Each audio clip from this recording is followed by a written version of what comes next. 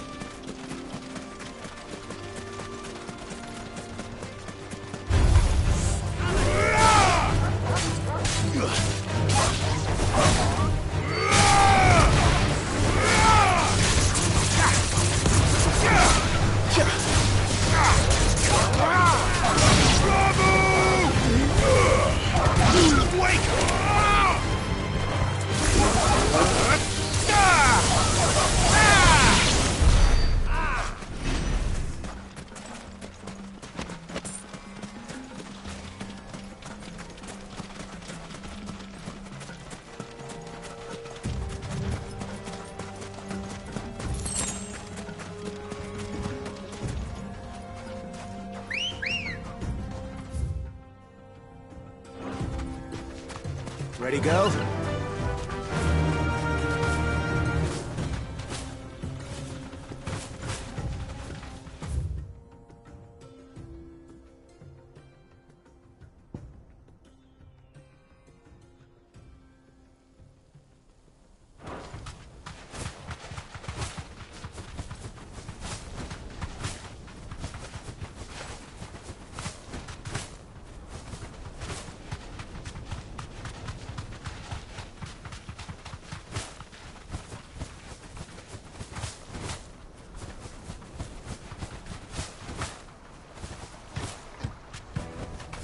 no need to ride from here.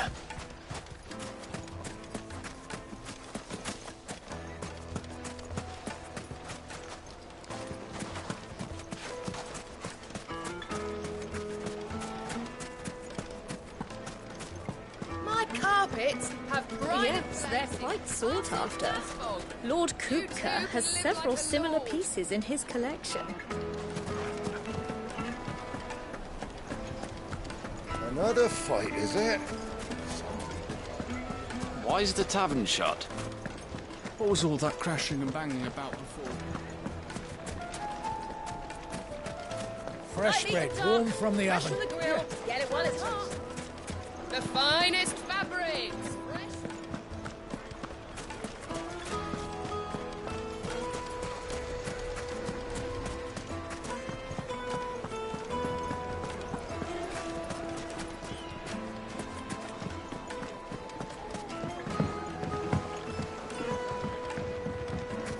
Made from the stoutest stoneware. Just look at the detail. Hanging lanterns, peeps and ashes from your door. You're looking at a future family heirloom.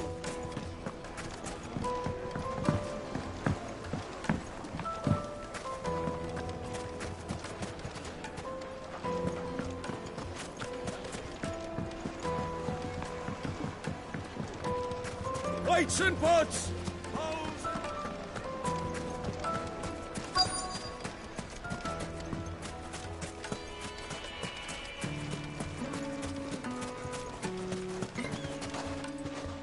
What do you want? Can't you see I'm busy? I won't keep you long. I'm looking for someone. A woman by the name of Rosina Dalamil. Do you know her? Never heard of her. Is that all? One more question. If I wanted to find the richest trader in town, where would you recommend that I look? Well, that's easy. The Briar's Kiss. Won't find a finer smithy this side of the strait.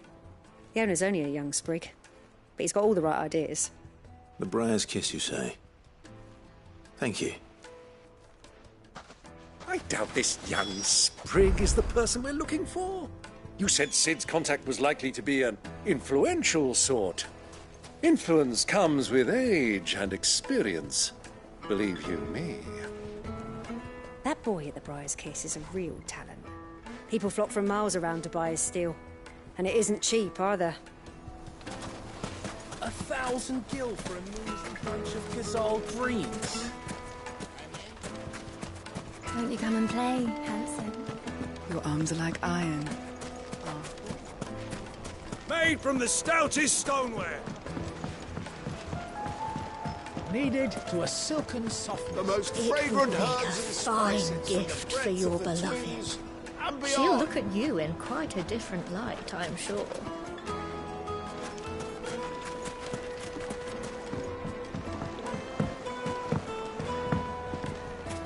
Plates and pots! Silver platters!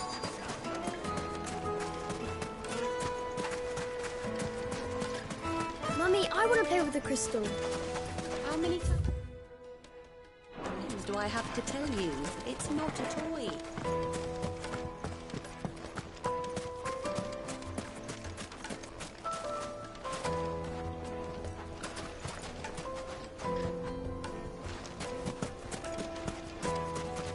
Crystal delivery's over. Go back to your home.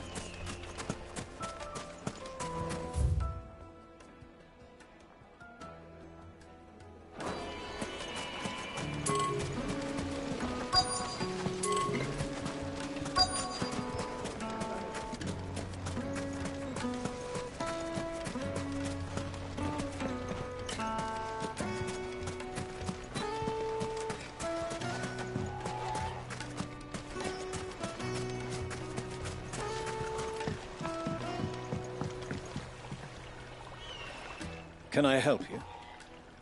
Yes, I'm looking for a woman by the name of Rosina Dalamil. A long-standing pillar of your community, I believe, from old trading stock. Then you should ask Furder. He's been here for years. Knows the place and its people like the back of his hand. And he's in with all the old merchant families. Try the baths. That's where you'll usually find him. Thank you kindly.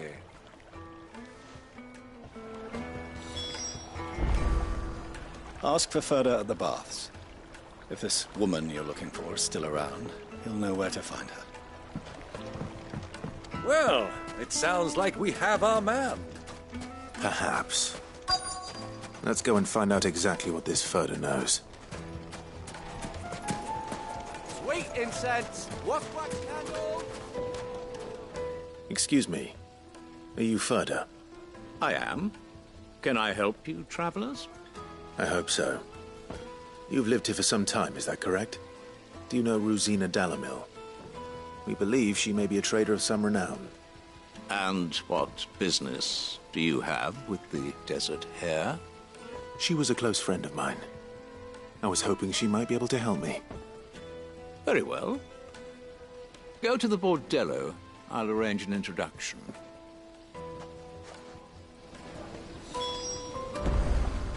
I know who you're looking for. Go to the bordello and wait there. Do you think we can trust him? Only as far as I think he trusts us.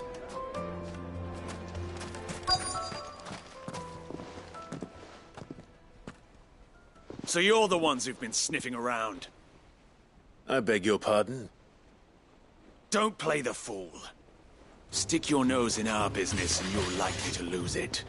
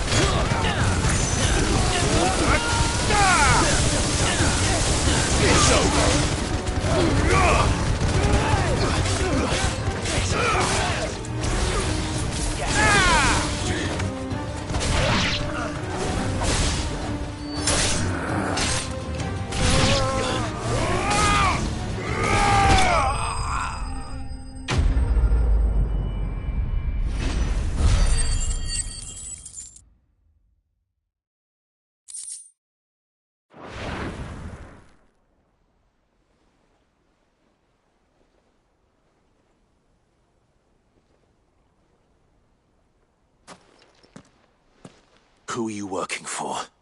Him or her? Him. The boss. He wanted us to test you.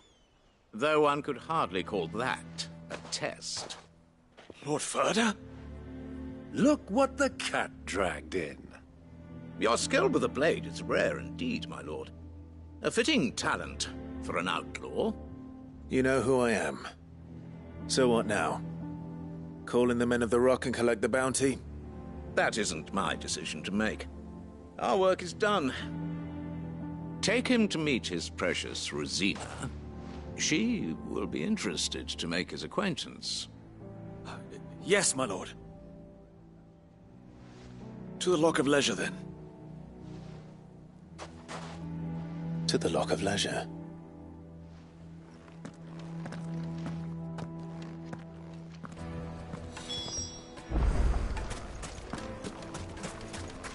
Made from the stoutest stoneware. Fresh bread, The warm from juiciest the meat oven. from greens.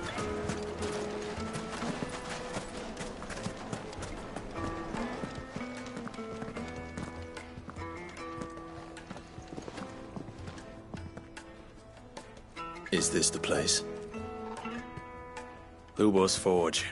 The Briar's Kiss. Ah, so it was the young sprig after all. So much for Rosina Dalamil being a woman of experience. How wrong I was. It was an easy mistake to make, Uncle. After all, it must have been years since Sid last saw her. Sorry, him. Whoever this Lubor truly is, he's clearly a man of means. I'd say he deserves our respect. See that he gets it.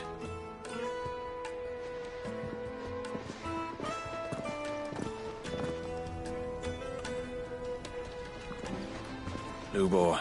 Lord Furder told me to bring them to you.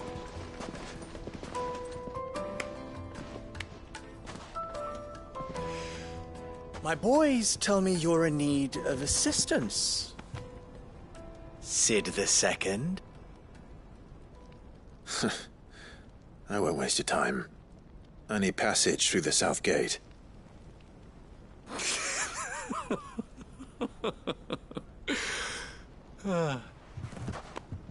Tell me, what do you think is a merchant's most important commodity?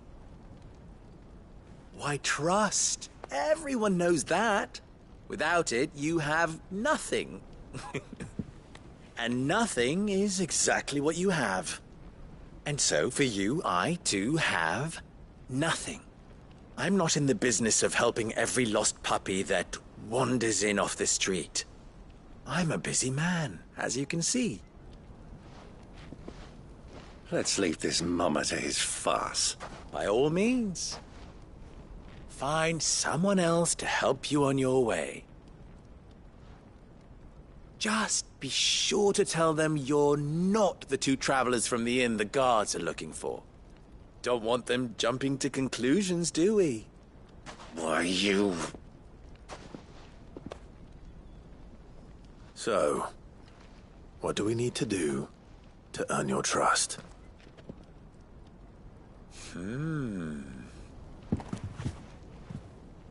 I like this one. Willing to do whatever it takes to get what he wants. Ha! Men like you have a special place in my heart. Why, you ask? Because they get me what I want. Always. Fine. So what do you want? Don't tell me you're going to listen to this swaggering scruff! We might as well hear him out. It's only natural that an ally of Sid's would seek assurances of strangers. Assuming he is an ally, of course. 5 years ago, he would have still been a boy. And yet even then I had more good sense than a man... 5 times my age? But enough of the pleasantries. We were speaking of what I want. I want you to put an end to the trouble in Dalamil. Return to me when you have done so, and you shall have my aid. Until then, I bid you good day. What trouble? If you're going to give us orders, be clear about them, damn you! Manners, Greybeard. One catches more damselflies with honey than with vinegar. What did you call me? My apologies. A word of advice in recompense. Follow the crystals. Oh, but that was 3. Oh, I'm making this too easy for you. Ha! It will be easy. Solving his little riddle should be like dealing with him. Child's play. Let us divide our forces, Clive. I'd rather not drag this parlor game on any longer than we need to. All right. Good luck, Uncle.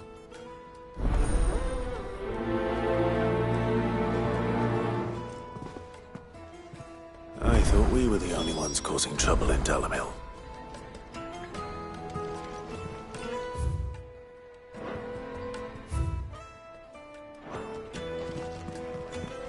He's not Sid. He can't be. What? Are you calling Master Lubor a liar? The misfortune Dalamil finds herself in is of a crystalline nature. So do be discreet in your inquiries,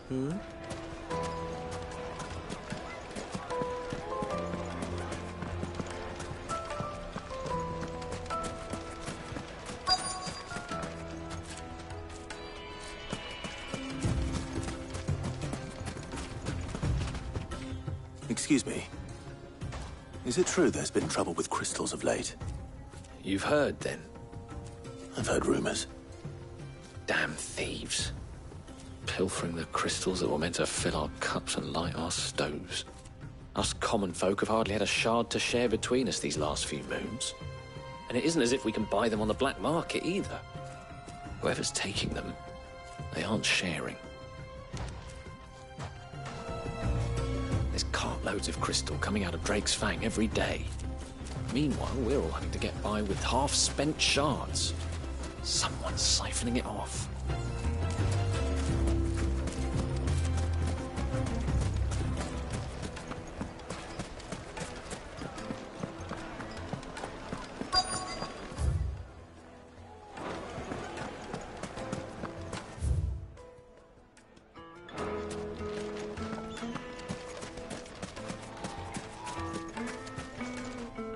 Do you have a moment? Depends what for. Just a question. Dalamil seems to be thriving compared to the other villages I came through on the way. Is there a reason for that? Well, we're a stone's throw from Drake's Fang, for one. The soldiers guarding the Mother Crystal and the shipments need a place to spend their hard-earned gil. The men of the Rock throw their money about like there's no tomorrow. Is that so? Well, thank you. Don't let me keep you from your work any longer. The men of the Rock are Lord Cook's private guard. He must be a generous man.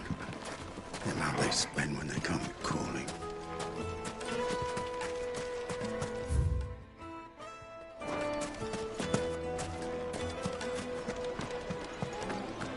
Take a sniff, good sir. You wouldn't believe how much he gave me. Well, I hope you gave as good as you got. What can I do for you, soldier? Need that sword polishing? I'm not a soldier. Oh, then be off with you. I serve the men of the Rock and the men of the Rock only. You have an agreement with them? Don't be stupid. I just know which side my bread is buttered. Don't want to be stuck under some pauper when they come knocking. With pockets deeper than Zemeckis and an urge to empty them. No, just leave, will you? Before you scare them off. I think I'm starting to get an idea of what's been going on. I wonder if Uncle Byron's learned anything of use. He'll probably be back at the inn by now. Needed to a silken softness. Fresh from the grill. The finest fabrics. What was all that crashing and banging about before? It's you, the one who broke all our furniture. What do you want? Haven't you caused enough trouble already? I'm looking for my pal. Have you seen him? The gentleman who was with you? Yes, he's upstairs, but... Thank you. I'll go and fetch him. The inn's a mess of blood-soaked splinters, thanks to you. The least you can do is let us clean up in peace.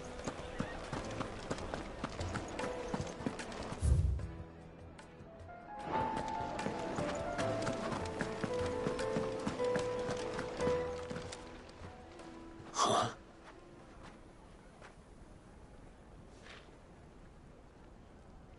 Will this suffice as a deposit? By the sands. That's a black pearl. One of the many treasures in my collection that I would be only too happy to part with, should you give me reason to do so. All right. I'm sure that we can come to an agreement, but not here. What are you doing, Uncle?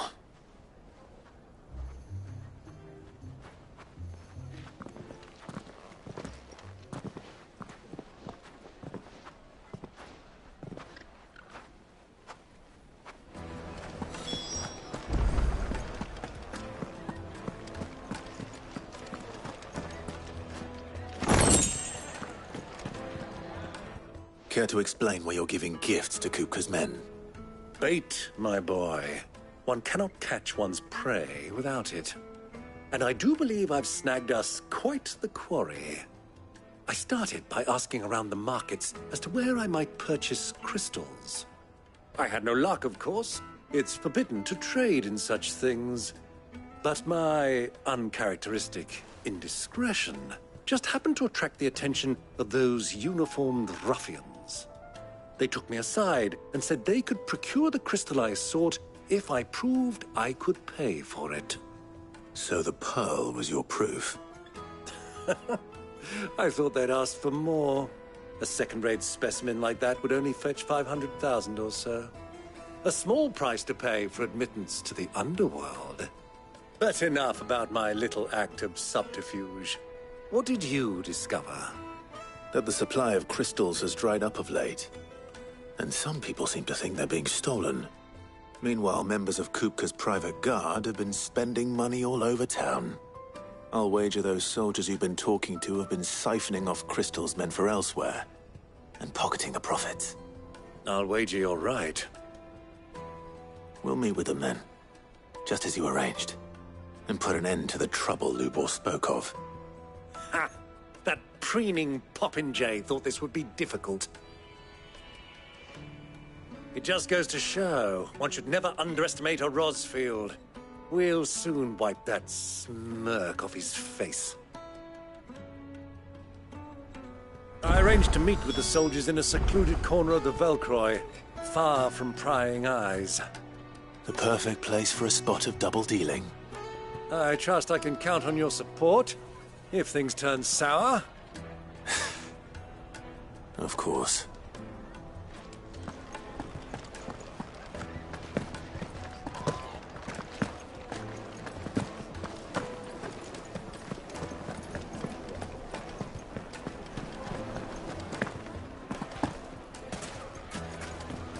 Why is the tavern shut?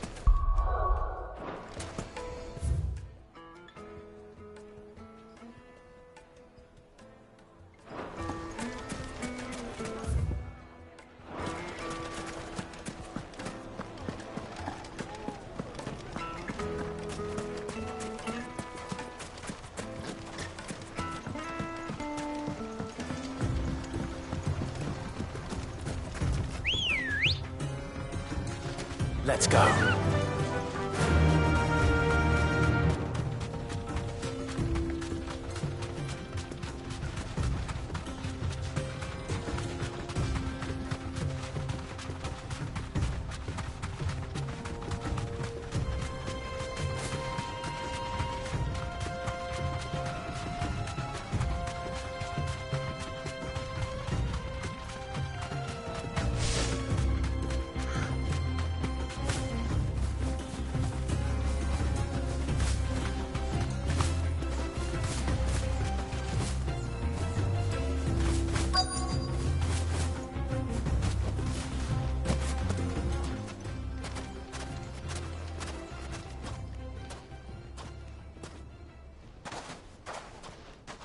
I'll take it from here.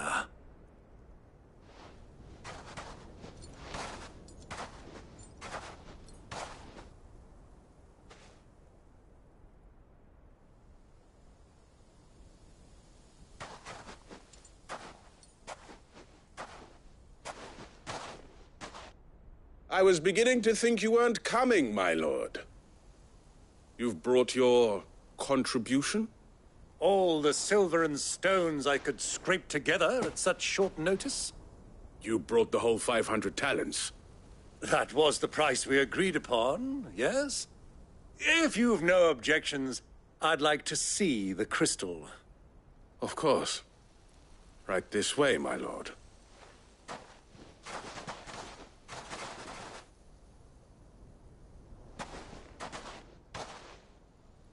Not bad at all. You weren't lying about the clarity. But what of security? If I were to be stopped on the road, what guarantee have I that it wouldn't be seized as property of the Republic? Because these crystals are no longer the property of the Republic. You're not buying from us. You're buying from them. And we have no more jurisdiction here than you, my lord. But we have ships, and will gladly deliver to a port of your choosing, now that our price has been met. Royalists, eh? What brings you here? Why, to collect their share of Drake's Fang's blessing, of course. Our nations are allies, and so they are entitled to a portion of the Mother Crystal's bounty. And being such good friends, we elected to increase that portion and share the benefits. And now that these crystals are officially property of the Kingdom of Waloed, we are duty-bound not to interfere, no matter where they might happen to end up next.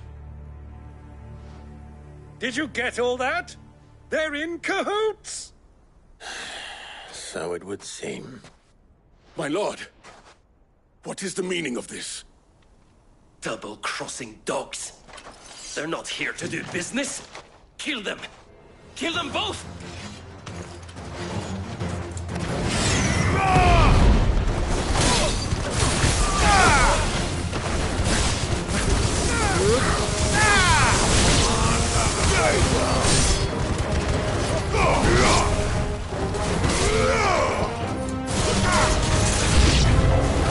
It's not over yet, Uncle. I'm just getting warmed up.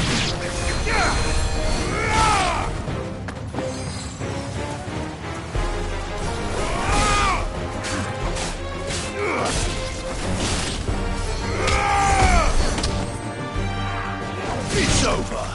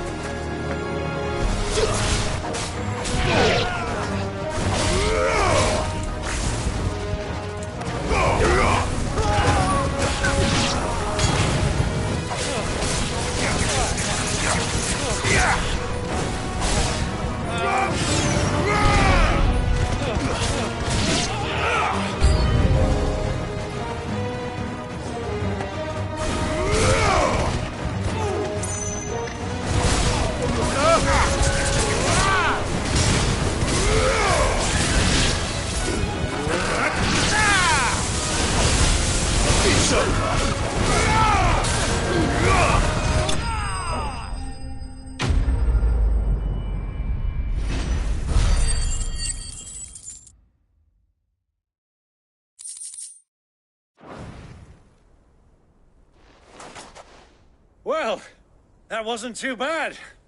How'd you like my performance, huh? I've often played the villain on the stage. I think I did the role justice. Don't you? Greybeard, you were magnificent. The battle scene was particularly thrilling. Such a shame you didn't have more of an audience, but perhaps that's for the best. How long have you been watching? Long enough to witness your uncle's sordid transaction. I hardly expected one so venerable to degrade himself so thoroughly, buying one's way into the confidence of degenerates. Ingenious. This was the trouble you spoke of. The men of the Rock taking crystals meant for the common folk and conspiring with the Royalists. Well, now it's over. Indeed it is. The people of Dalamil had scarcely any means of redress against Kupka's men, let alone a foreign army. Until you two came along, that is.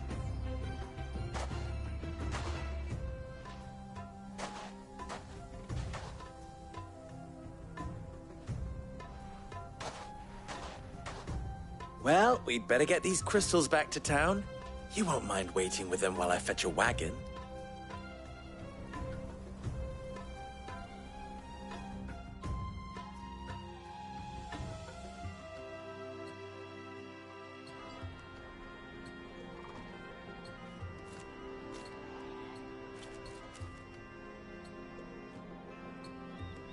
It occurs to me that I still don't know your name.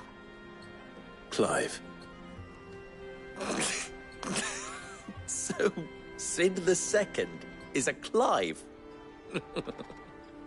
I suppose it could have been worse.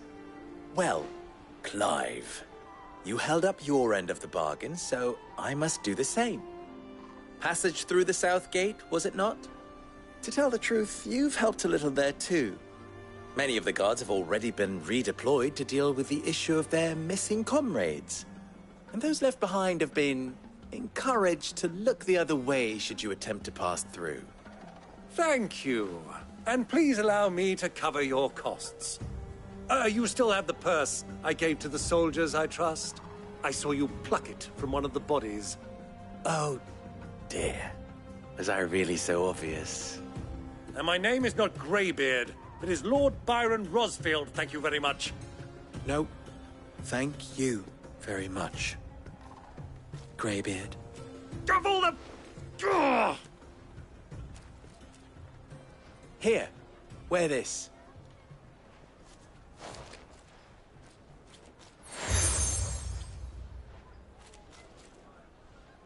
Any friend of mine who sees you with it shall be a friend of yours. Thank you, Lubor. And please, feel free to send one of my Stoluses back to your people. Tell them that Rosina Dalamil is back in bed with Cid.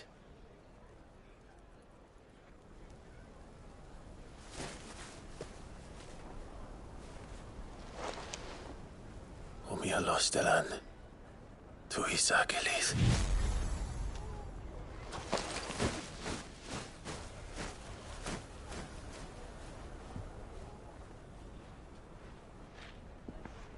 I'm trusting you, Cid. Or should I say, Clive? So be sure not to let me down. I have a reputation to uphold.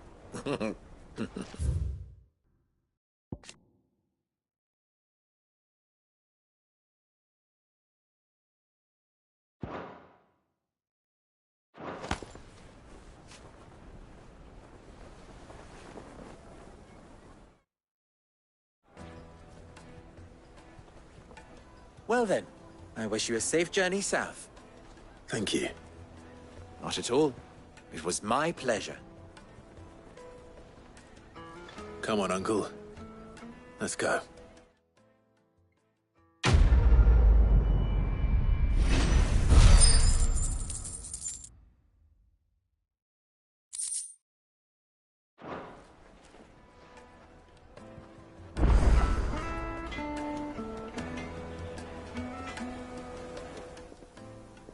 You wish to talk? I'm honored. You and I...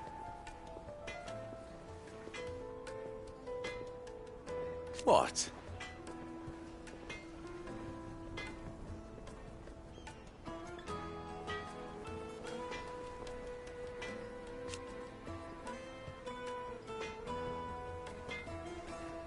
Alas.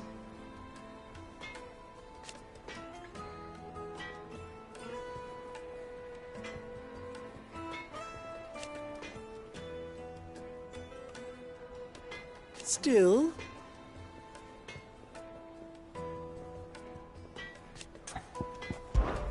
Ours is a blessed corner of the Velcroy.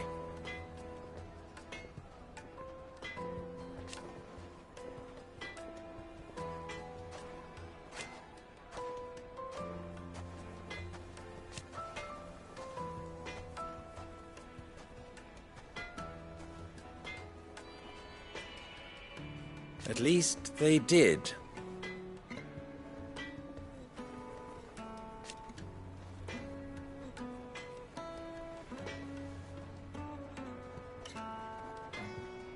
So...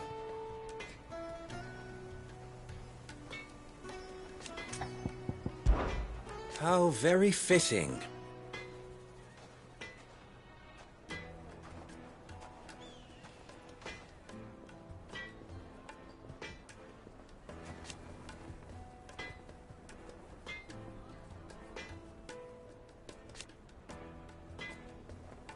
Of course, there's simply no other way.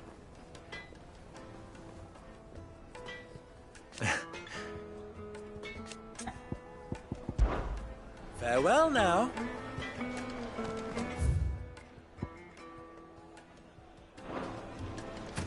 I've never even forged a butter knife before. Perhaps Forge Master Luber's having fun at my expense. I wouldn't put it past him. Neither would I. Oh, wait. Are you Clive? Sorry, my mind was elsewhere. I'm Sava, Master Luber's least accomplished apprentice. Soon to be former apprentice if I don't pass this test. Maybe I'm just not the resourceful type.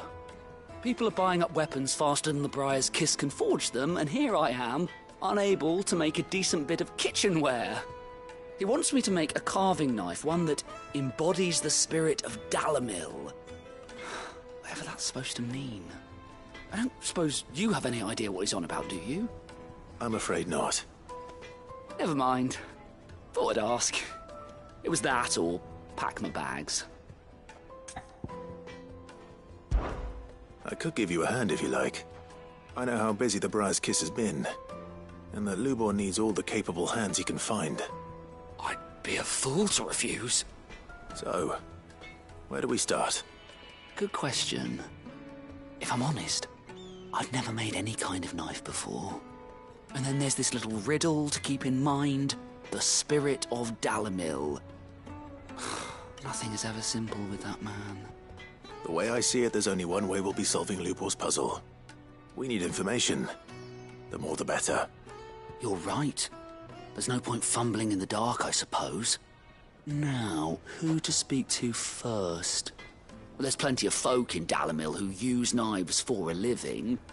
There's the butcher, of course, and any number of cooks. They're bound to have an opinion or two about the tools of their trade. All right. I think we have a plan. Let's get to it, shall we? I'll talk to every cook I can find. You speak to the butcher, and anyone else you can think of. All right. Good luck. Let's hope that someone says something useful.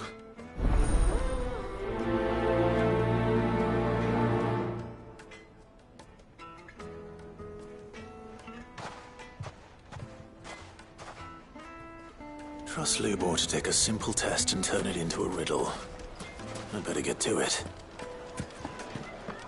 My carpets have dried It would make a fine. Fresh bread, warm from the oven. Plates and pots! The baths are, closed for scrubbing. Please bear with us a little longer. All those years of toil, every coin I've ever earned is tied up in this place. You all right? The baths are closed. Leave me be. On second thought, perhaps you are just what I need. Might your services be for hire? That depends on the job. I'd have you save my business, the baths. The water's turned scalding hot and all the crystals in Dalamil wouldn't be enough to cool it. I've no doubt that my woes stem from the water's source. But I can't go and investigate for fear of my customers thinking I've abandoned the place. I'm bound to these baths in more ways than one. I beg of you, go to Dusnoff Terraces. Tell me what you find there. All right. I'll go and take a look. Wonderful. It's not far. Leave the market by the south gate. The smell of sulphur will guide you the rest of the way. These baths are all that keep me from an ignoble end in a debtor's prison. My livelihood, my very life, is at stake.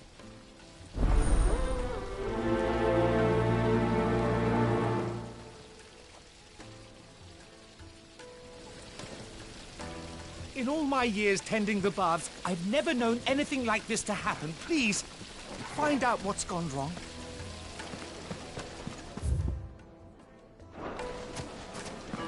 Just look at the hanging lantern. Ah, they've opened the gate. Lubor was true to his word.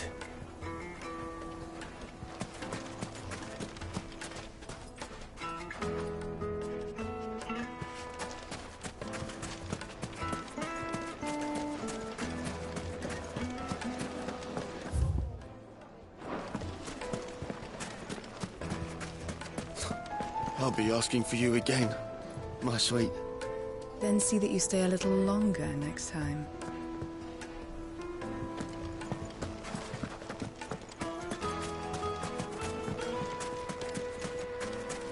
$1,000 for a measly bunch of fizzle. I named my price.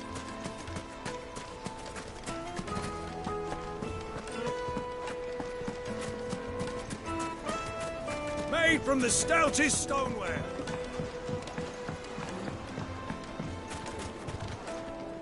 Welcome, sir. What can I do you for? A question, if you don't mind. I need to know what makes a good carving knife. You a blacksmith or something? Something, I suppose. Fair enough. Knives, is it? First and foremost, it's got to hold an edge. Most knives will make it through fat, no problem, but sinew dulls cheap steel in no time. Give me a blade which can slice through anything that crosses my chopping block, and I'm a happy woman. So a knife that stays sharp. Makes sense.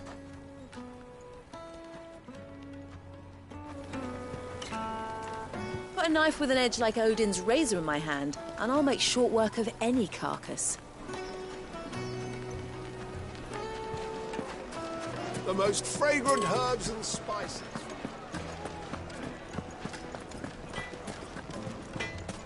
I hear you and the Master are working together now. Glad to have you on board.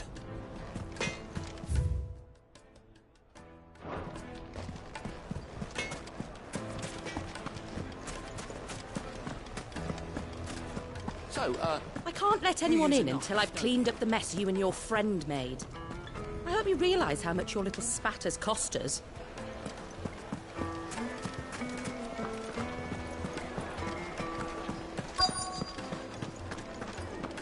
You're going to drink my pockets dry, then just up and leave? Why, yes. My thirst is slaked, and I see no other reason to abide your company.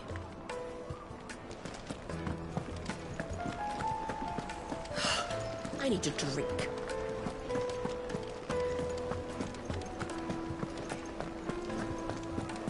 Fucking men of the wrong.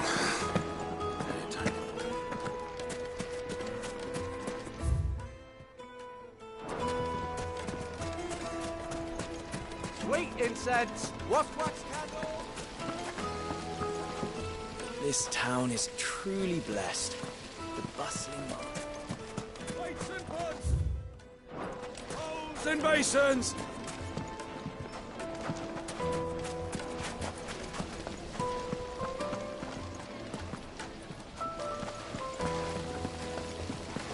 Look, Father. What was it?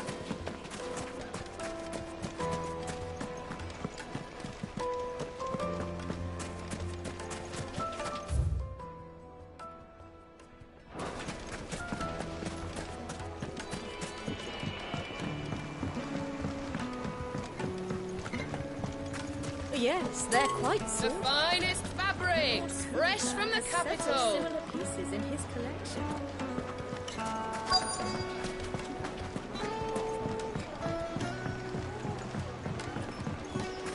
Made from the stoutest stoneware.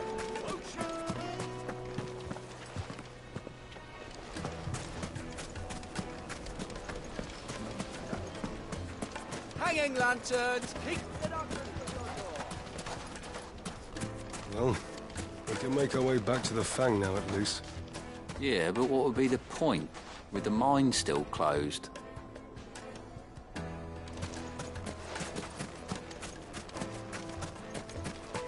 If you can't even fill my cup, you're no use to me.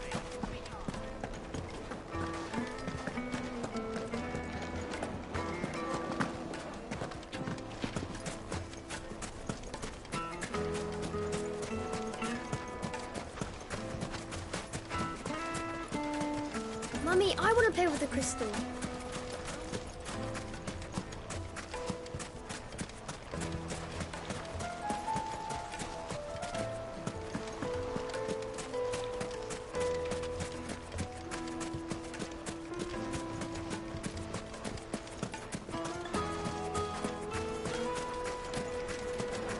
Sweet incense! Wax candle!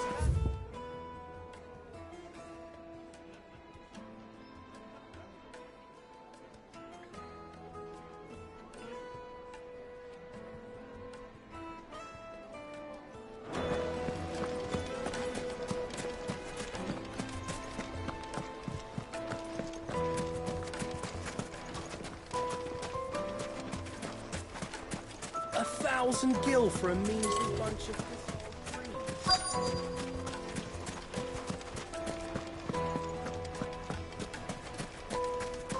We should get going soon. Do you have water? I've got a crystal. So long as we stay out of the Deadlands, we'll be all right. What do you want? Directions? Either take this road to the Fang, or piss off back the way you came.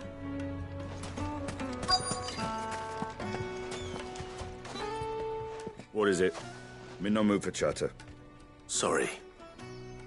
Do you mind if I ask your trade? Hunter, why? I have a question. Can you tell me what makes a good carving knife? I assume you use one out in the field. Has to be able to put up with some punishment. Can't be dealing with a brittle blade, not while I'm on the hunt. If your knife snaps every time you use it, you'll be spending coin as fast as you make it. Times are hard enough as it is. Thank you. I won't keep you any longer. All business, eh? Man after my own heart. So, a carving knife should be hard-wearing and hold an edge. Hardly a revelation. Let's hope Sava had better luck than I did. Can't you see I'm busy? Unless you'd like a closer look at my knives.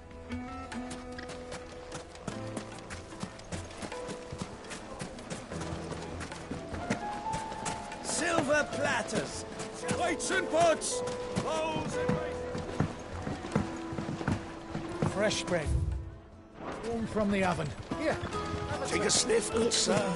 My carpets have bright and What I'm hearing. So, how'd it go? You learn anything useful, or should I be looking for a new trade? Only that a blade should be durable and stay sharp. But I don't see how that relates to the spirit of Dalamil. I didn't have much luck either. All the cook said was that he needs his knives to be light. Too heavy and they do his shoulder in. So we're no better off than when we started. Perhaps Lubor didn't mean anything with his Dalamil remark. But that can't be right. I've bandied enough words with the man to know that he chooses them carefully. No. We must be missing something. Something right in front of our noses, most likely. No doubt you're right, but I have to make a start soon. I can't put off making this knife forever. Agreed. Lubor wouldn't like that much. Right. I've been trained to work iron. The cheap stuff, mind. But it's hardy enough if you don't hammer it too thin, and it sharpens up nicely with a bit of effort. Trouble is, it's either durable or it's light. Meaning someone is going to be disappointed. Forge Master Lubor, probably. Is there no one else you can turn to? Someone who knows their metals, perhaps? The other apprentices know better than to help me with my test. But maybe there is someone I could turn to. A merchant, a favourite of Forge Master Lubor's, who sells metals to tradesmen passing through the Valcroy. I bet she'd know a thing or two.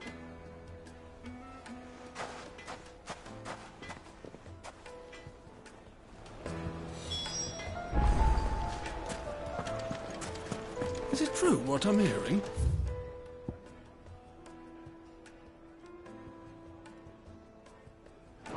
The men of the rock are carting off our prisoners.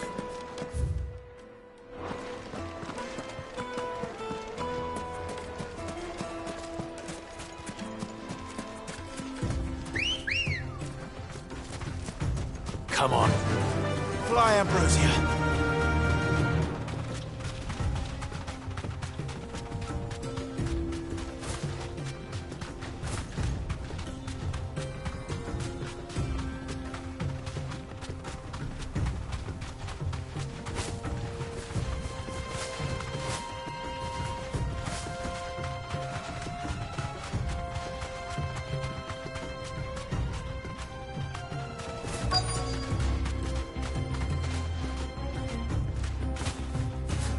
You deserve a rest.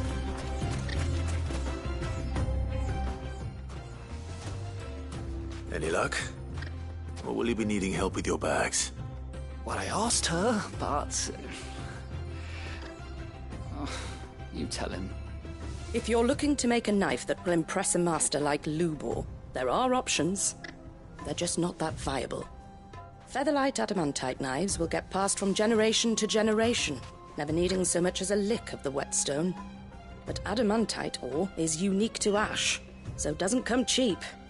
And it's beyond my skill to handle. Unique to ash. Are there any materials unique to Dalamil? Something which could be mixed with iron to refine it. Make it lighter.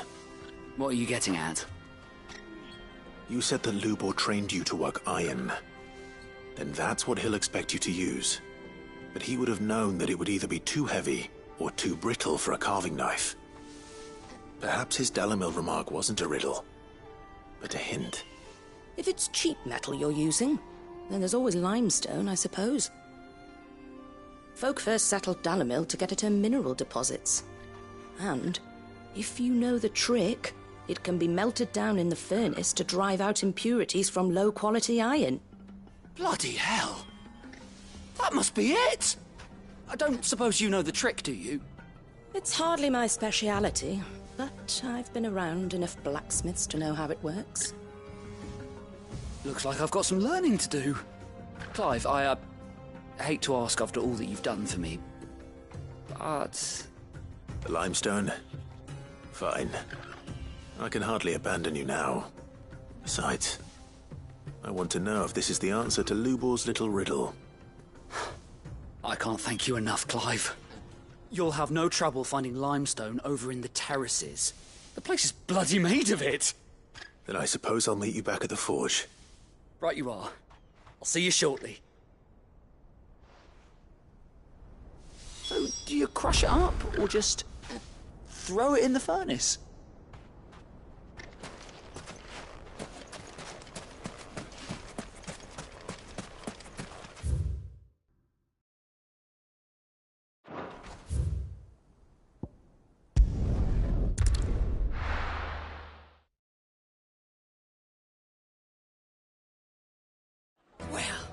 This is no good.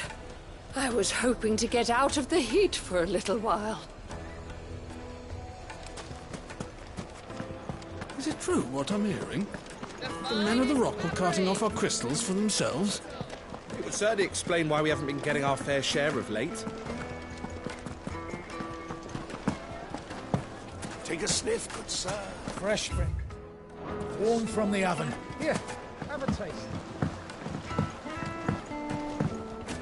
Plates and pots! Sweet incense! Wak wak candle! We should get going soon. Do you have water? Ah, I'm not too late. What is it, Lubor? A question that I neglected to ask earlier. Where is it that you're bound?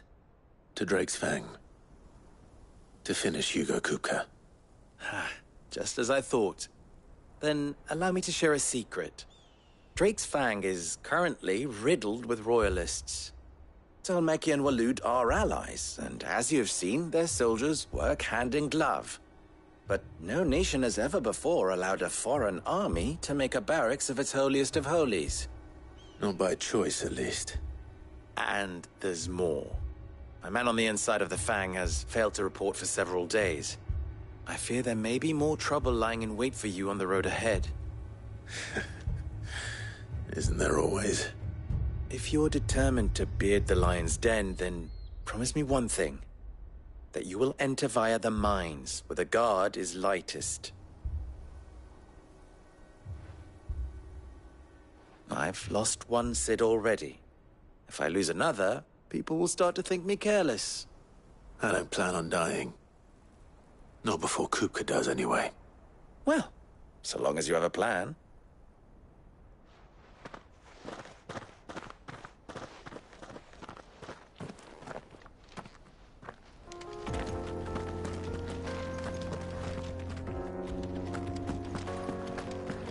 Drake's Fang should be just beyond these springs. Shall we press on? Come on, girl. The gate's open now. We can press on. Don't tell me you put down roots.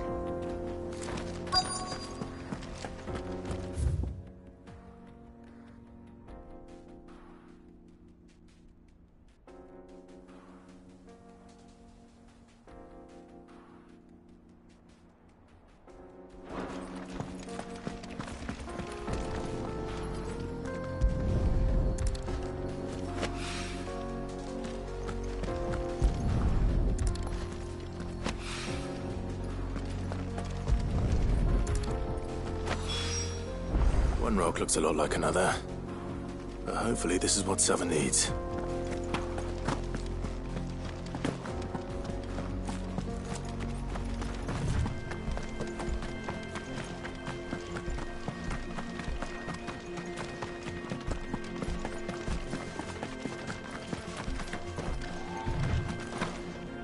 How do? Trader, are you? Seeking your fortune down in the golden sands of Dalamil? From mercantile stock myself, as it happens. You'd never guess. I was born just down the road in Dravost. And like me old ma and pa, I've been wandering the world hunting Gilbard's blessing ever since. Reckon I might have found it, too. You've heard about the famous healing waters they got round these parts, right? Well, I'm thinking, if I can find a little pool of my own, dress it up a bit, lay on drinks and fancies and whatnot, I'd have a license to mint Gil. Soothing your aches and pains with a grape in your gob and a glass in your hand. There's nothing people wouldn't pay. How do? Trader, are you? Seeking your fortune.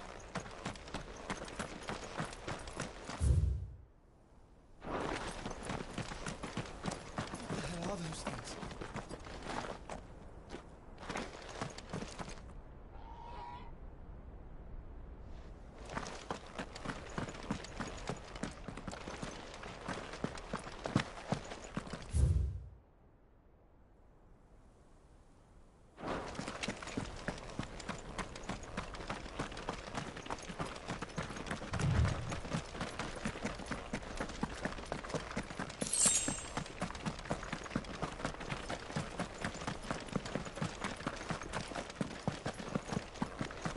Broken down, you say? From the weight of its load? Aye. The guards are furious about it. You do well to steer clear. Well, if it's blocking the road, it'd be a wasted journey anyway.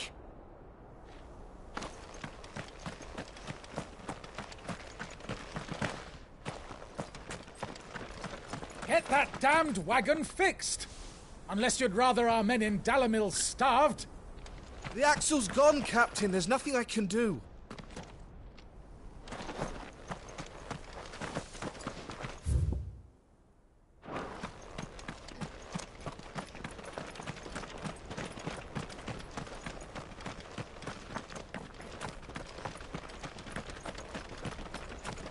Something awful's taken up residence in the springs. You'll turn back if you know what's good for you.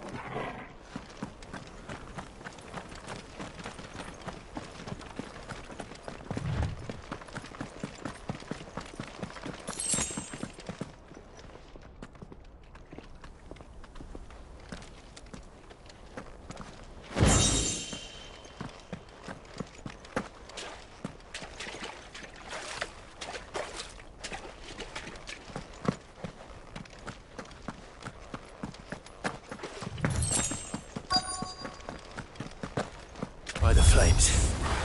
That explains the heat.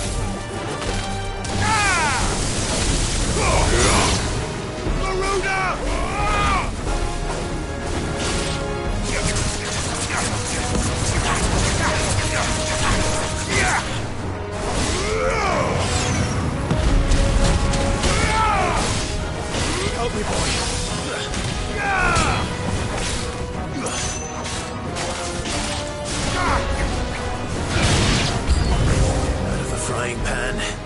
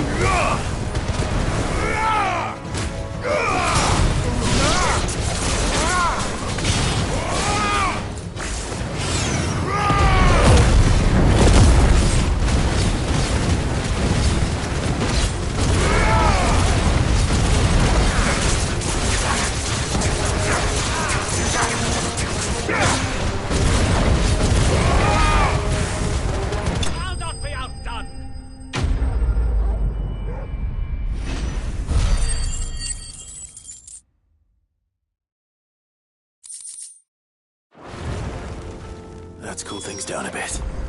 Let's hope it's enough to keep the baths from boiling.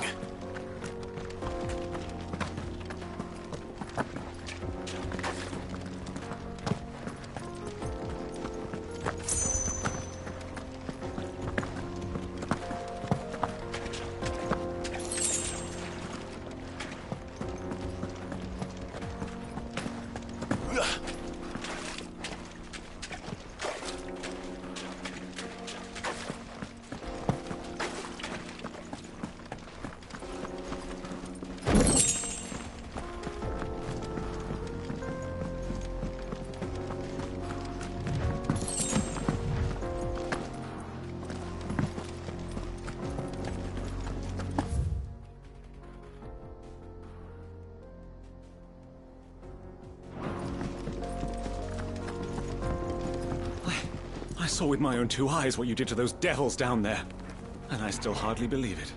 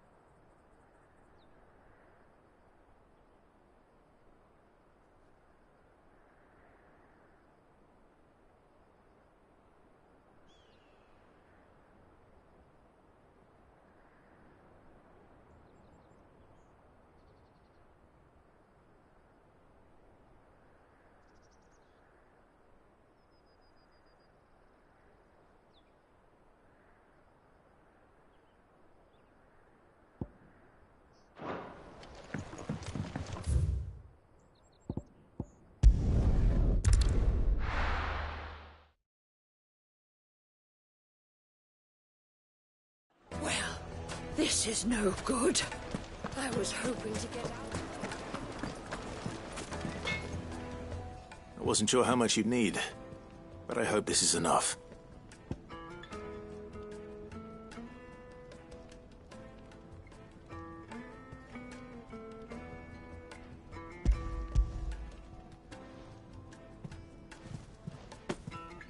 You are one of the good ones, you know that. You and that merchant both, she's got quite a gift for teaching, that one. Now, time to see if limestone is the secret weapon we were hoping for.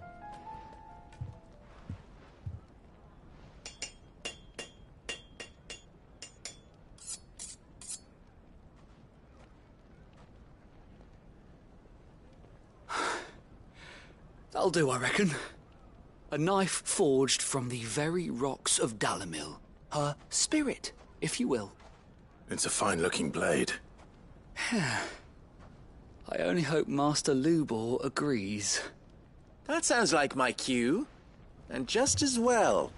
I was getting tired of waiting. I'm sorry, Forge Master Lubor. Let's take a look then, shall we? First things first, Sava, do you think this is a carving knife worthy of the fine people of Dalimil? I'd like to think so. But what do you think? What do I think indeed? It's sharp-ish, but it won't last long with hard use. And it's heavy, heavier than it should be. You might not think it just to hold it for a moment, but sell that to a cook and you'll never hear the end of it. It looks like someone paid a visit to the terraces. The limestone was a step in the right direction, granted, but one that still leaves you short of the mark. And I was so certain I had it all worked out. I don't know who you found to teach you that little trick, but it certainly shows initiative. Next question.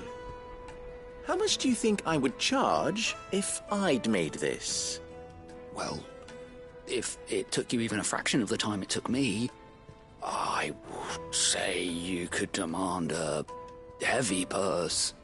And who would be able to pay that? The butcher?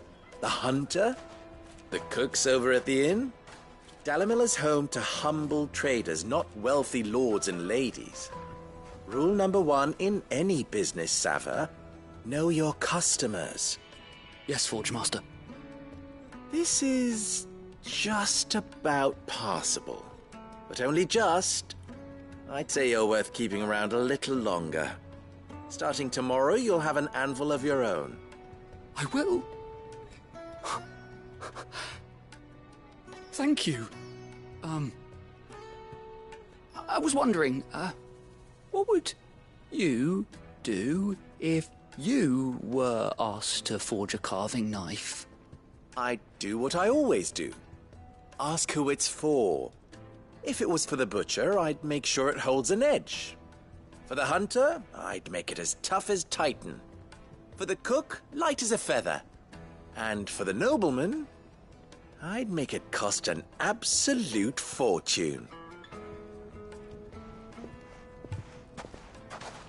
There goes a master, all right. It looks like congratulations are in order. I couldn't have done it without you. So much for the Forge Master's riddle, though, eh? The spirit of Dalimil had nothing to do with limestone or anything much at all. Meaning, I had you run around for no good reason. You've passed your test. That's all that matters. You'll have a forge of your own in no time. And when I do, I'll craft you the finest carving knife you have ever seen.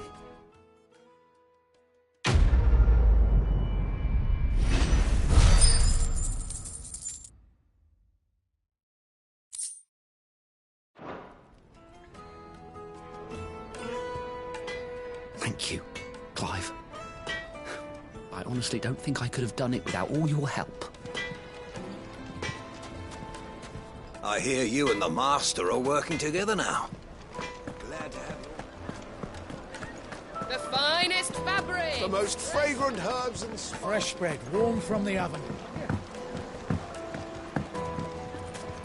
Made from the stoutest. There he is. The man who saved my business. The, scrubbing is almost finished. We appreciate your patience. I was hoping we'd be seeing you again.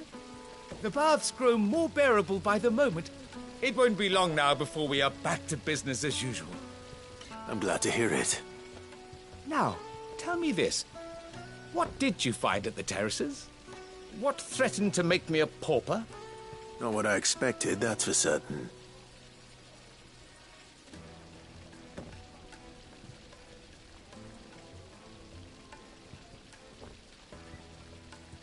You tell a fine story. That's not to say I don't believe you, though. Creatures made of flame, eh? That's something new to worry about. But I burdened you with my worries enough already. Here, a small something by way of thanks. Right. It's high time I got back to work. With a little luck, the day might yet be salvaged.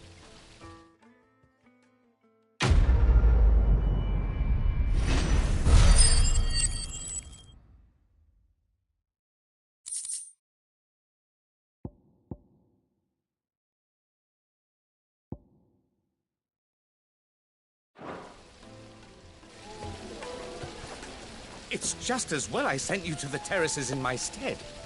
It sounds like I'd have been burnt to a crisp. The, scrubbing is almost finished. Sweet incense! What's one candle?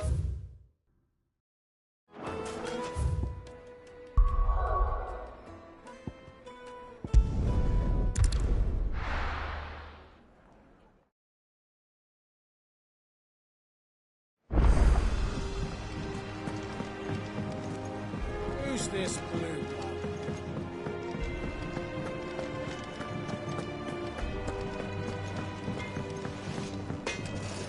I'll kill ya.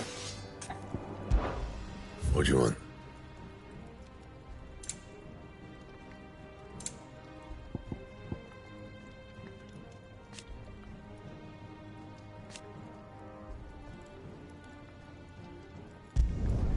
It'd last you a good while.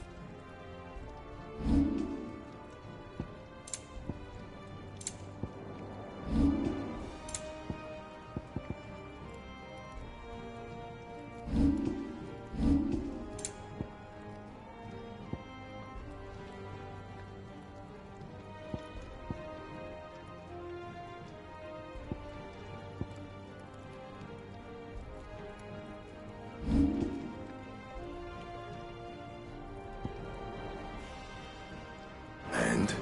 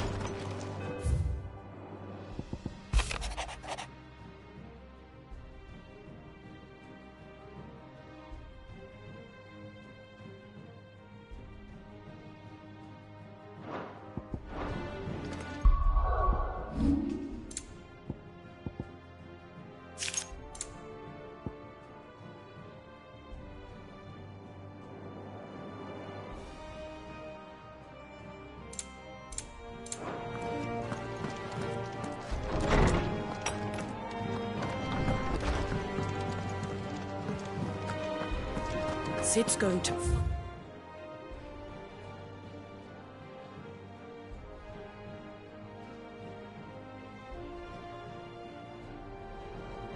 Cook her and finish the job.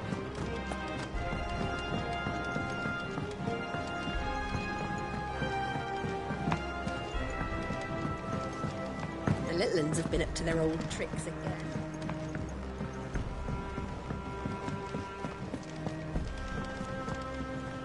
And how may I assist you today?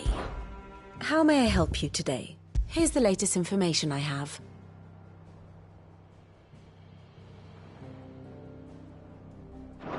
Thus ends today's lesson.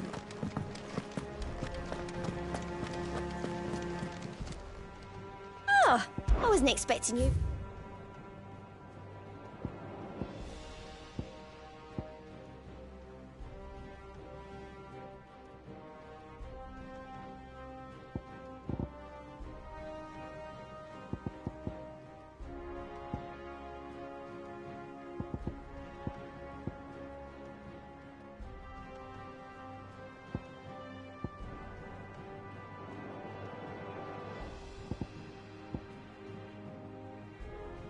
Come again.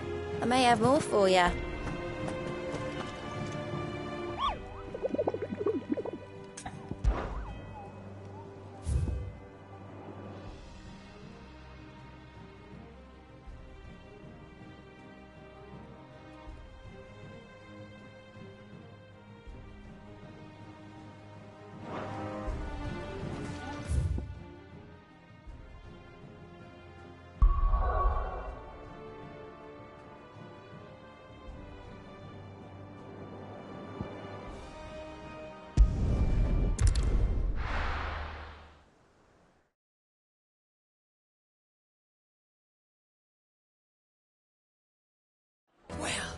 This is no good. I was hoping to get out of the heat for a little while. Is it true what I'm hearing? The finest fabric! Take a sniff, good sir. Kneaded to a silken softness. Made from the stoutest stoneware. Sweet incense. Wack, wack, candle.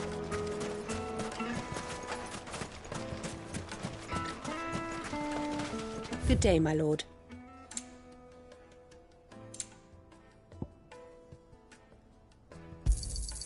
My thanks.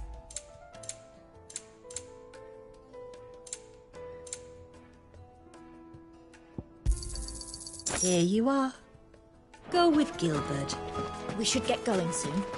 Do you have water?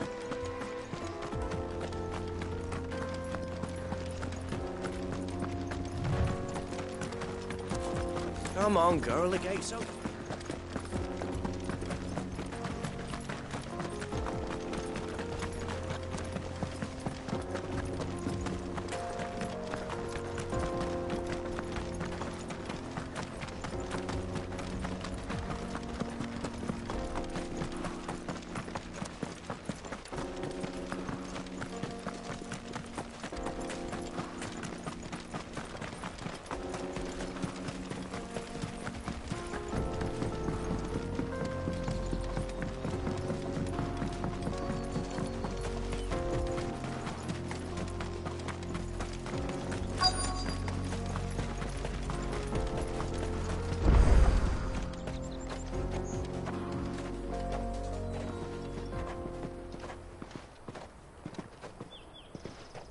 There it is.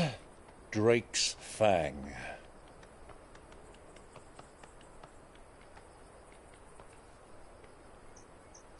Kupka will be hiding inside.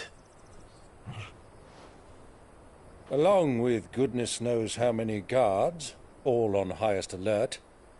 You'll need to keep your wits about you if you're to reach him. So be careful.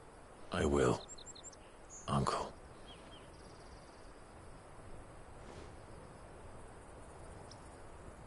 Before you go, Clive, allow me to apologize.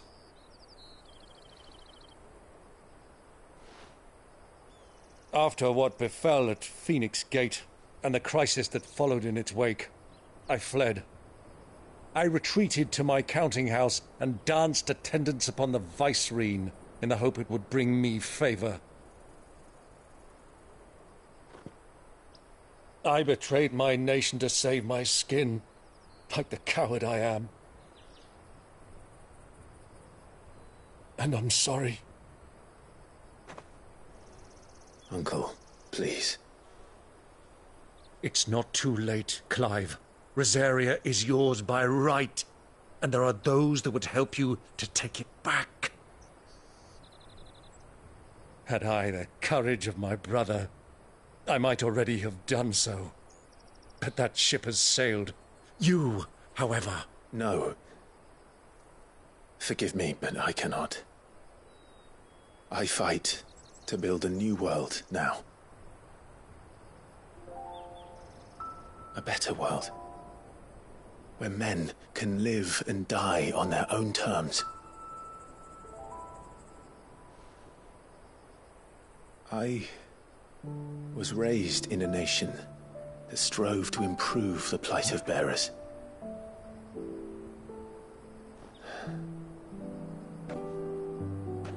Only later did I realize that spark of freedom did not arise by chance, but was kindled by my father.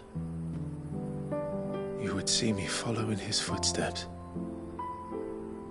And that is exactly what I mean to do. Not by ruling Rosaria, but by extending his ideals to the whole of the twins.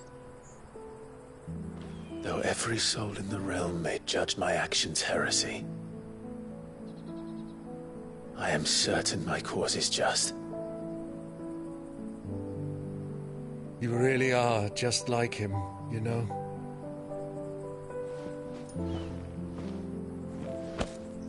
Thank you, Clive, for coming back to me. I am proud to call you nephew.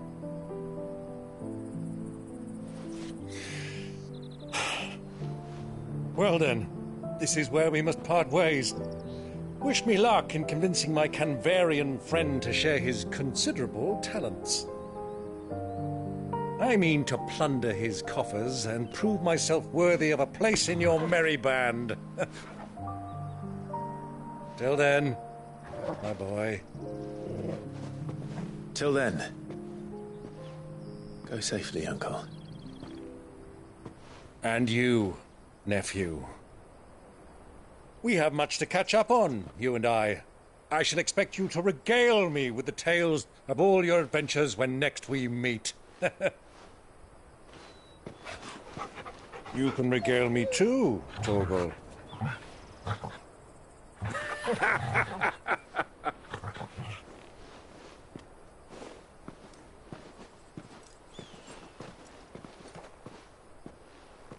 I'm coming for you, Kupka.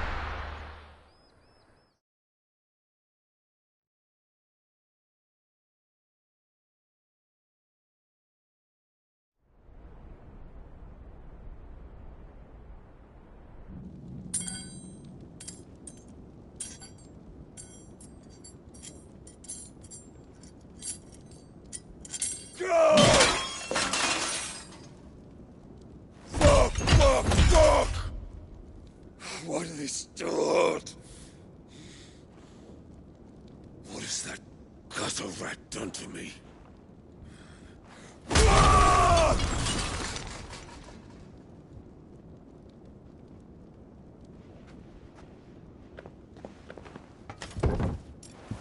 Out of my sight, witch! I'll kill you, Rossfield! I'll rip out your heart! I'll tear you limb from limb! Peace, Hugo. The table shan't hurt you any longer. He sought to humiliate me. Me! If you hadn't interfered, he would be dead! You truly believe you would have triumphed had the battle continued? Titan would have ground him into dust! And how would he have done that without his head? Shut up! You weren't strong enough, and you call yourself a dominant. Or rather, you did. You mock me, Harbert.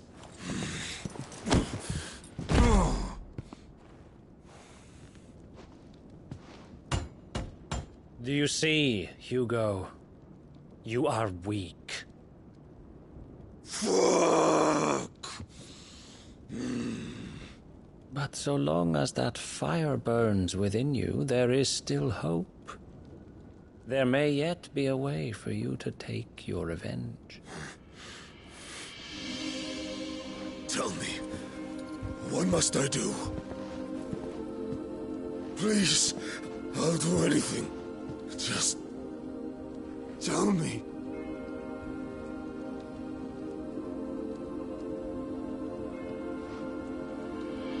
The heart. What of it? A mother crystal's heart is the most concentrated source of ether in all creation. Perhaps you could take advantage of that. Of course, the crystal would not yield her blessing to any ordinary man. But then, you are no ordinary man, are you, Hugo? Clive Rossfield stole your power, but others have suffered a similar fate, and still managed to find the strength to conjure their icon. Like Benedicta Harmon. She too drank of the ether and gained a power beyond human understanding. She did?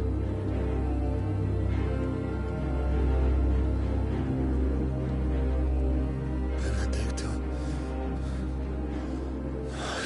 Benedict.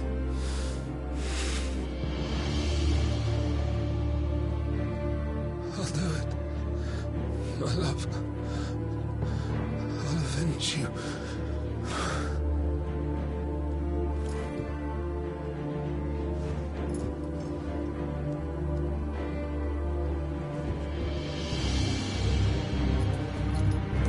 Run along now, Hugo. You need only follow the light.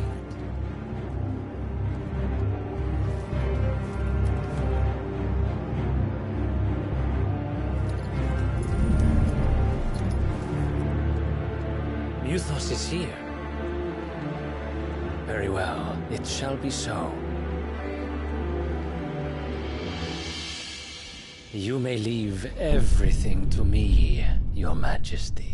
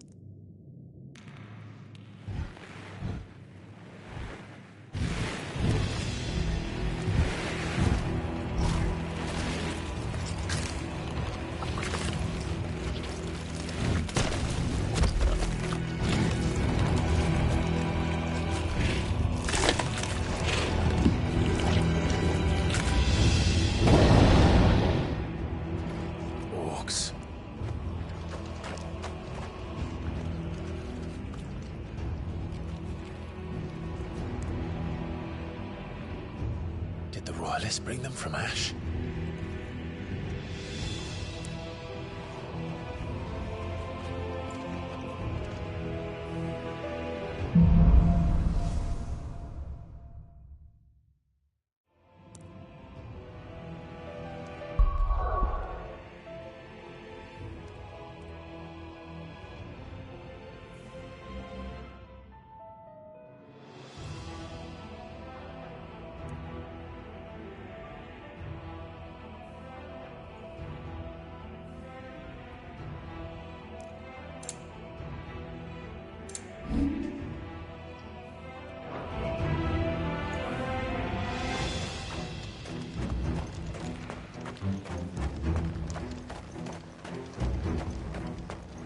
Are the Beastmen part of the Waluda army now?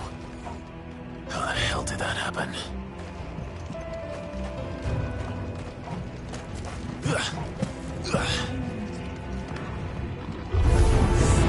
They've spotted us. We need to bother.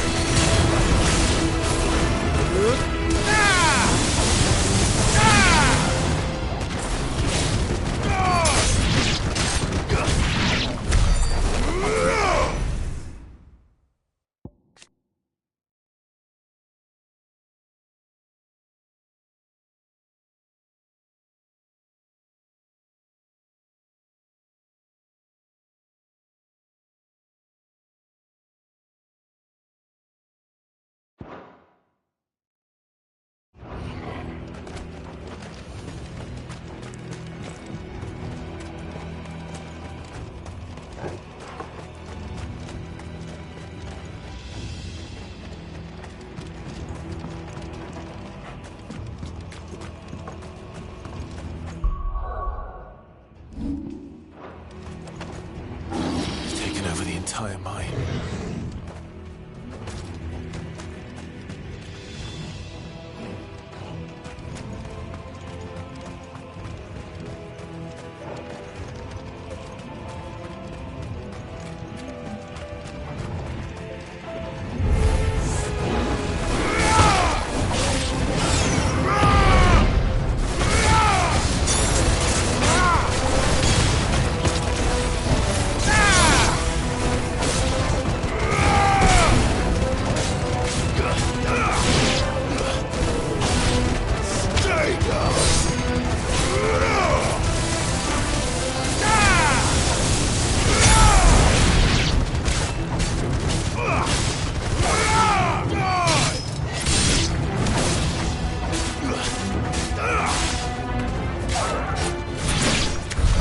So much for the men of the Rock. Dhalmekia's finest.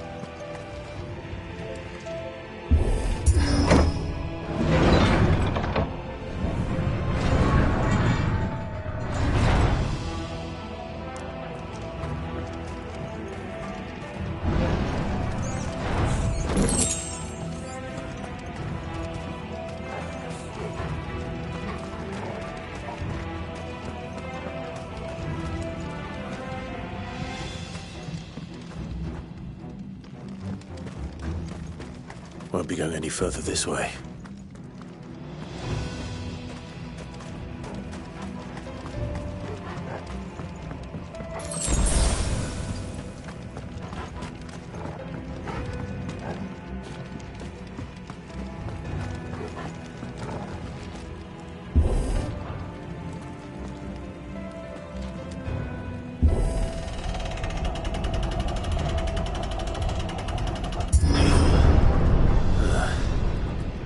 Stairs. This must be the way out.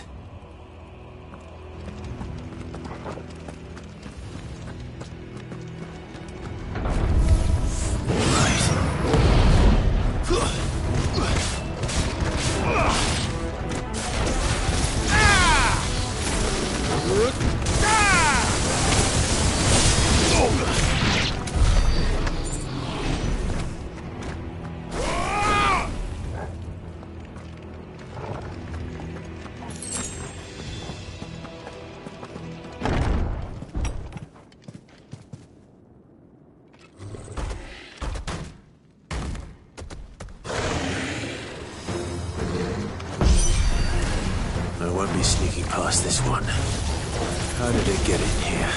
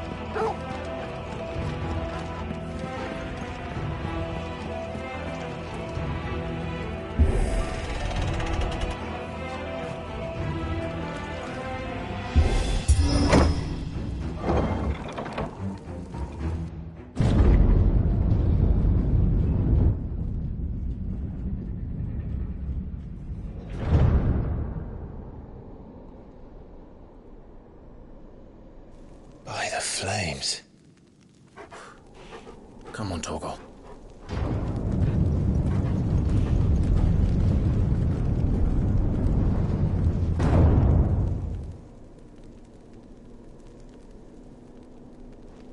Kupka never did do things by halves. As if taking the Mother Crystal for his own wasn't enough. He had to build his castle in it.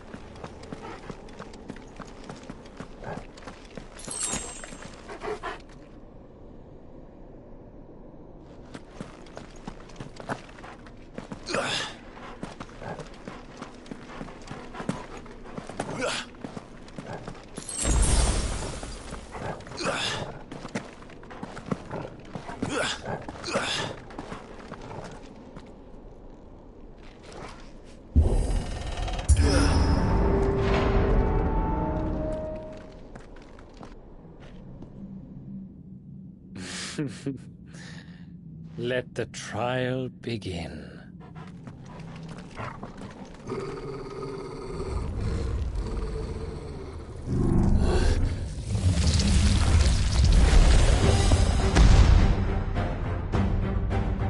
What the hell? With me, Torgal.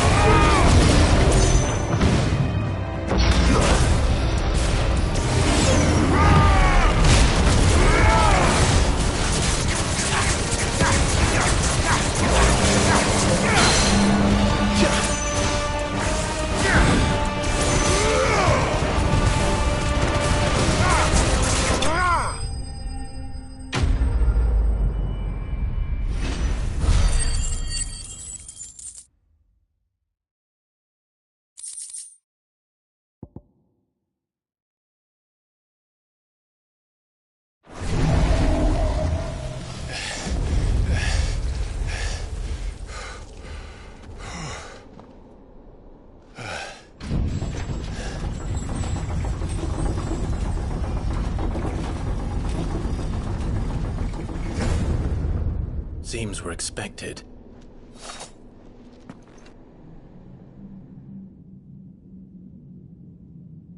So this is the power of Mythos.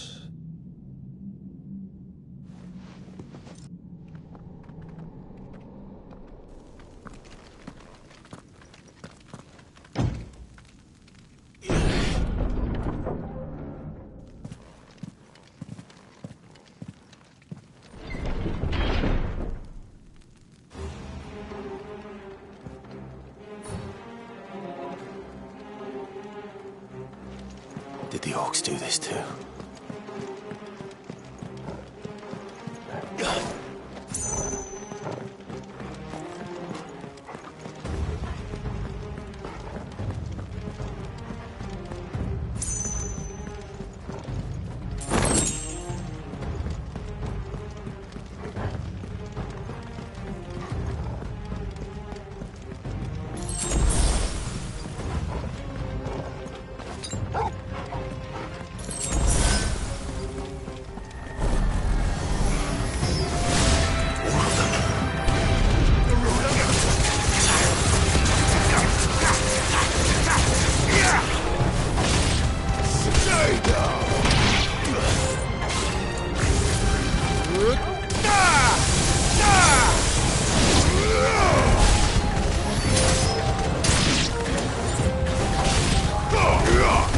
You're finished!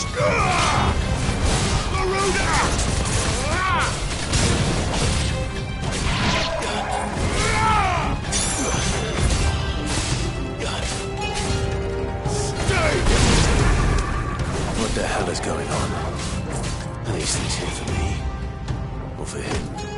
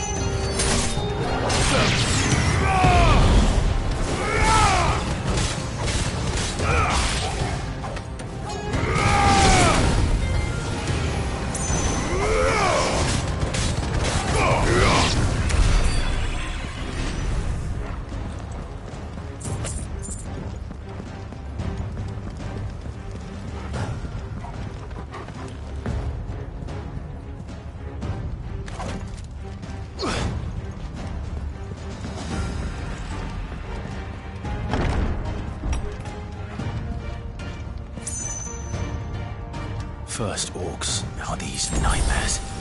Is this your doing, Ultima?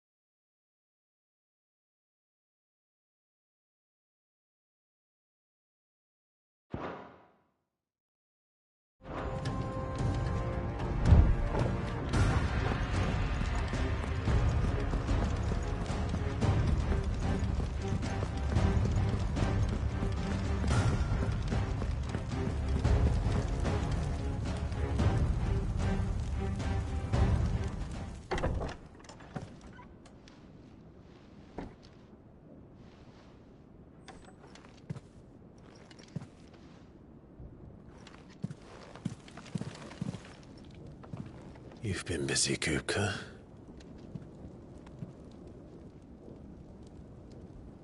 But where did you go?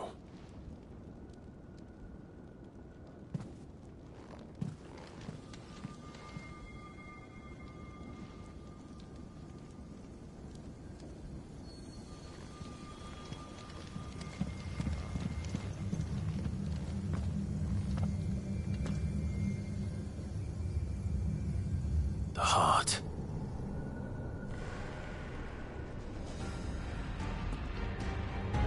He's in the sanctuary. I can feel it. Come on, Toggle.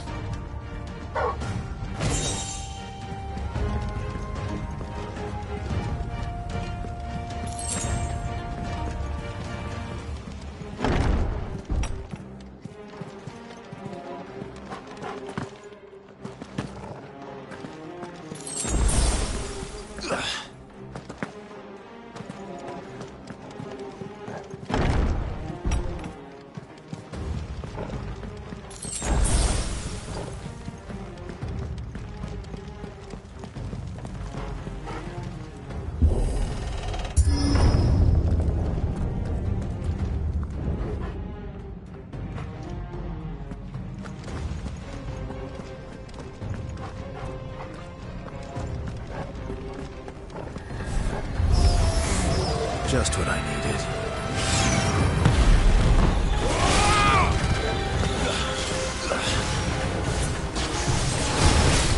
Wake up!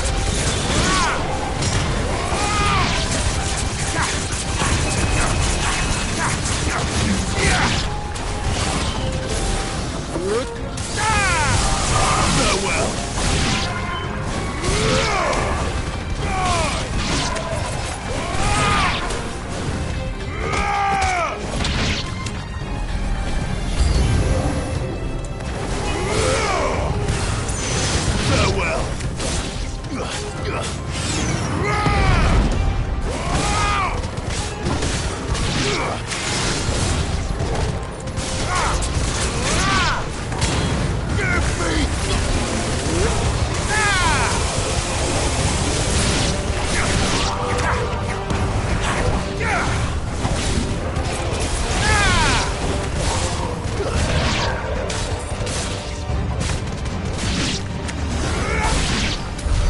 That better be the last of them.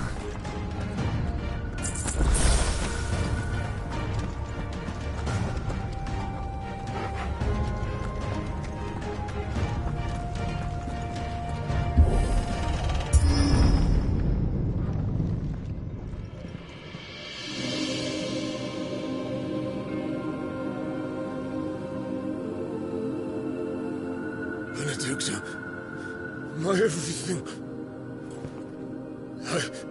I've missed you so much. Kuka!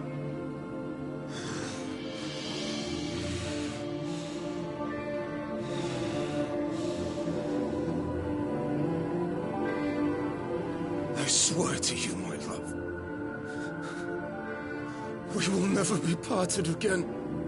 What's wrong with him?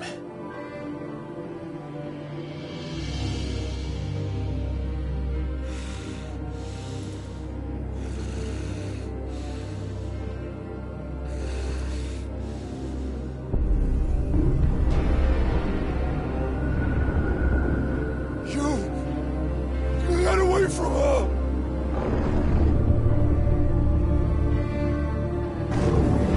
Benedicta!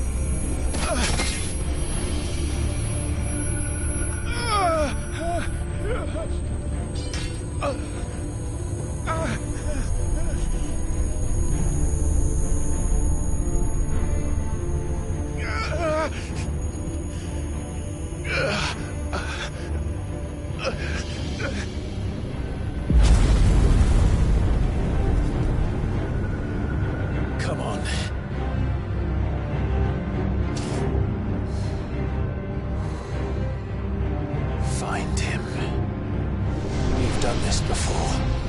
You can do it again. Let the flames burn within you. No. Let them burn without. Come to me, Ifrit!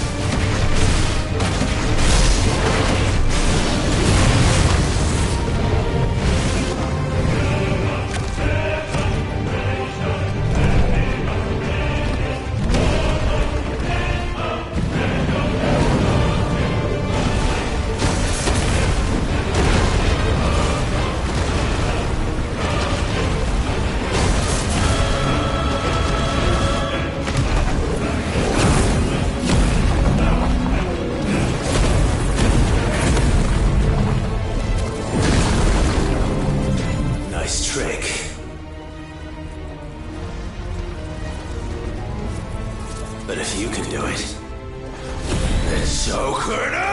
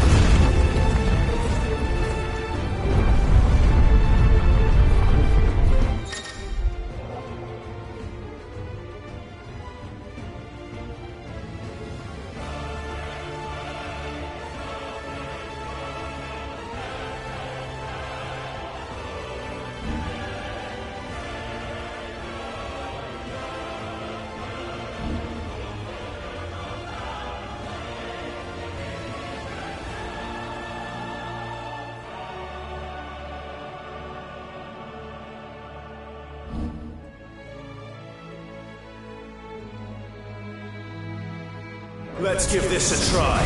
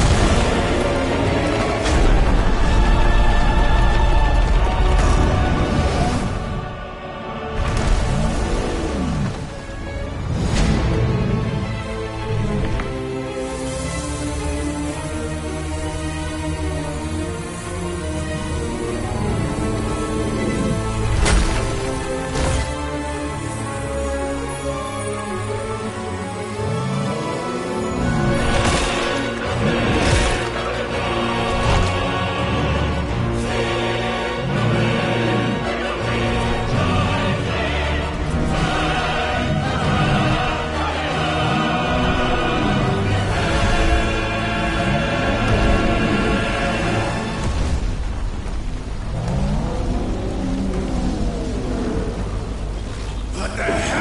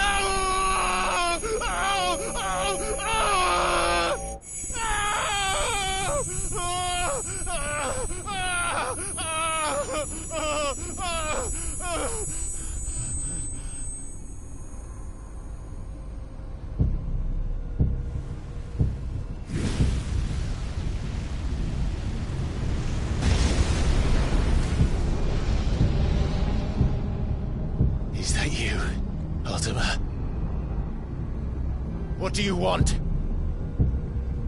Your soul is tainted with worthless human will, yet your thirst for power remains undiminished. With every sip you take, you grow in strength, and soon you shall achieve perfection.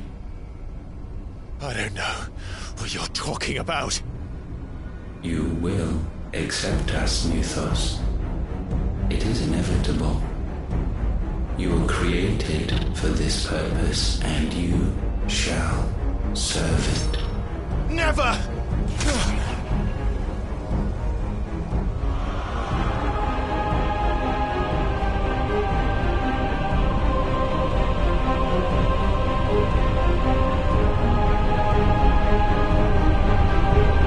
Fight it, Clyde! Don't let him in! Consciousness. We see now. Human will is so insubstantial it cannot exist in isolation. You mitigate its weakness by interweaving it with your consciousness. We believed we had merely to purge you of your will to claim our vessel. It appears we first have to sever every thread of the consciousness that supports it. No matter. The time to build a new world is not yet upon us. We will contemplate.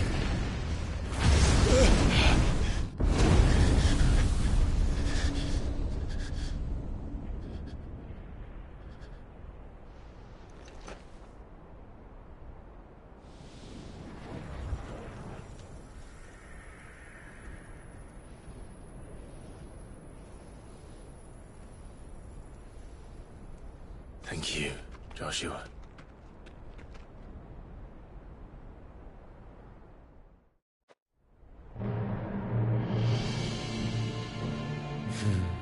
One can no more command the power of ether by drowning in its flood than one can constrain the tides by standing in the sea.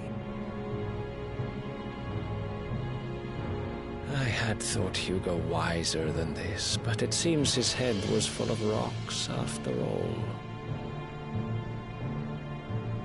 Titan was strong. Your Majesty. But Mythos is stronger.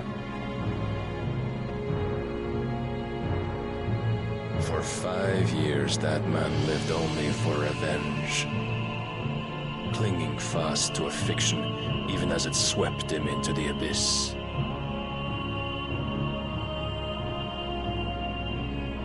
One cannot change one's nature through force of will alone. Only the Almighty can do that.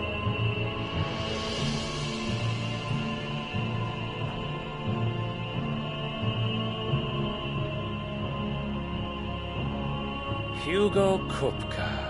The man who gave his life for a woman's head. A fool like all the rest.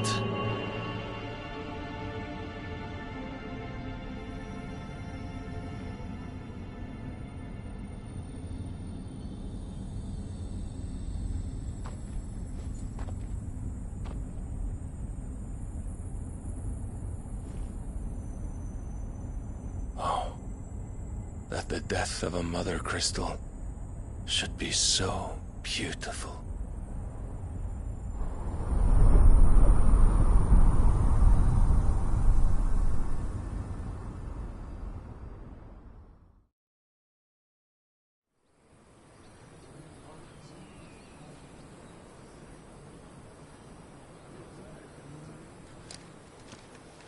Some medicine, my lord?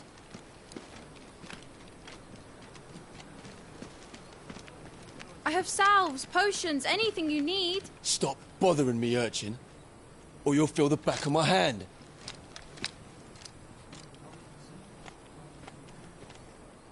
You must consider your health, my prince.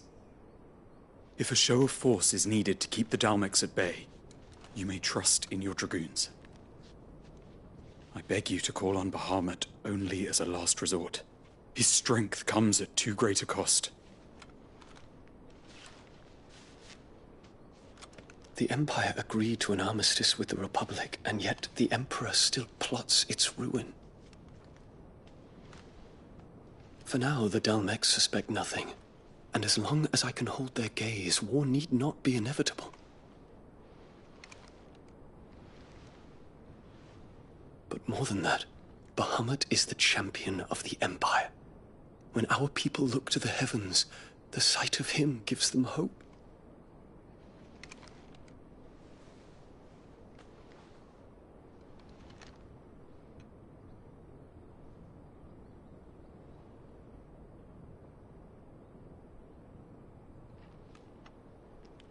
Forgive me, Terence. Would that you were my master. But alas. I will always be your loyal servant.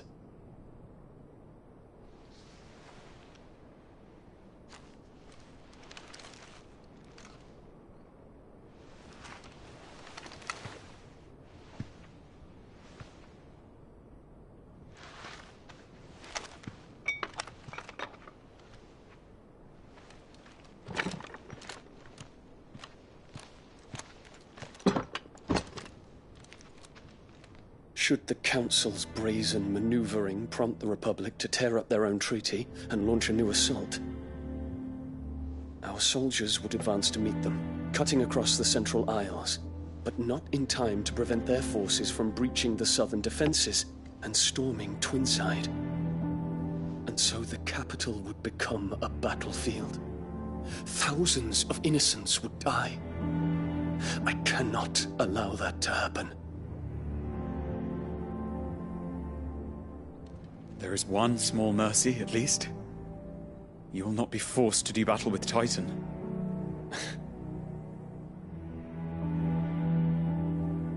Would that I could avoid doing battle at all. 1,000 pardons, Your Highness.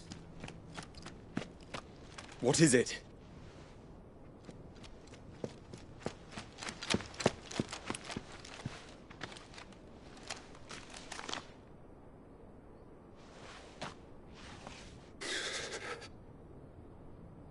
Olivier has been made Emperor.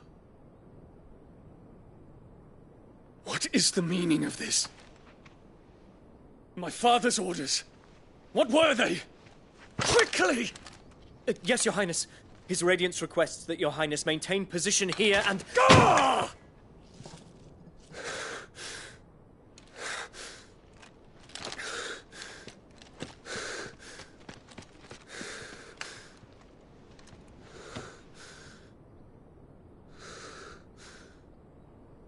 Terence.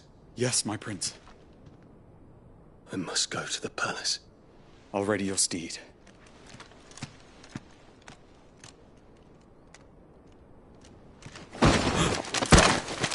What is it now?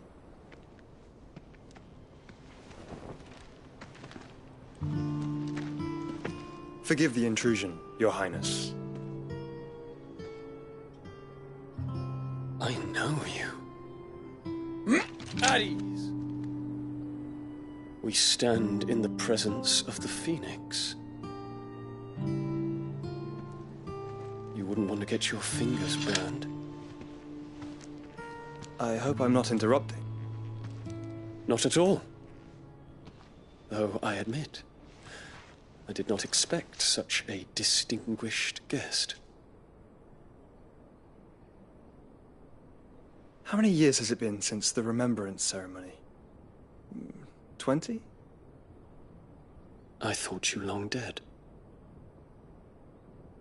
Do I address a ghost? Many have told me that I look like one. But no. I'm alive. Just. Prince Dion of the House Lesage, I have a tale to tell you.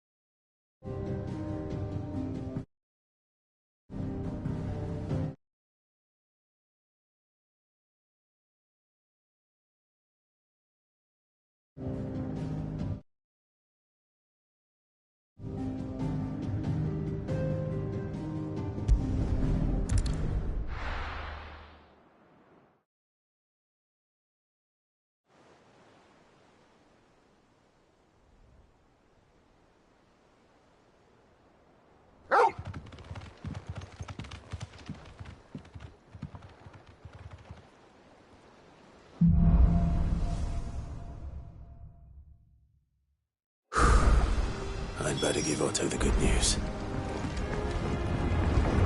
Walkways need patching up. Give me 50 good boards, 8 span each. Welcome home, Sid.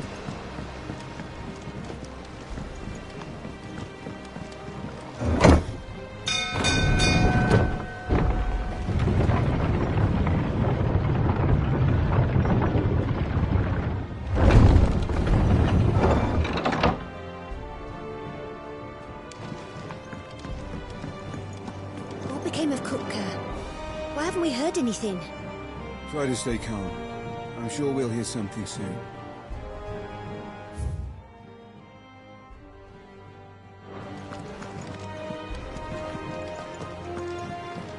Gav told me the gentleman who visited earlier, the one with the loud voice, was your uncle. I did think there was a resemblance. Something in the eyes.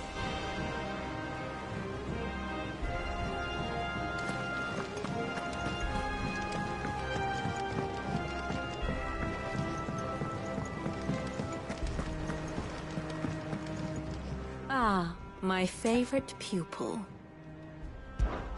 What is it that you wish to learn? I have the details here.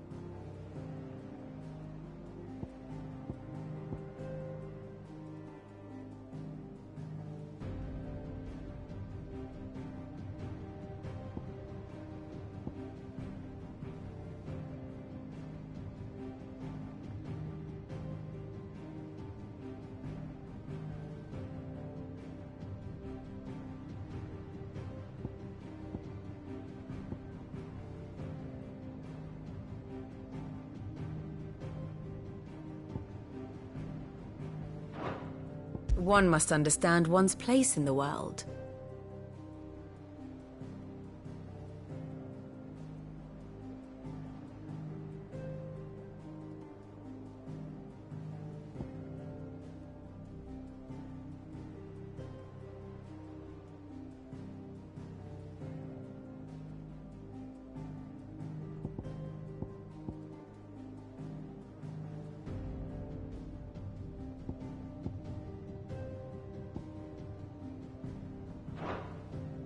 Here you are.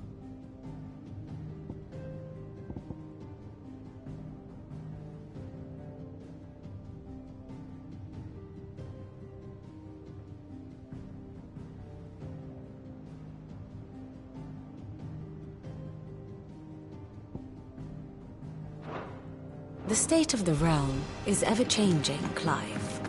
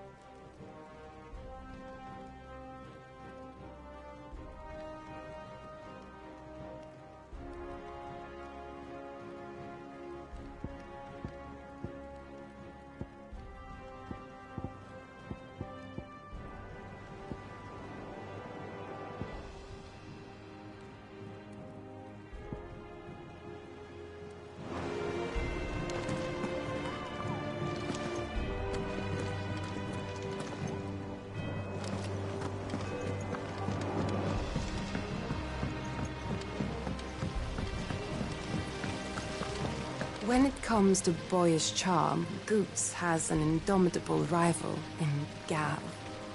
One is the sweet little babe in arms to be cooed over. The other, the naughty little boy who'd pull on my pigtails.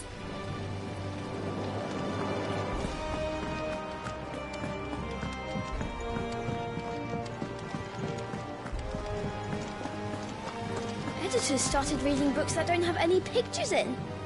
Why would anyone want to do that? I knew it was a good idea to have editors study alongside the children. It's really stoked their competitive spirit.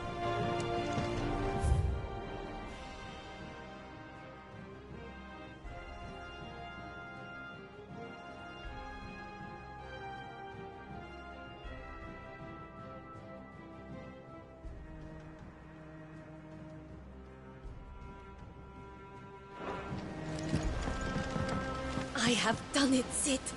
I have learned all the letters, every one.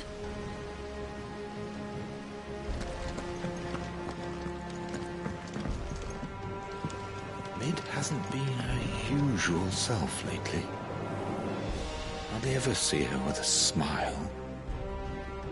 She's always down in that dungeon of hers, muttering away.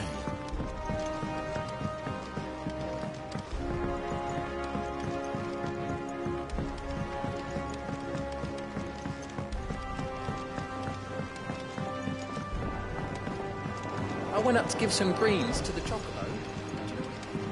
Only when it bloody bit me. Could be nasty. You should ask Tired to have a look at that.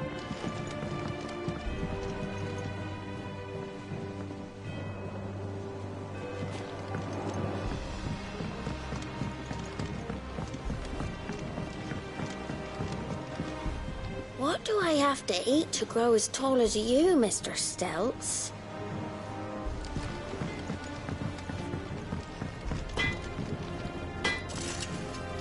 What do you need? What do you want?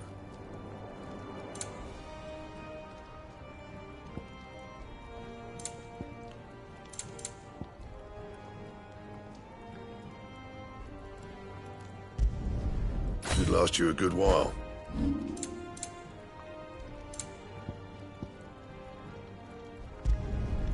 Yeah, that should do you. That it? Fine. Well, come on, Clive. I was hoping you'd be back soon. And what can I do for you? If you're gonna buy something, be quick about it.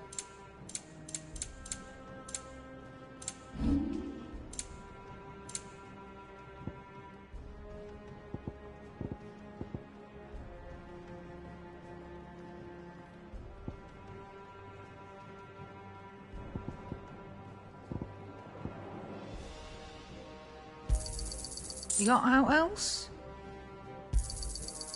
I reckon I can find a buyer. You got out else? Is that all?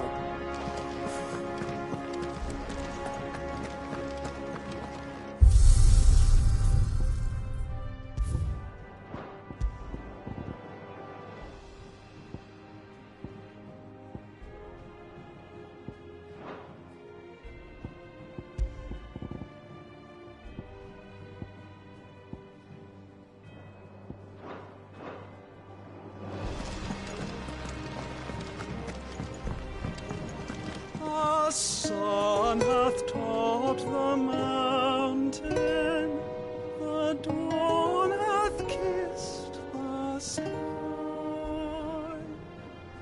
Bid welcome to the morning, and fears of night goodbye.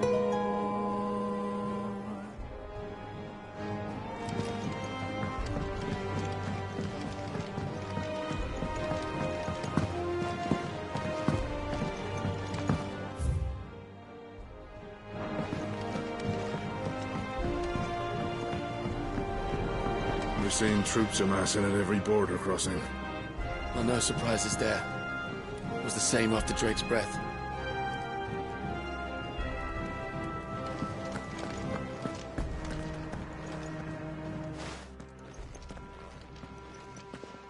Clive, you're back. I am. And with glad tidings for once. Hugo Kupka is no more. Well, I'll be. All of our comrades who lost their lives back at Sid's place be smiling down at you right now. We had a stolus from Lubor saying Drake's fang had fallen. I expect that was your doing as well, was it? It's a long story. One for the history books, I'll bet.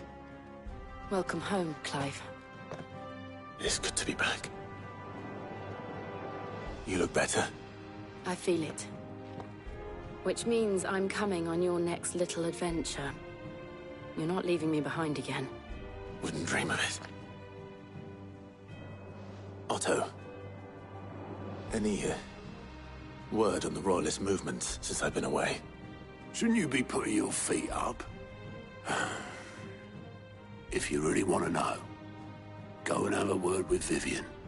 Thank you. I will.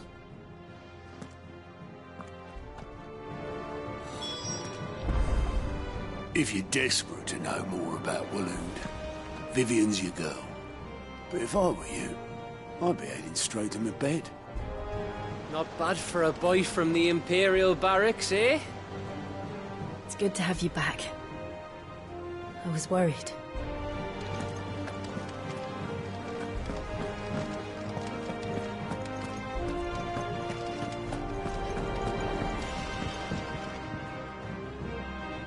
Ah, the conquering hero returns. And with hardly a scratch on him. I may have picked up one or two. Well, the fact that you came straight to me instead of visiting our resident Physica suggests that you picked up something more important. A scent. The scent of Waloeders. The very same. But whatever plans Kupka was hatching with the Royalists, he took them to his grave. As did his men. Slaughtered by the orcs who'd taken over the Fang. Orcs, Vivian. I've never seen such creatures in Storm before. The Waloeders must have ferried them over from Ash, but why? Why work to rescue Kupka only to invade his home, the mother crystal of an allied nation, and let both fall? It makes no sense. Do you know the tale of the blind men and the Adamantus? One can often be led astray by focusing too closely on individual details. One must instead see the bigger picture. And what bigger picture is there than my map?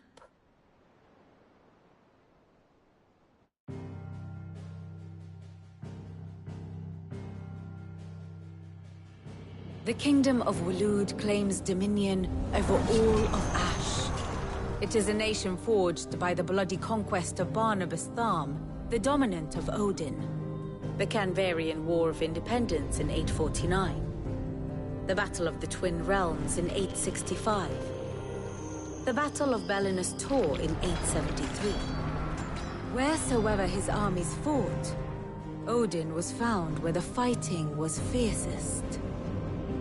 But of late, the warrior king appears to have laid his sword to rest. Battle rages for control of the crystalline dominion. Yet Tharm sends not a single ship in support of his Dhalmekian allies. Meanwhile, the Blight ravages great swathes of Ash. Yet warlike Waloed shows not the faintest interest in laying claim to untouched lands. So why go to the trouble of sending an army of orcs into the heart of Drake's Fang, only to make no attempt to claim the Mother Crystal for Waloed? It can hardly be for lack of men. Tharm's armies rival any in the Twins. No. We have not seen the last of the Waloeder standard. Odin will ride again. It is but a question of when. And on that day, who will be trampled underfoot?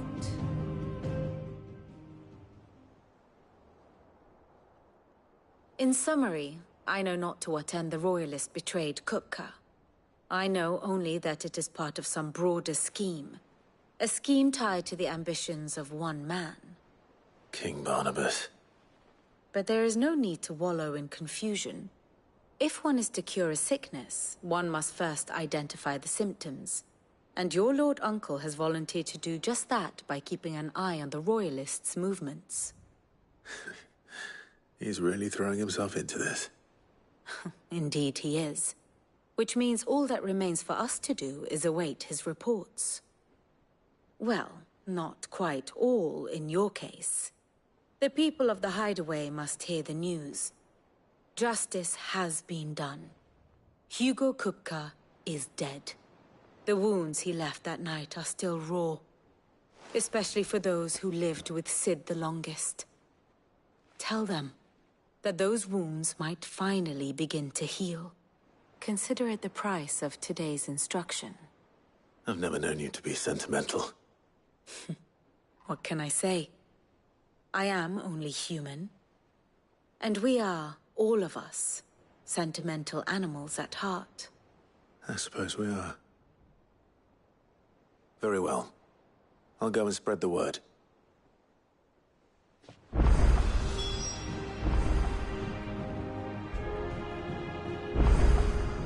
And how may I assist you today?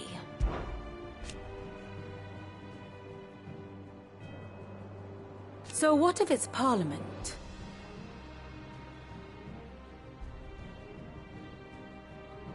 Which leaves but one man.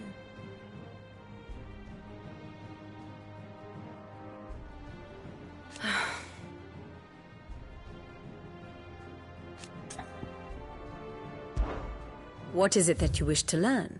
Here you are. One must understand one's place in the world.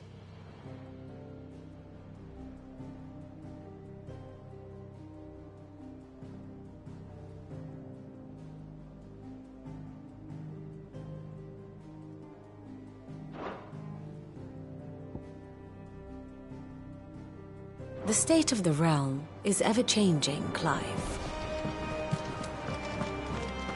We're seeing troops amassing at every border crossing. Well, no surprises there. It was the same after Drake's breath.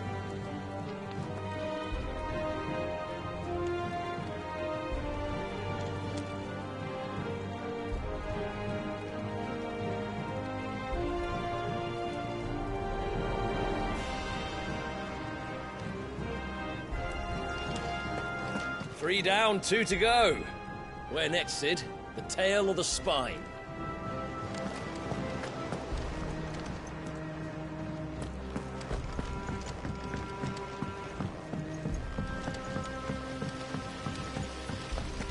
When it comes to boyish charm,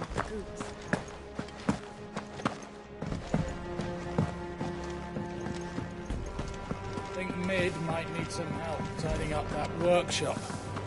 Think Mid might need well-meaning souls to leave her alone. She has it how she likes it.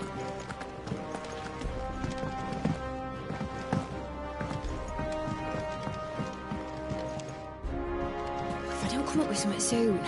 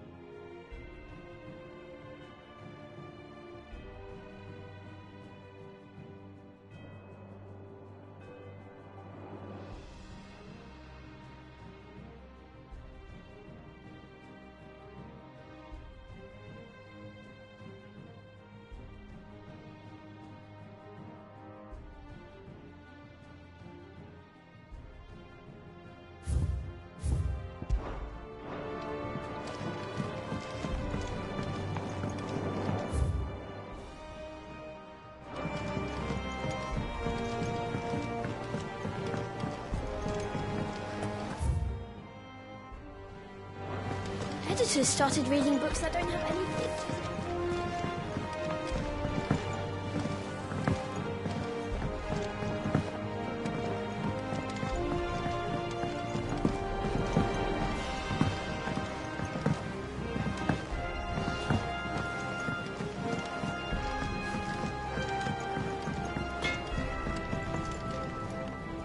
Blackthorn, do you have a moment?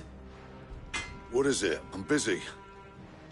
I wanted to tell you that Hugo Kupka is dead.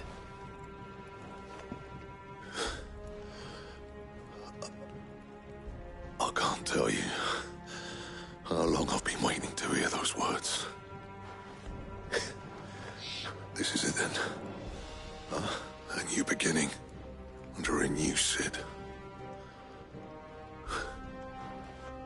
I'll try to live up to the name.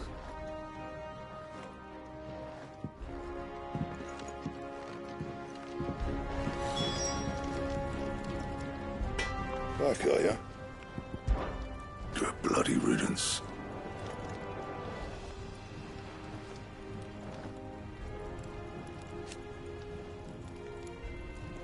One included.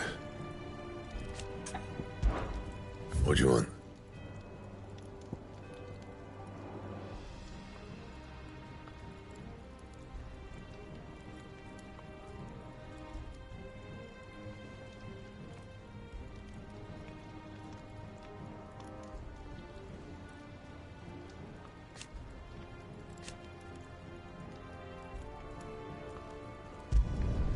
No scratches, all right?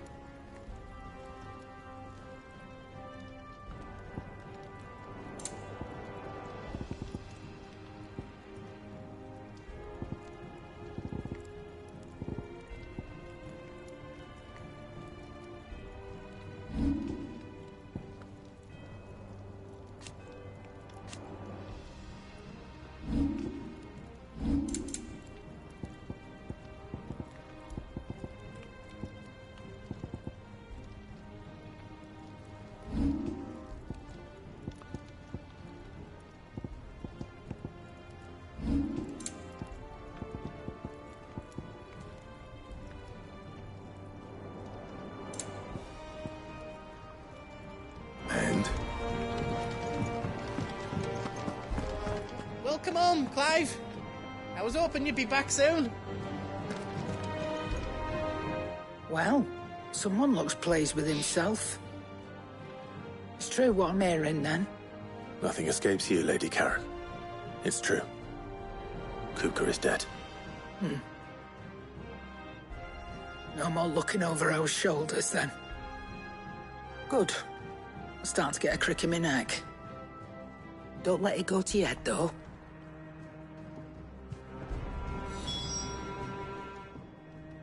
Well, don't just stand there gawping. It's a relief. Thank you, Clive.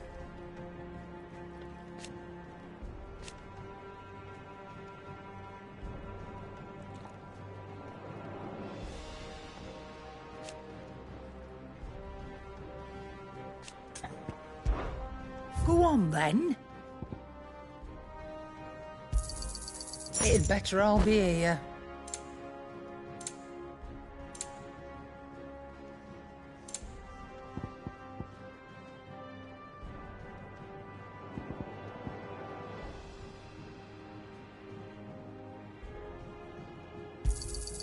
You'll not find a better price than that.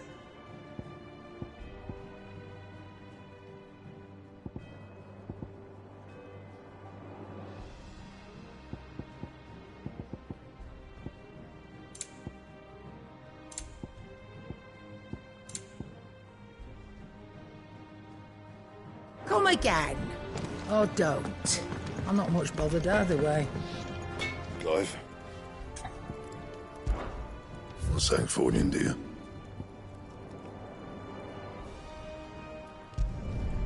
Yeah, that should do you. And?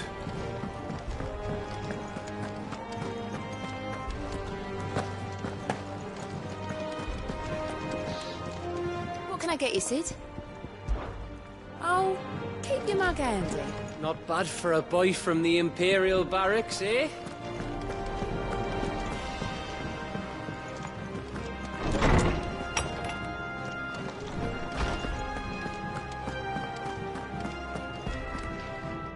Ah, Clive.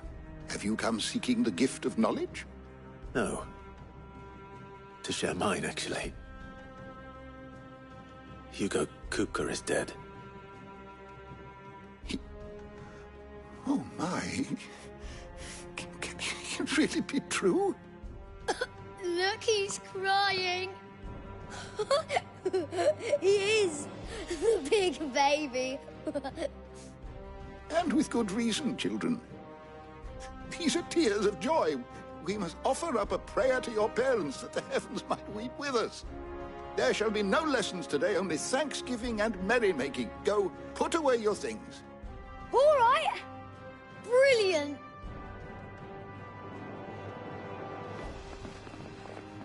Finally, a new dawn has broken. It has. Thank you, Clive. I cannot wait to share the good news. Hippocrates. After Kupka fell, Ultima came to me. I need to know what he is. Have you learned anything? Alas, no. And not for want of trying. I have scoured nigh every historical tome in our collection and found nothing. Not even the sort of conspicuous absence that might suggest a concealment of fact. One is almost tempted to conclude that such a creature never existed. But I saw him.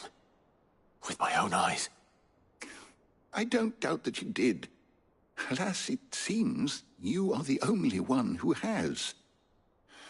To others, he reveals naught. We see only that which he leaves in his wake, like some terrible force of nature beyond the ken of mortal man. A bringer of death. Whether the Ultima you met with was the being itself, or merely another projection of its power, I know not. But until I do, my investigations shall continue. Thank you. It means a lot. Right. Let's see if Otto has anything else for me. My knowledge is yours. I have said it many times.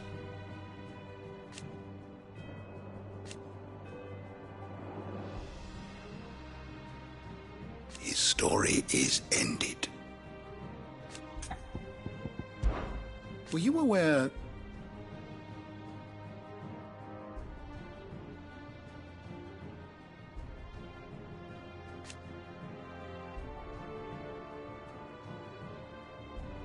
But what of the twins themselves?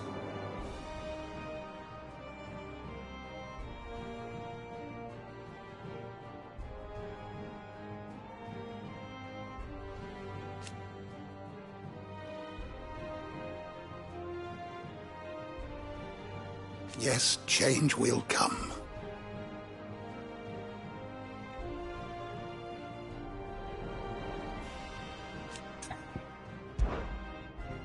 I have a few new notes that might interest you.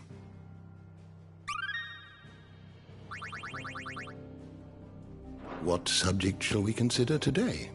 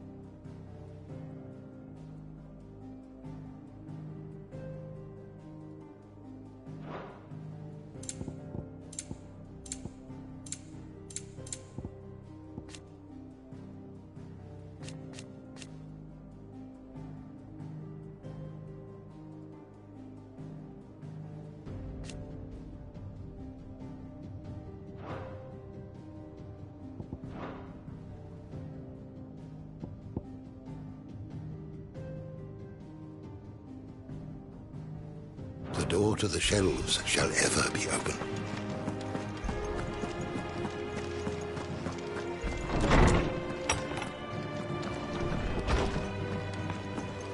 The noble Thanks to Sid. visited. The man who Was heard that your mother really and father Sid's and- uncle? It was. I'm sure they're looking And down I on us hear now he and filled our smiling. coffers to bursting. I'm smiling too. Yeah, me too. Thanks, Sid. Thank you, Clive. Not just from me, but from Kenneth, too.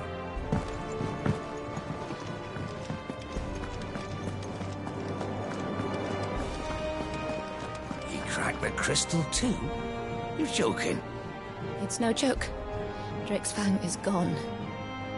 There's nothing left but a crater.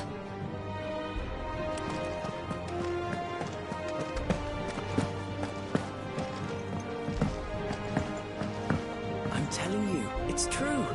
I heard it from Otto's own lips. Hugo Kupka is dead. What a relief. Hugo Kupka's dead, isn't he? We don't have to live in fear of him anymore.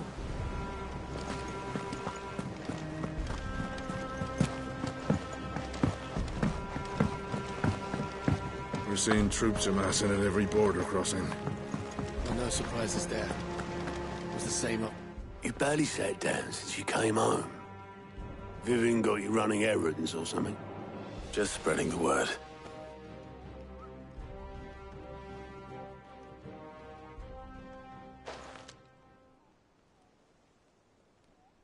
So, the Professor's got a soft side, has she? I'd never have guessed.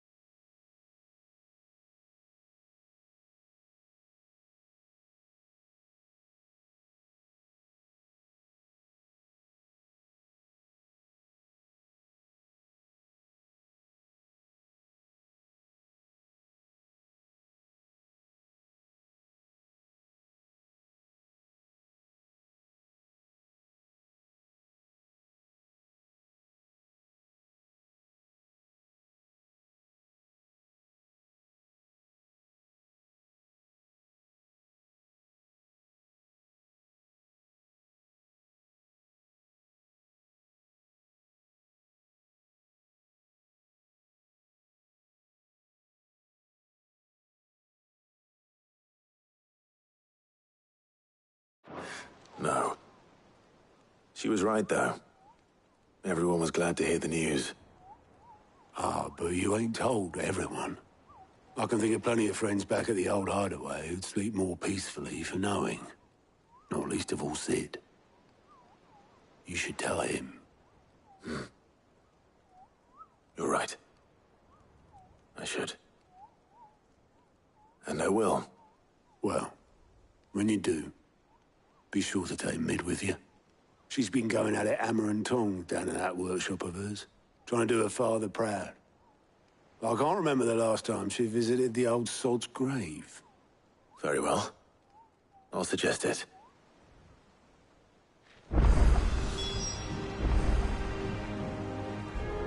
Don't think Mid's been to visit her old man's grave in years. So take her with you when you go. Let Sid see his daughter's face. If he can recognize it under all the grime.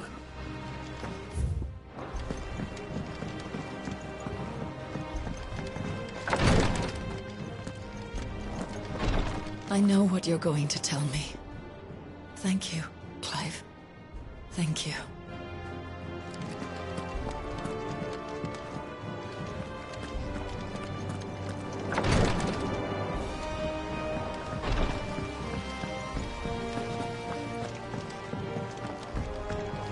Let me know if you find any books worth reading. Oh, we've hundreds of them in the shelves. Why don't I show you round one day?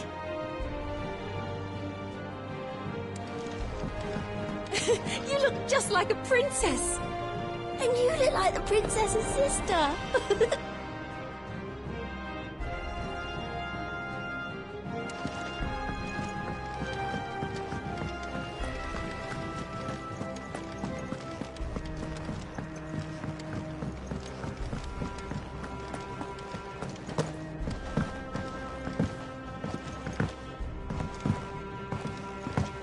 If I don't come up with something soon. All right, Clive? What do you want? I'm going to visit Sid, and I thought you might like to come with me. Sorry, I'm too busy for all that right now. I've got to get this thermal displacement stack sorted. Thermal... Displacement stack. Here. And this is for... Only the fastest, finest ship the world has ever seen. The Enterprise. Me and my dad designed it together. Where other vessels rely on the fickle winds to drive them through the water, ours is fitted with mithril engines. And those things have got more push than a behemoth in a bad mood, and more heat than all the hells put together. Which is where the stack comes in. I may have already talked some tight-lipped shipwrights into putting the hull together for me in a little dockyard in Canva. But the stack's a bit more involved, so I'm building it here. Thing is, it's so involved that I'm running behind and it's starting to hold things up over at the shipyard. I'll come and see my dad, though, when I'm done. Whenever that is. Is there anything I can do to help? Good old Clive. I were hoping you'd say that. First things first, I need some parts meching. The stack will be made up of 3 major components. There's the plating, here, that channels hot vapors away from the engine. The helm over the top, that disperses all that heat into the air. And the shielding around the sides. That stops the rest of the ship from going up in flames. A full suit of armor, then. Probably best to take it one piece at a time. Then you'll need to start with the plating. Everything else fits onto it. I've got the designs and the list of materials here. Show these to Blackthorn. He'll know what to do. I can't make head nor tail of them. Luckily, you don't need to.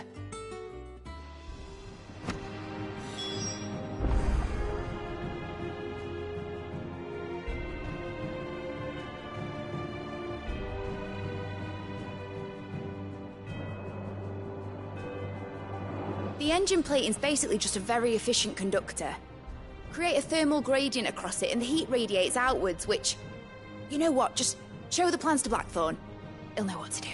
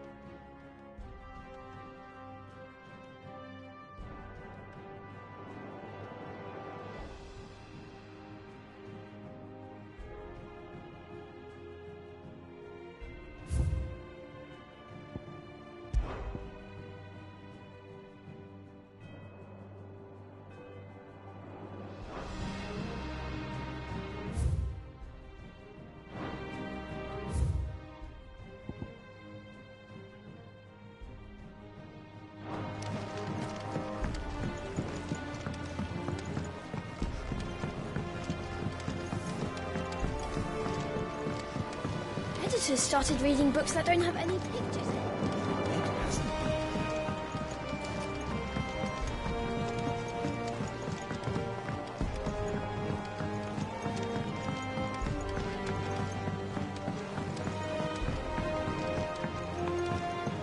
I went up to give some breeze to the...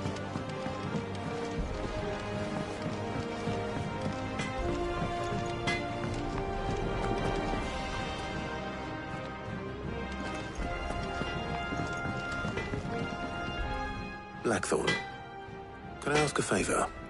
Out with it. It's for Mid. This my last chance to say I'm otherwise engaged. Spare myself the arseache. Go on then. What is it this time? She said you would know. Here.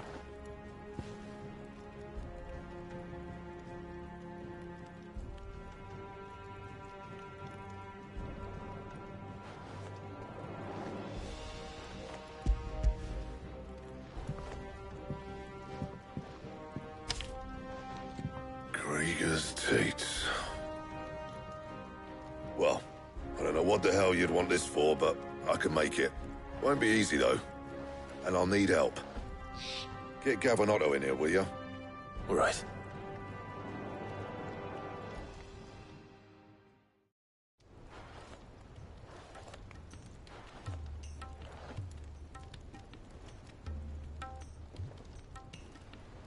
So Mid's roped us all in here again, has she?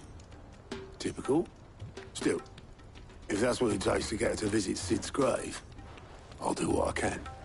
And, what is it we need to do, exactly? Take a look at this. It's this plating. The usual sword-grade steel won't work. We need something that can get very hot, very fast, and still keep its shape. That means an alloy. Something that won't break or buckle at the temperatures she's talking about. Which is where you lot come in.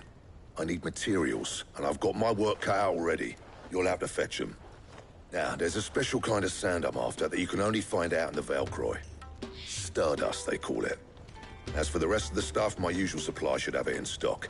It just needs buying and bringing back here. Well, we'll get it done quicker if we split up. One of us should probably give you an hand collecting the sand.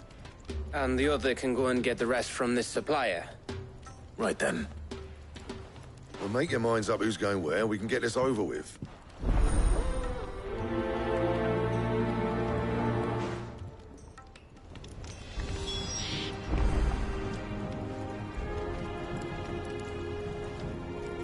Up to you who you take to the desert. I mean, Gav's good in a fight, but you don't have my winning personality. Ah, don't listen to him. You'll be in the lowest of low company with either of us. You going after the Stardust then, are you? Which one of these two lucky souls is going with you?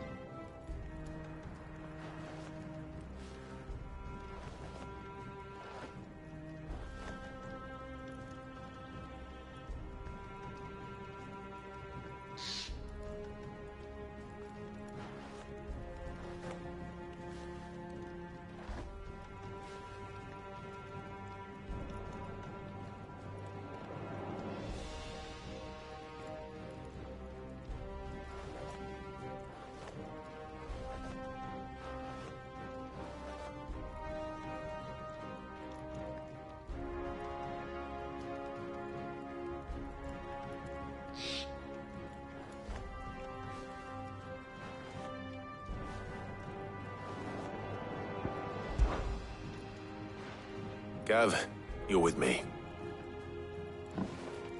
All right then.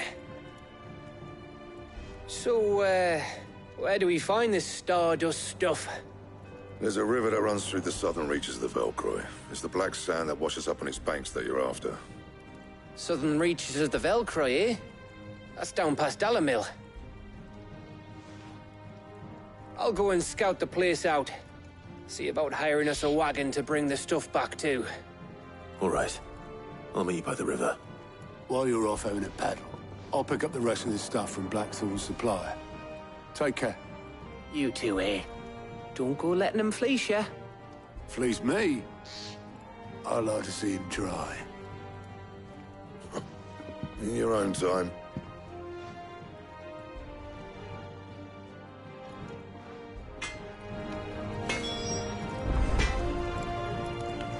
I'll get us a good price. Is that what you want to worry about? Sounds like this river we're looking for is south of the Dalamil Inn. I'll hire us a wagon and meet you there. Back, are ya? The river's down the south end of the Velcroy. Bring back as much stardust as you can carry.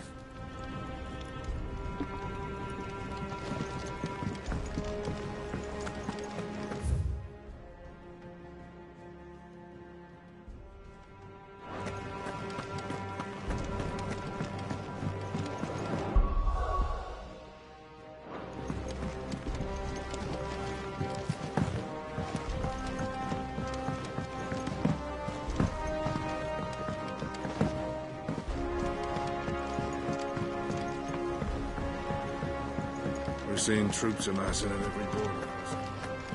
No surprises there. Fancy a look at the list, do you? It was luck, and luck alone.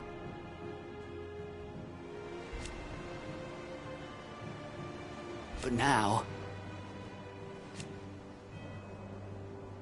thank you, Clive.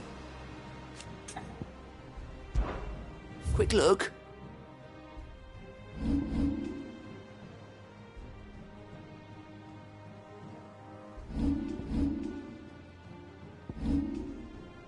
Always something in there. Oh, I wasn't expecting you back so... Kupka. When I close my eyes...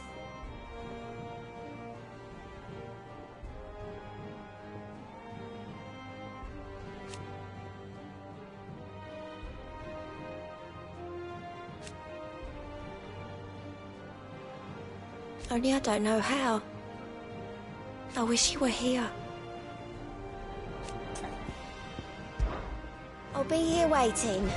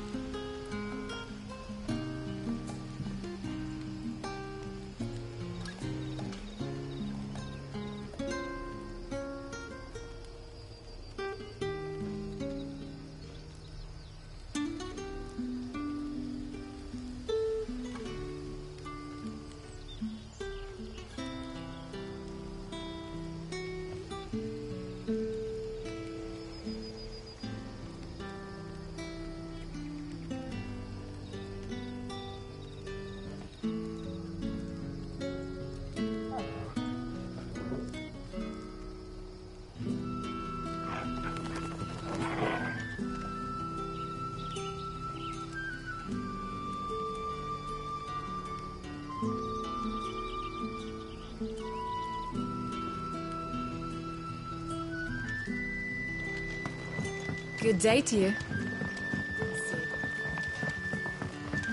It's all but spent. What do we do now?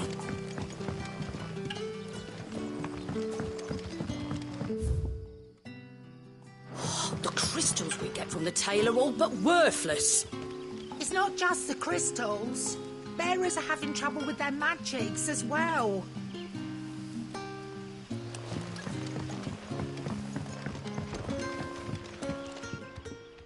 We haven't much, but you're free to look.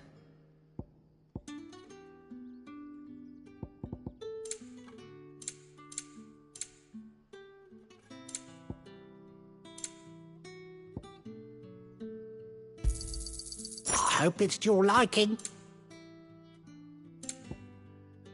Keep fighting the good fight. If you ever need a room, Sid, just say the word. I'll have a bed made up while you eat. And that goes for your friends, too.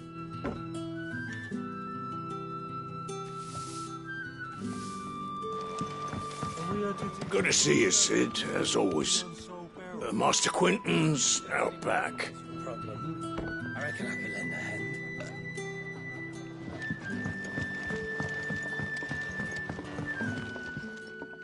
Ah, Clive.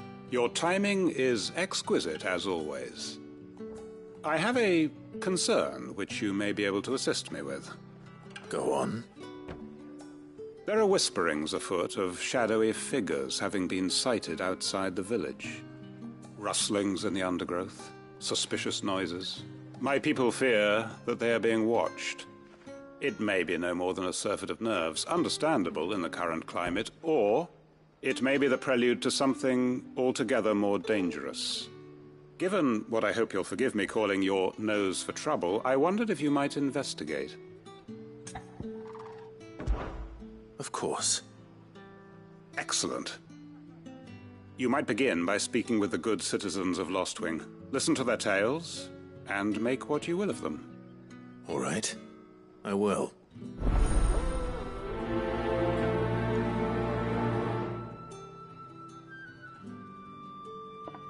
Hello, Sid. Take a seat where you... Right. Let's see what the people of the village have to say. I'd better find out if this is just nerves, or something we need to take more seriously. Hey! Are you even listening?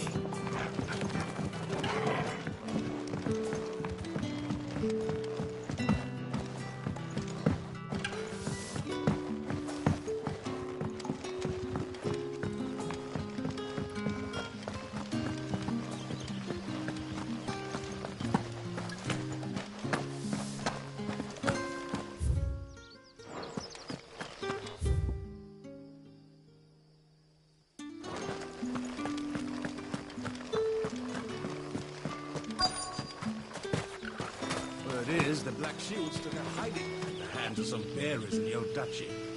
And who do you think they'll be taking that out on? Excuse me. Quentin mentioned strange figures having been sighted near the village. Have you seen anything? Nah, not me, Gov. I heard the rumours, though. I'm here most days, right next to the gate, and I ain't seen nothing out of the ordinary. Don't worry. Any shady characters try and slip into town this way, and I'll soon come running. And shouting, most likely. All right. Thank you.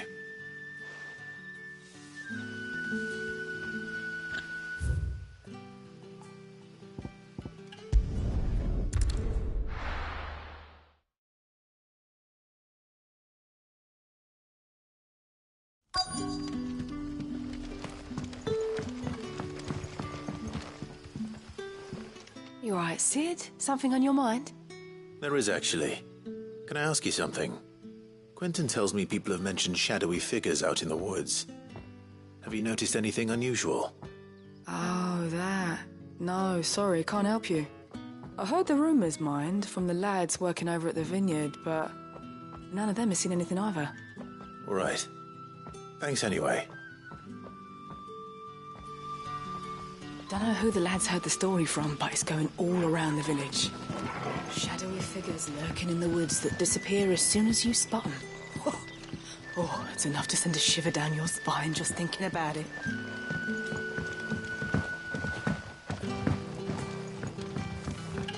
The crystals we get from the tailor all but worth.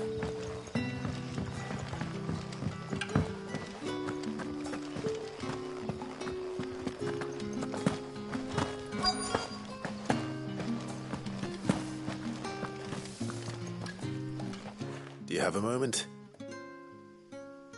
There's talk of suspicious figures in the woods. Have you seen anything out of the ordinary? No, but I've heard something. Sound of scraping metal, like someone sharpening a sword. Where was this? In Lorbert's Pass. Was out foraging for herbs when I heard it, screeching out from between the trees. Ran back here as quick as my legs would carry me, and I ain't been back since. I see. I'll look into it. Thank you.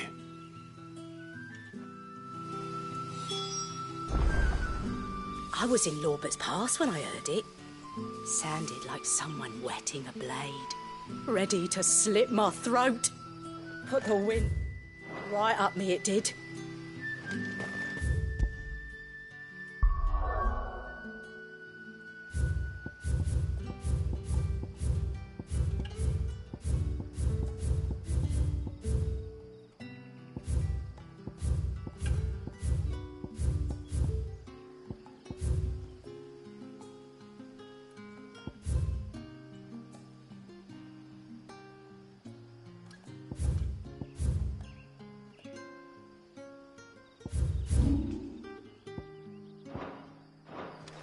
Seems Lorbert's Pass is our best bet, then.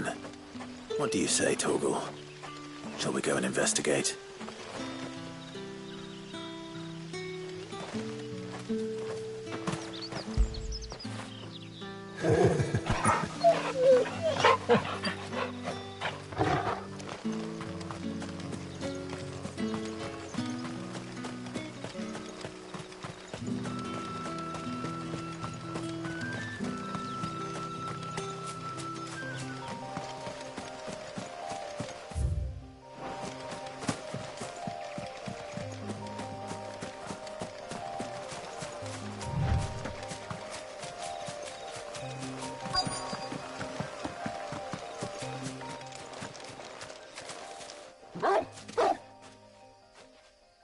You there.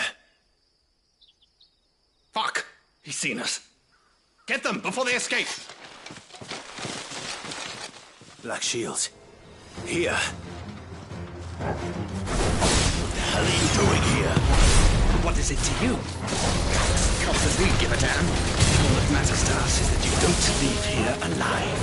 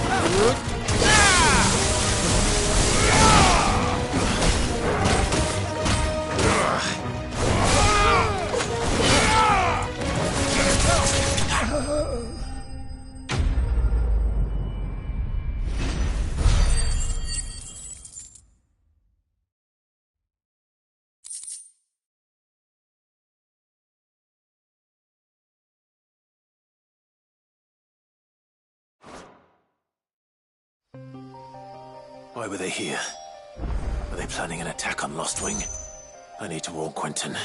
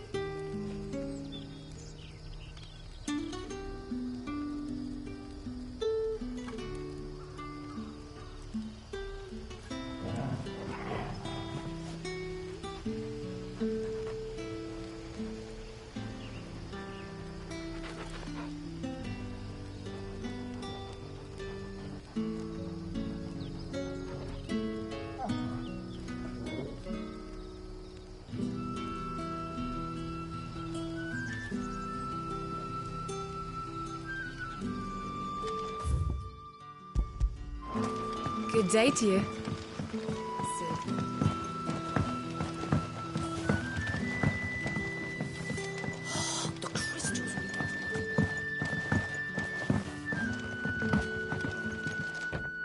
Clive, how goes the hunt for our sinister figures? I found some black shields hiding near Lorbert's Pass. They're gone now. Black shields. The Empress's former bloodhounds. Though they serve another master now. One who means to root out and destroy both me and those I care for.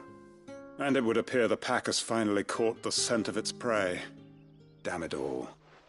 I had hoped I would have more time than this. More time to prepare. But if we are cornered, we have no choice but to bite back. And bite back we shall. I'm sorry. You're going to need to explain. Who did the Black Shield serve now? And why would that person want you dead? Because I want him dead. Who? The former Lord Chief Justice of Sanbreque. All that I have built here is for him. I don't understand. Why him? Why Lostwing? I suppose it is better that you know the truth. I was a member of the judiciary once. So sickened was I by the injustice of this world, I swore to fight it. And fight it I did, in my own small way. I saw more than a few corrupt officials condemned to the very cells into which they had thrown blameless innocents. Men to whom the law was but a scourge to turn against the powerless. And throughout, it was the Lord Chief Justice who backed me, who was my one true ally in the quest to see justice done. So what changed? I discovered that he hunted bearers for sport. I was a fool to think he shared my hatred of venality and vice.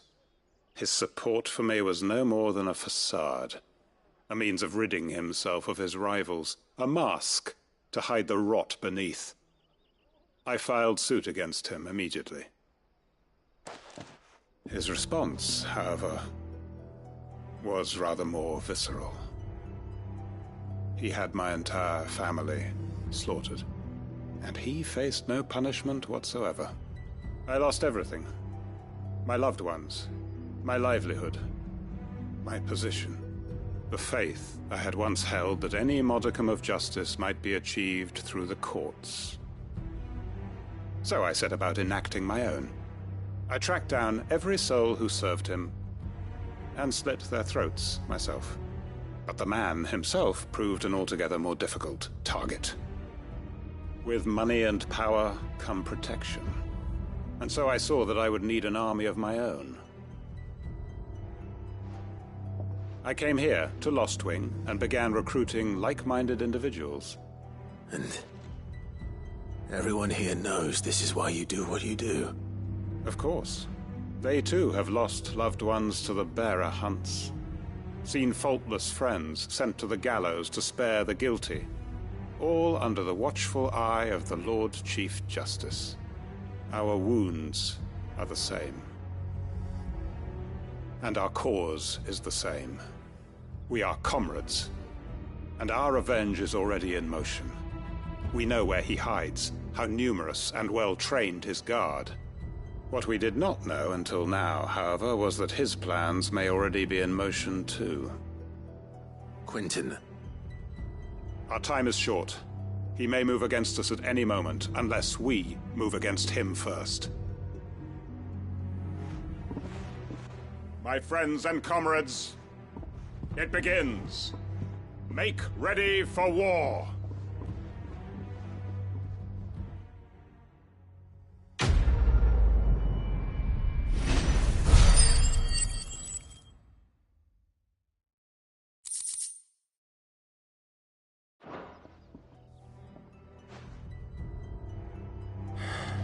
I'm not going to change his mind.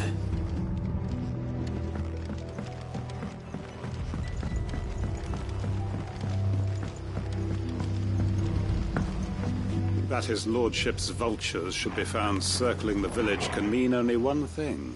That he means to strike at us before we can strike at him. There is no time to lose. The final stage of our plan must be put into motion.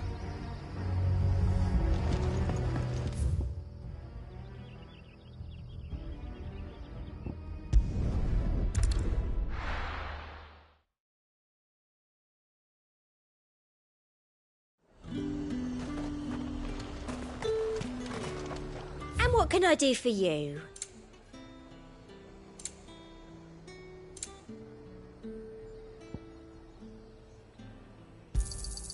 You've a keen eye.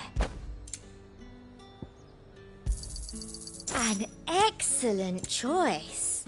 Come back again.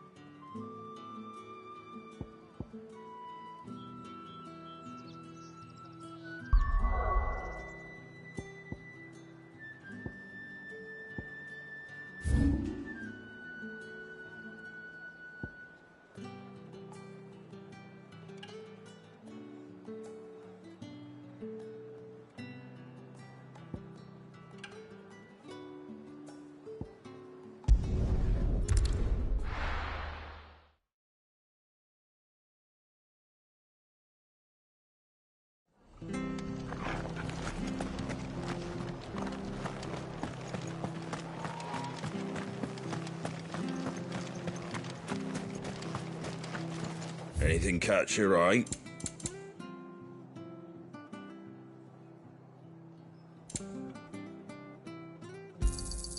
There you go. That all, is it?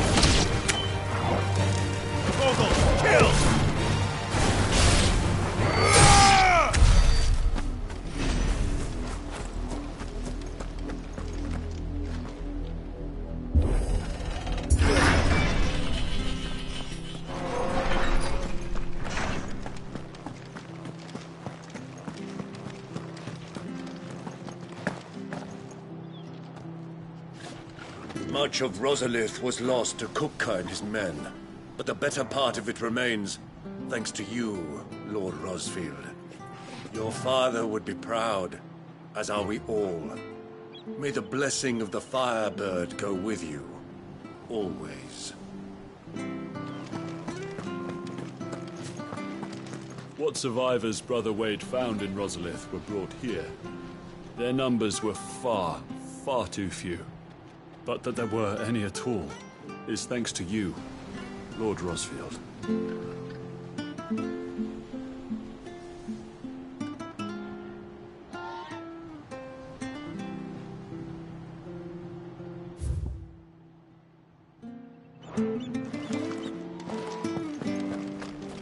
What is it you require?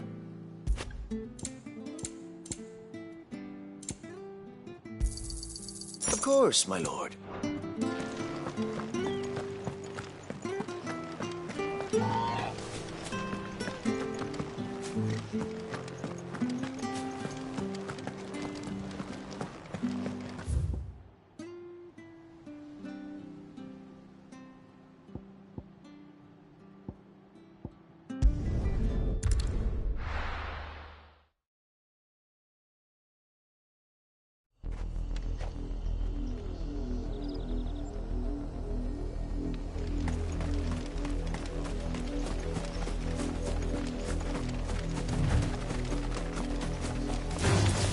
Time to fight.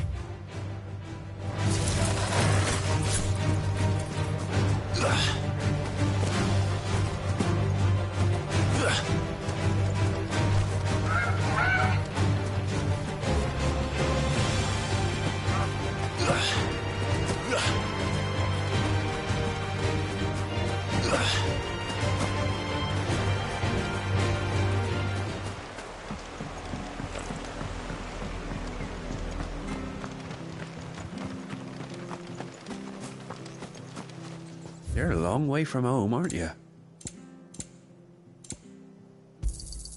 Much obliged. I suppose we won't be seeing you again. Word is, Port Isolde's closed her gates to all but the Highborn, and now... Run along now, before one of the boys starts.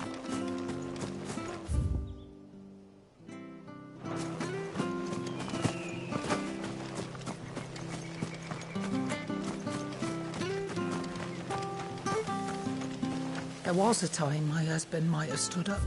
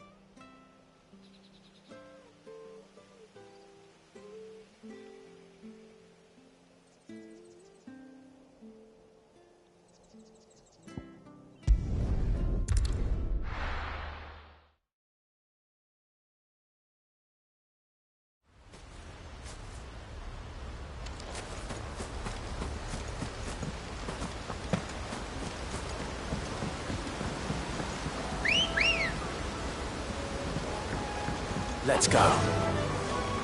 Yeah!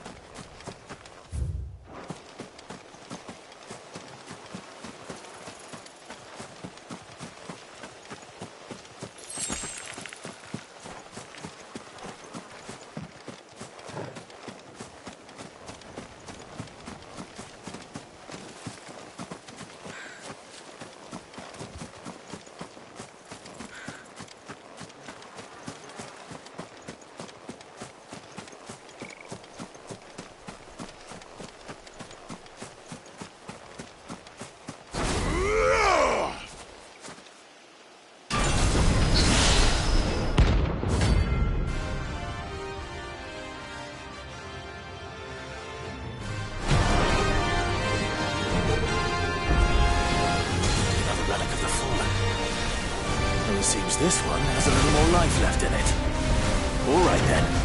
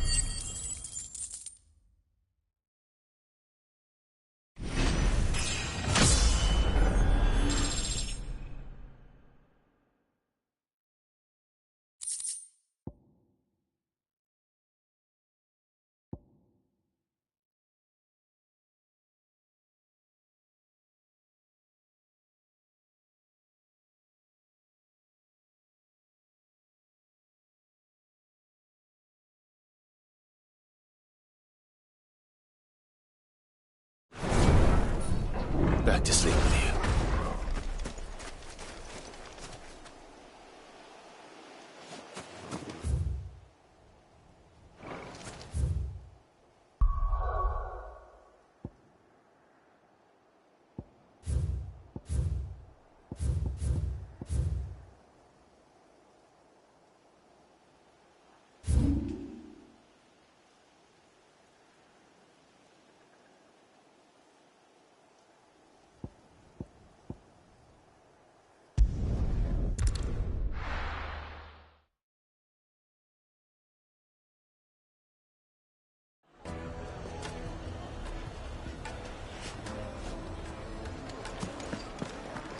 I take it Drake's fang was your doing, Sid.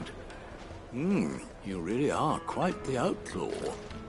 It's only a matter of time before the people learn of this and seek to apportion blame. Lie low is my advice. The finest The most fragrant herbs and spices. There'll be no one to man the shop. Gone, just like that. And without so much as a by your leave. What's the matter? It's my apprentice. He up and vanished while my back was turned. I'd go and look for him myself, but I've got a bakery to run. A bakery that's now short one pair of hands. Loath though I am to rely on the kindness of strangers, I'm at a loss. Please, will you see if you can find him? I'll see what I can do. Do you know where he might have gone? I wouldn't be surprised if he was off somewhere mooning at Drake's Fang. He used to work there, you see. Poor fool left his heart in its hollow. All right. Then that's where I'll start.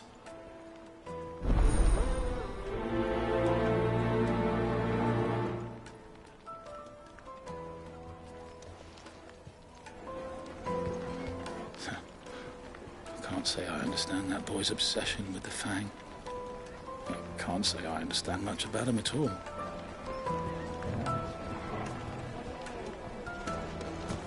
It would make a fine gift for your beloved. Oh, where did all that go? Made from the stoutest stoneware.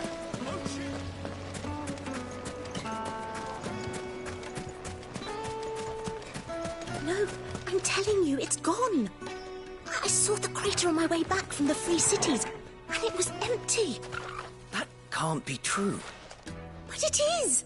I saw it with my own eyes. And I'm not the only one. Anything I can interest you in?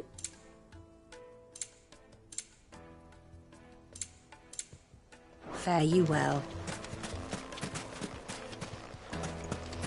Did the constables test you properly before they gave you that brand? Wish that I could file suit against them.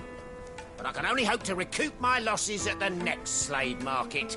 I have crystals enough to last me till then.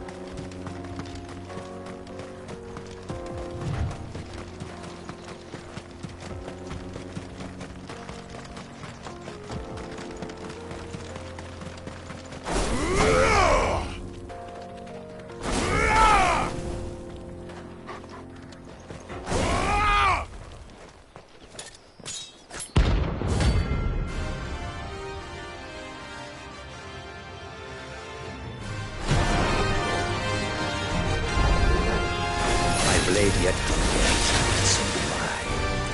Come, let us feast on your flesh. Your feasting days are over.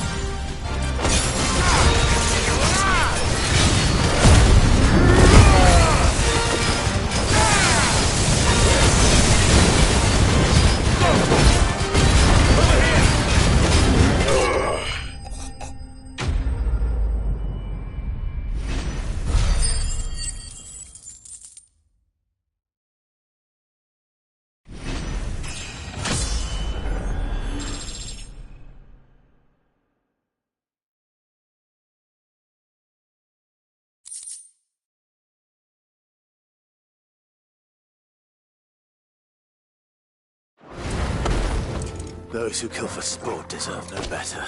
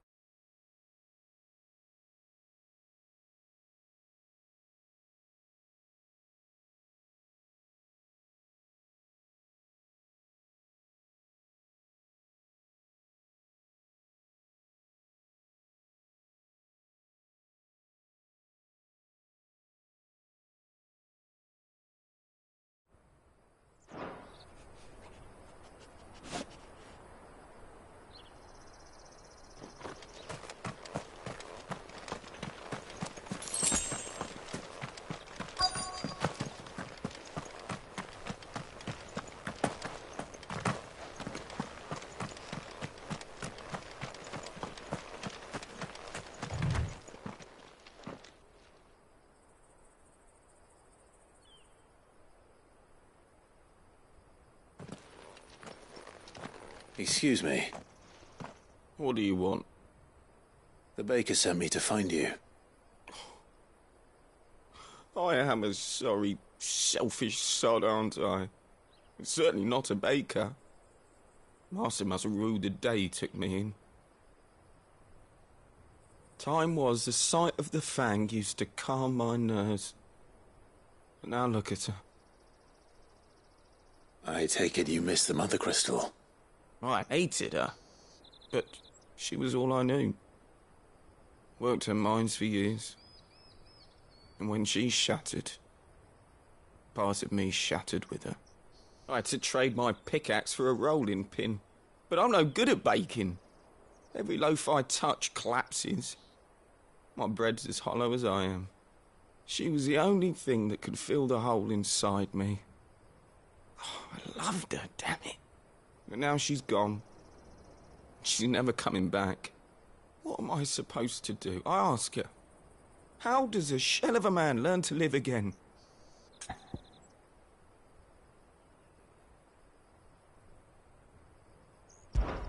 Perhaps you could express yourself in your work.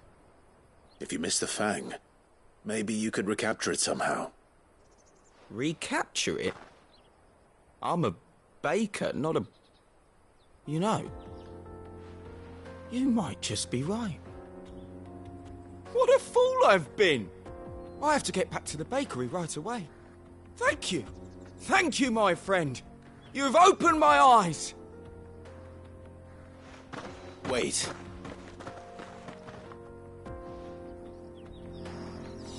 Suppose you won't be needing an escort then.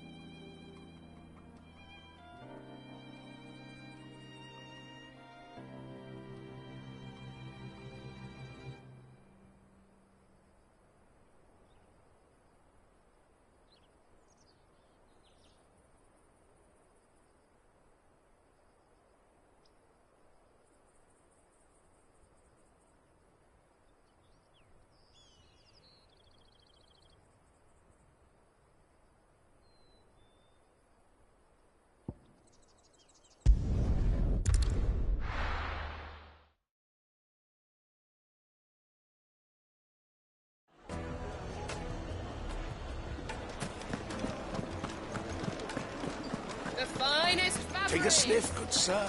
You'll be transported. Ah, there you are.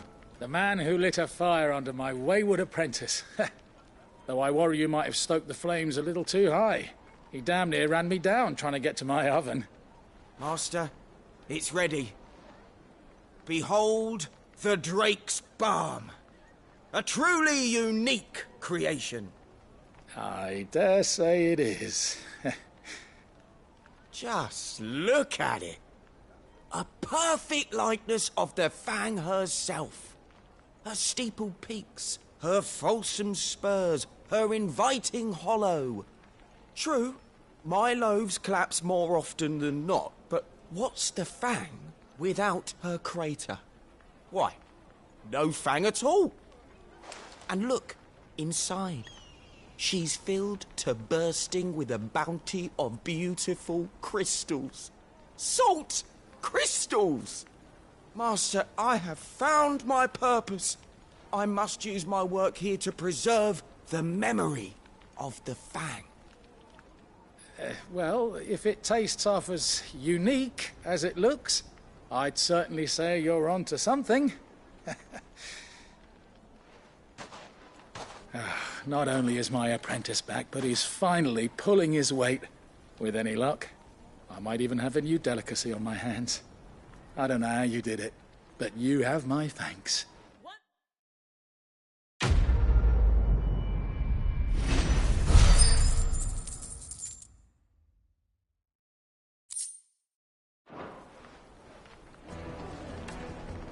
Now, Dusan, I know you're keen, but do you have to use the good salt? Leave some for the rest of us. Sorry, Master. I'll go and get some more later.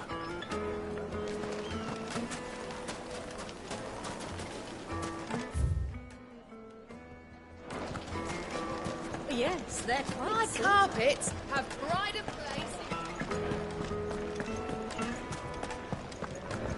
They're saying Drake's Fang is gone. The whole Mother Crystal gone. What are we gonna do? Calm yourself. We don't know for sure. It could have just been a tremor.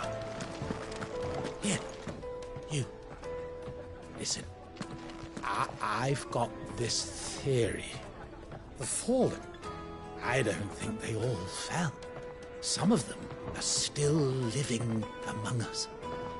You could be one of them. I could be one of them.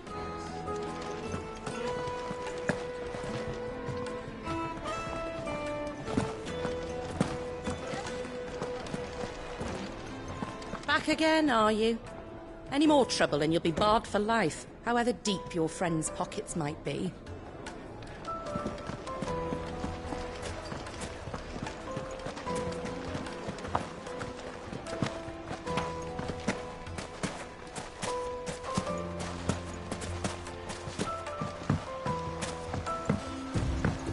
Looks like I found the river.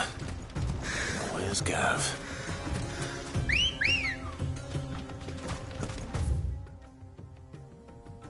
Let's go. Fly, Ambrosia.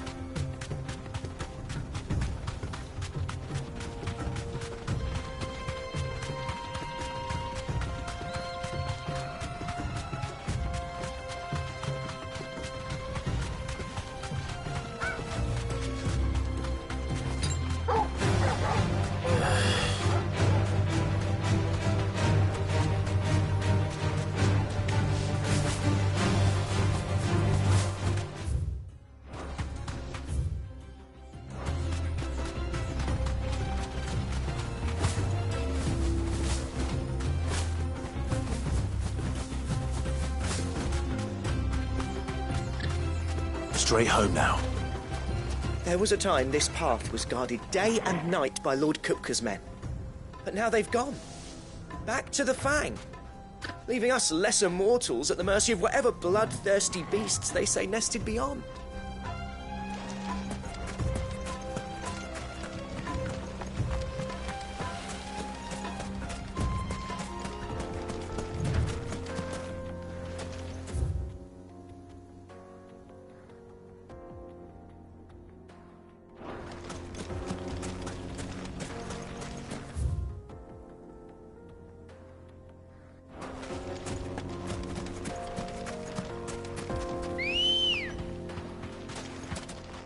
Ready, go? Yeah!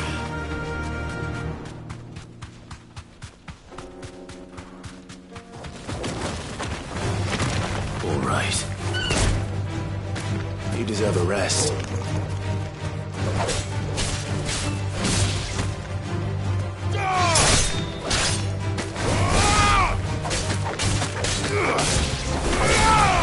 Stay down!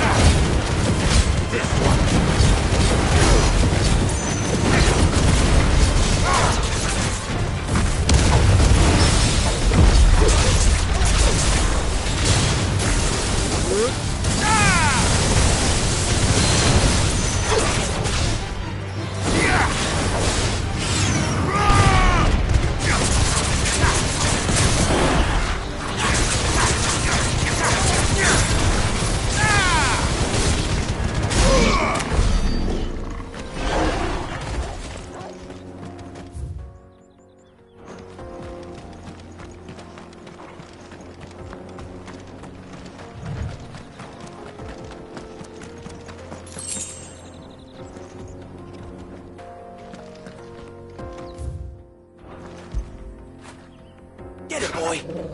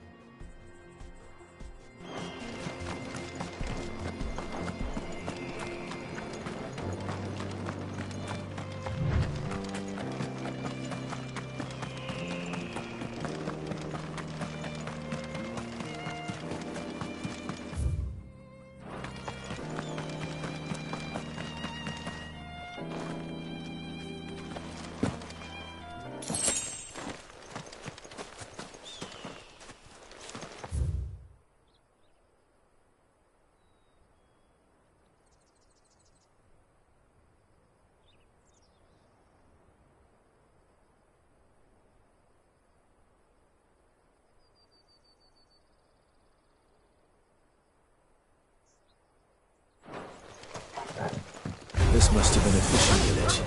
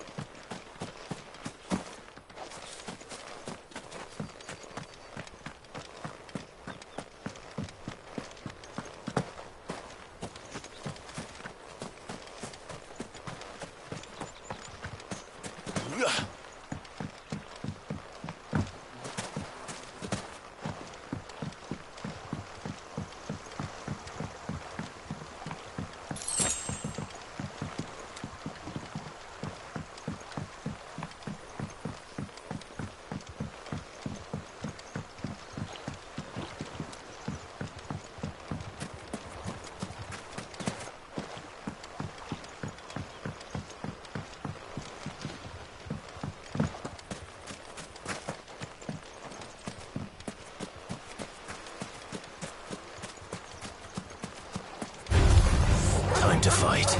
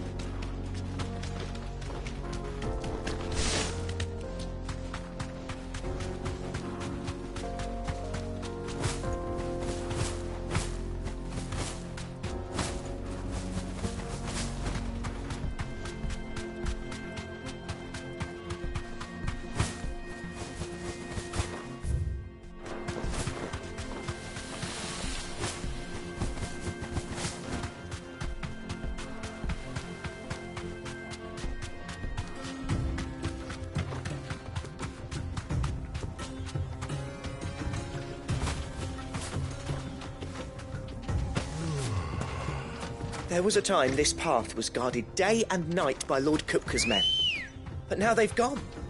Back to the Fang. Ready, go? Leaving us Run like the wind.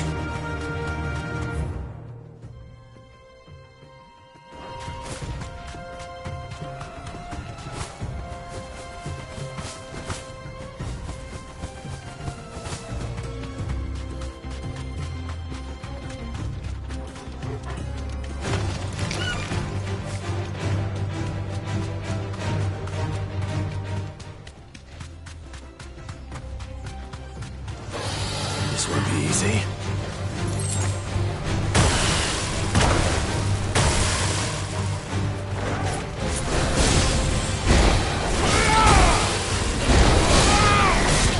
Too slow.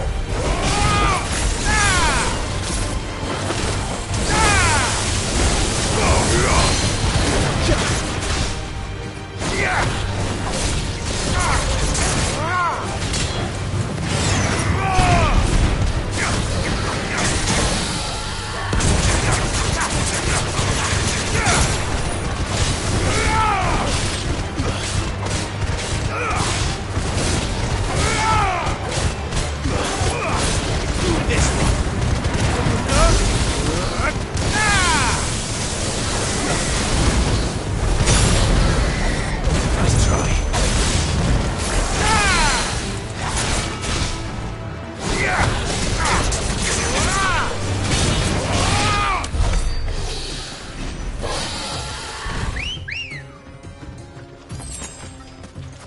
Good girl. Yeah!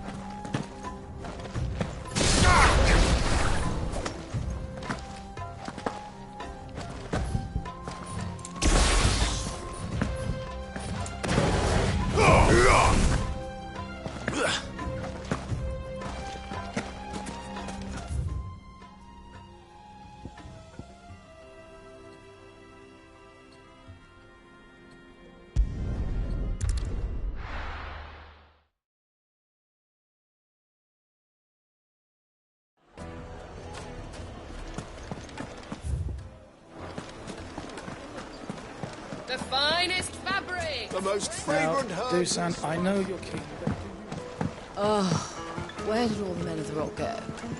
Probably ran out of gill, just like us. Made from the stoutest stoneware.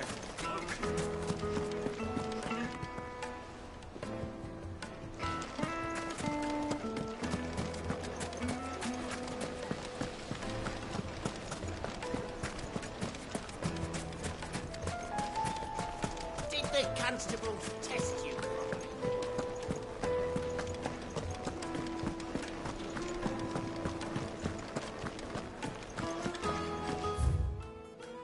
To drink.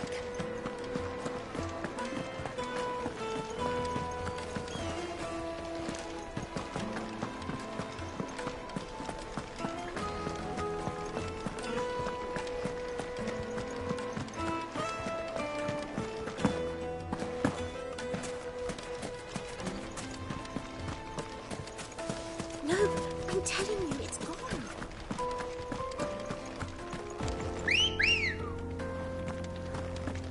Let's go. Yeah!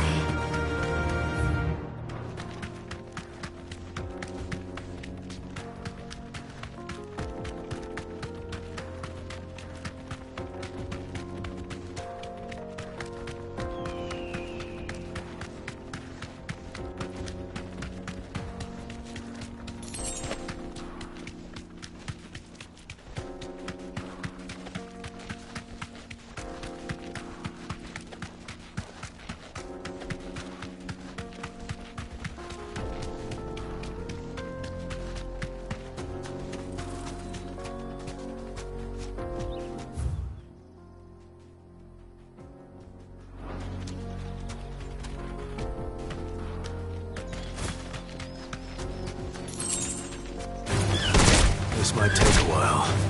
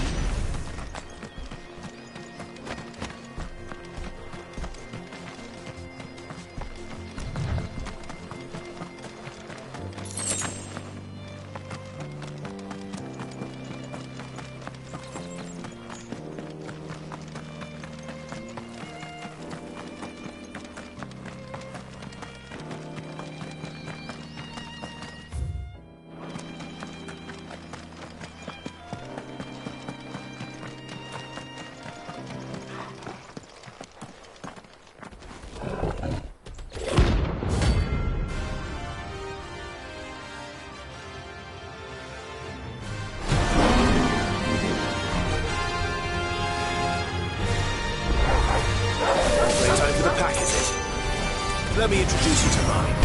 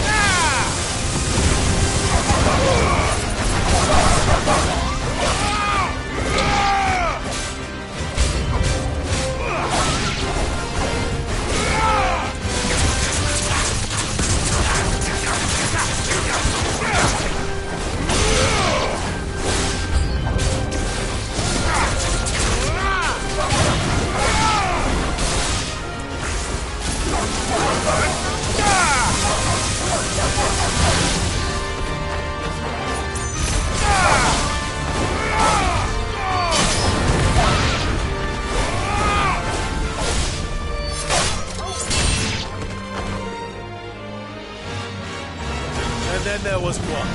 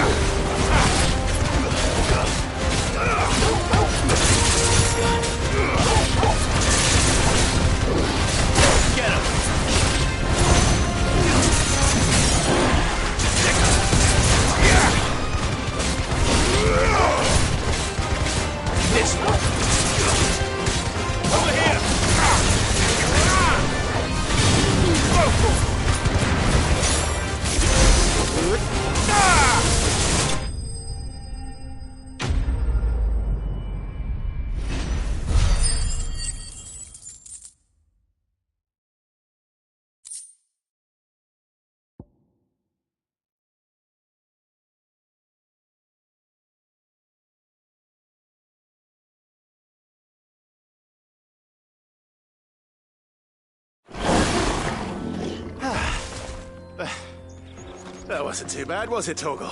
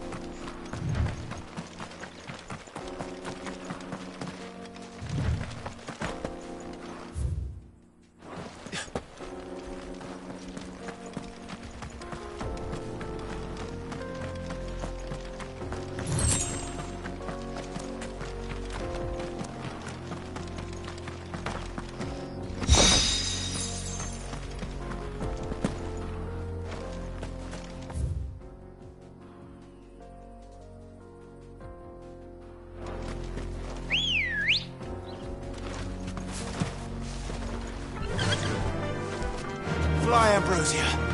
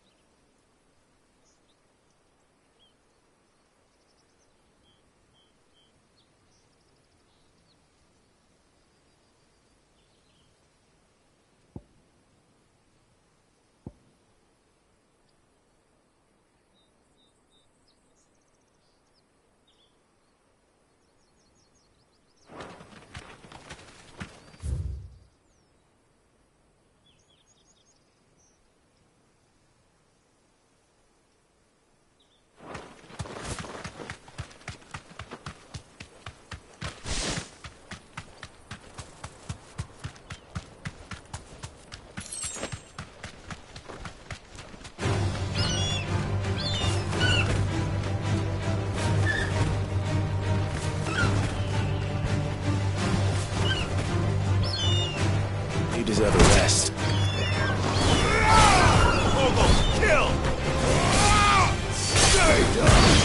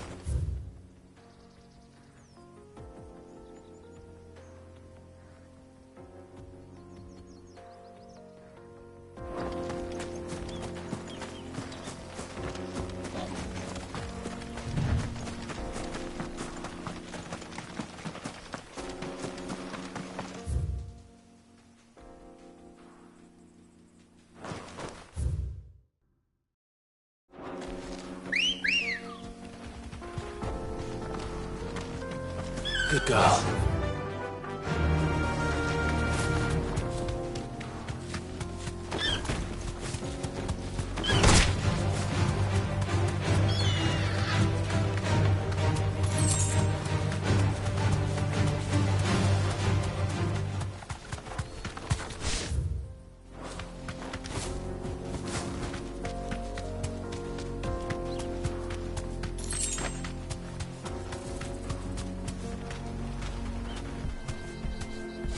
That'll do, girl.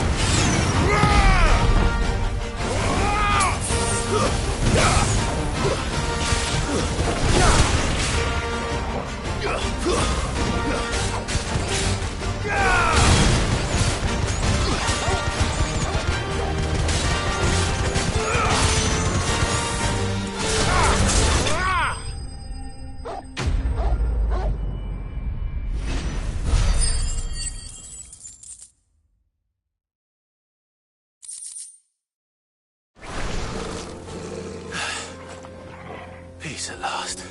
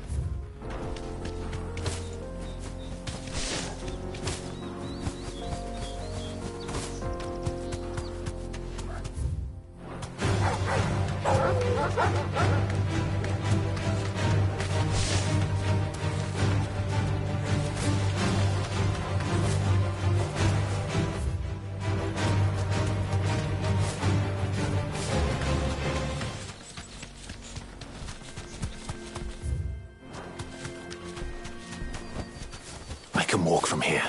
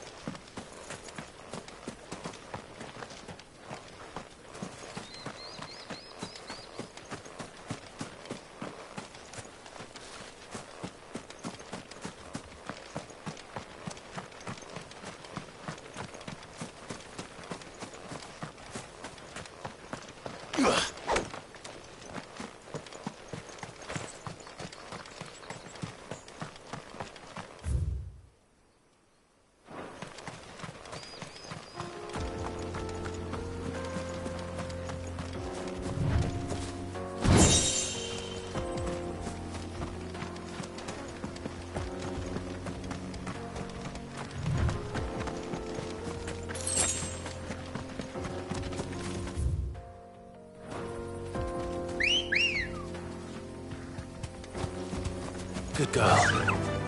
Yeah!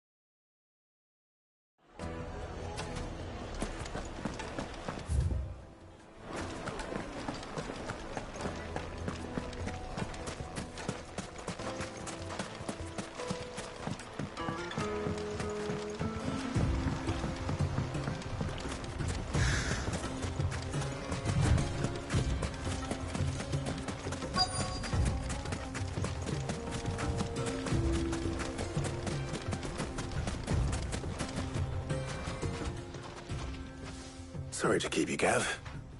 Better late than never.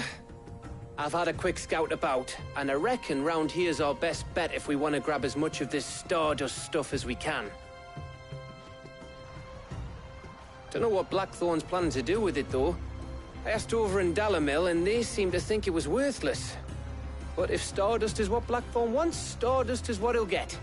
There's plenty of this stuff lying about, just begging to be bagged. Then let's get bagging, shall we? We shall. Race ya.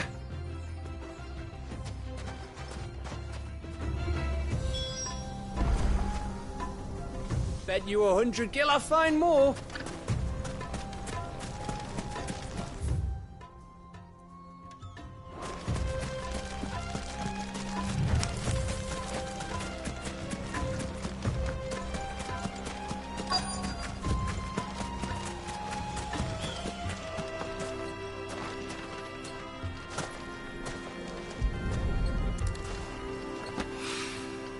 So this is Stardust.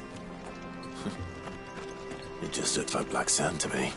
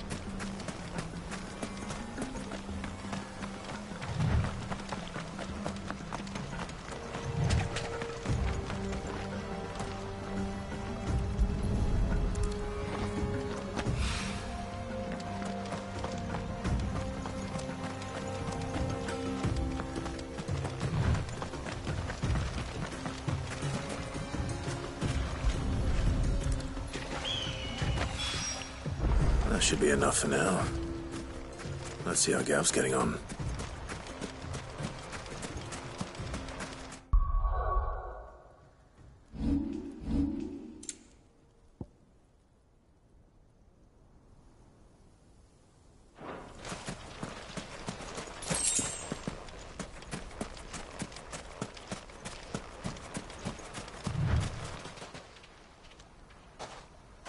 You finished? How much did you get? Enough. I hope.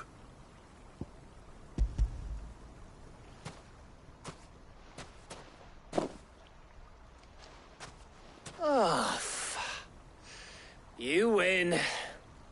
That might even be enough for old Blackthorn.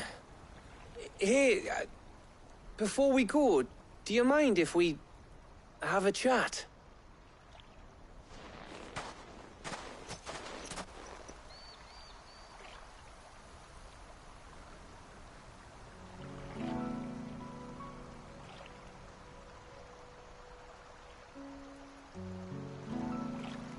Feels like ages since we had the chance to talk. You know, man to man like. It does, doesn't it? Back when you first took Sid's name, we were talking all the time. Working out what to do in that. There was a lot to work out. And there still is. Those shoulders of yours starting to feel the strain. Hardly ever see you around the hideaway nowadays. Always on some errand or other. You can take a day off, you know. Says the man who spends most of his time behind enemy lines. Only 'cause you keep sending me there. I know I can count on you, Gav. Likewise.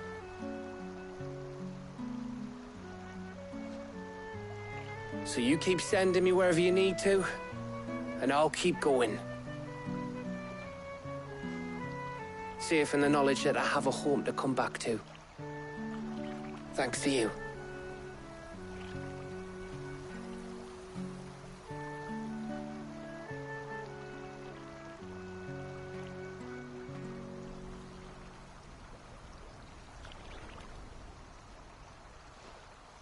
Right.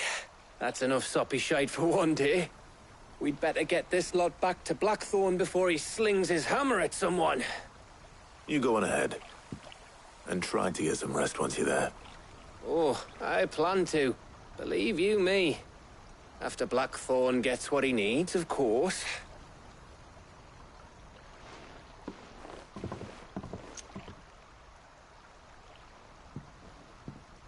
Right. Ready to go home, boy?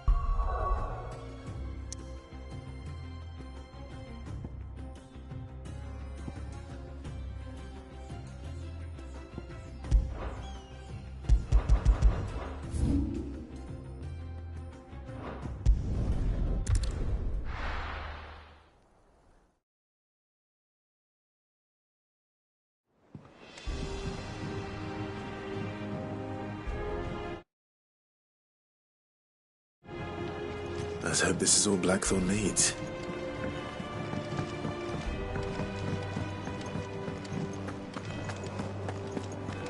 I heard what you told Nan about Kupka. Hopefully all our old friends can rest easy now. Oh, her ship lies still in harbour, her soul sails on the main. The breath of age is at her back, adventure in her veins.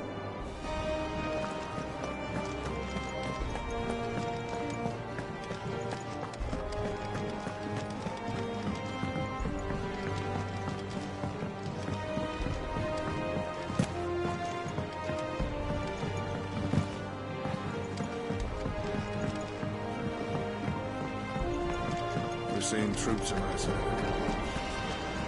No surprises there. Welcome to the Patron's Whisper. Come to claim your just desserts?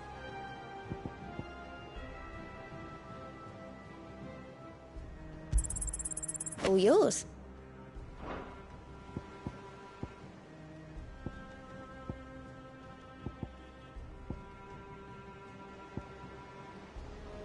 Hasn't been delivered yet, I'm afraid. Sorry, but you're not quite there yet.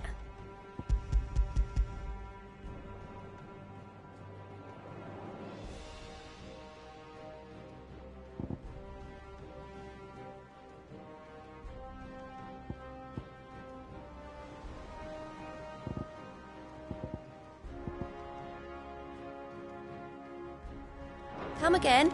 I may have more for you.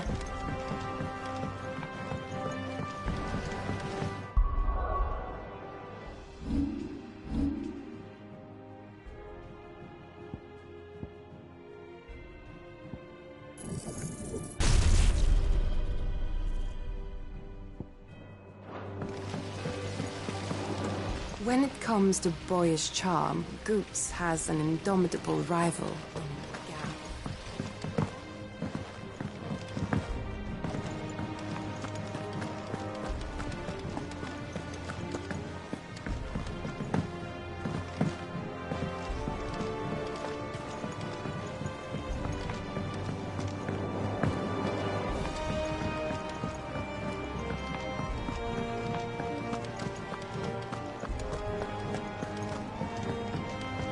All right, Clive. I gave all that stardust to Blackthorn just like I promised. I got everything Blackthorn asked for. How'd it go over in Dalimil? Blackthorn, got everything you need? Yeah, I do. Cheers for the stardust. Should be enough to be getting on with. We should go out on maneuvers together more often.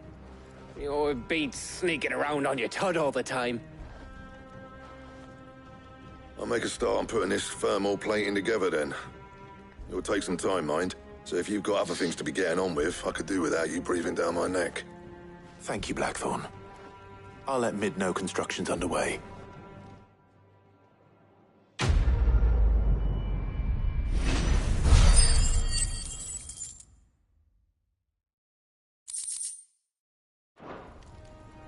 Suppose we'd better be getting back to work too. Give us a shout if you need anything.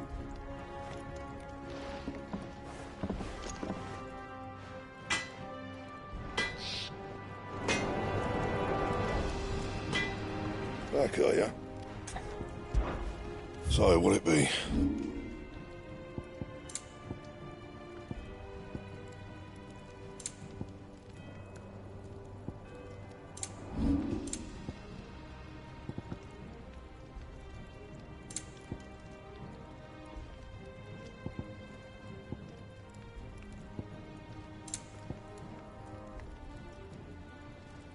That it?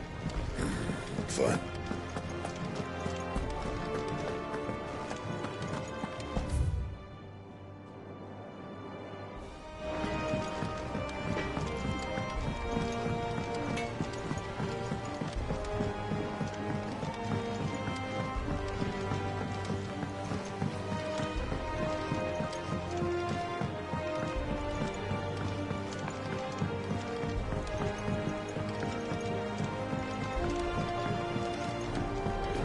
Editors started reading books that don't have any pictures in.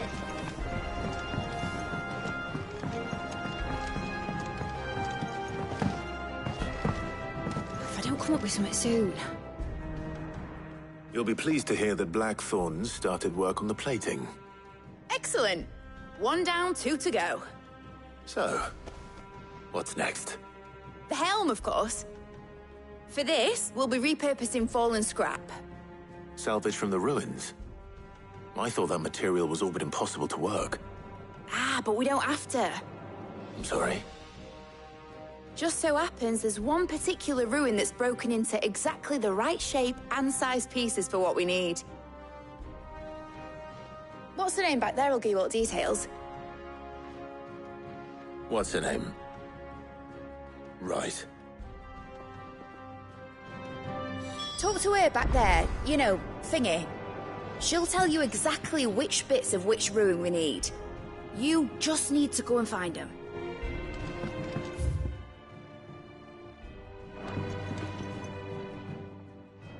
Oh, Sid, is this about the helm? Yes. Mid said I should speak with you. I'll show you the plans then. Here you see the mithril engine, in which mithril is burned to generate heat. That heat is then harnessed to produce motive force. Excess heat is dealt with by means of the thermal displacement stack, which disperses it into the surrounding air. Now, were we to rely on thermal plating alone to achieve this effect, the rate of excess heat buildup would far exceed the displacement coefficient of the plating. In other words, the reactor would overheat and eventually explode. This is where the helm comes in. It connects to the plating, you see, and serves as a sort of thermal sink to absorb all that excess energy. Our experiments have shown that fallen ceramics are remarkably thermophilic. They can withstand and absorb levels of heat far above anything we are able to make today. And not only that, they're also waterproof and immune to rust, making them the perfect material for our protective hood. Why, if sea or rainwater were to enter the reactor proper, it would vaporize instantly. The forces produced would tear the ship from stern to... You can stop there. I understand. Mid said we might be able to use parts of a fallen ruin. Where would I find it? Ah, yes. It's in Lorbert's Pass, near Lostwing. The thing is, well, I probably should have arranged to have the pieces we need brought here sooner. You see, a certain unwanted visitor has taken up residence there. It's no longer a matter of just walking in and taking them. It's, going to be considerably more dangerous than that. I see. Then I suppose I'd better deal with this unwanted visitor for you. Would that help? Oh, very much. Thank you, Sid. I'll gather my team and head there right away.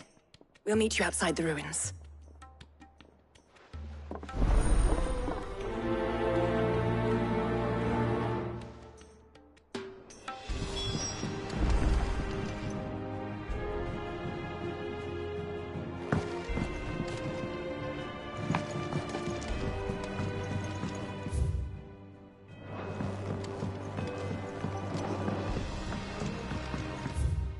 Think Mid might need some help tidying up that work.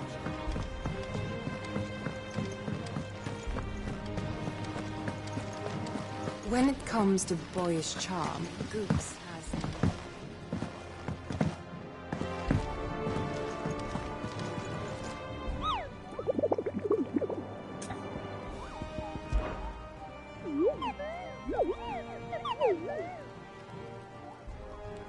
You mean the Iron Kingdom?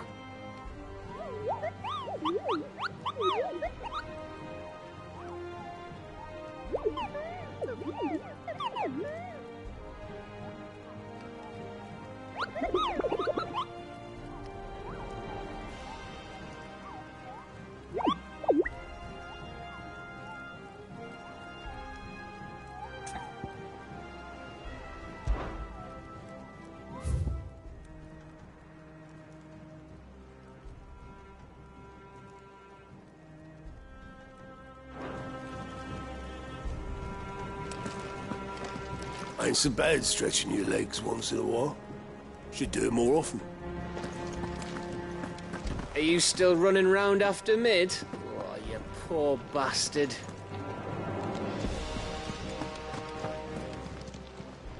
Oh, I wasn't expecting you back so soon.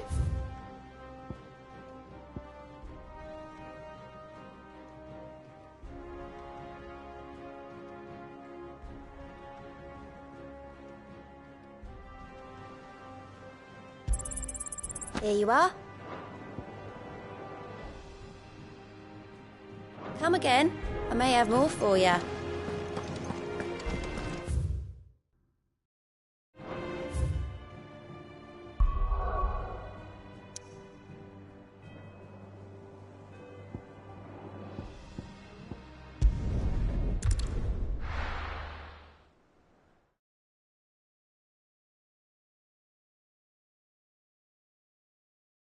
I'll be taking you all to a storehouse in the Bales. Leave anything you don't need behind.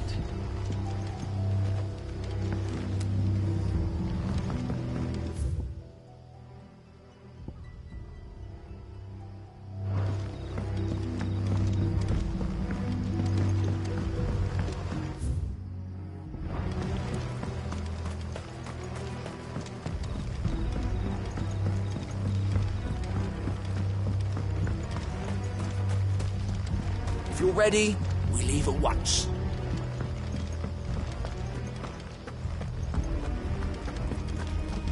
Come, my children, the reckoning is nigh.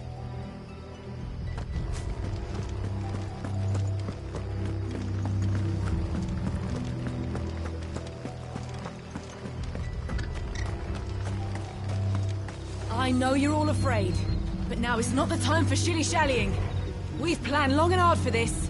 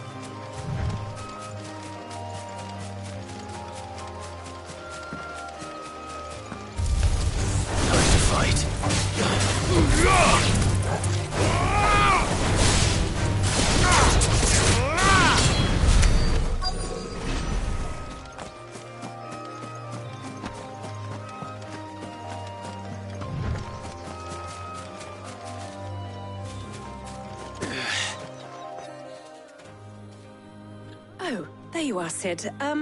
Thanks so much for coming. The, ruins are just over there, as is the creature I told you about, I'd imagine. Would you mind? Of course. I'll be right back.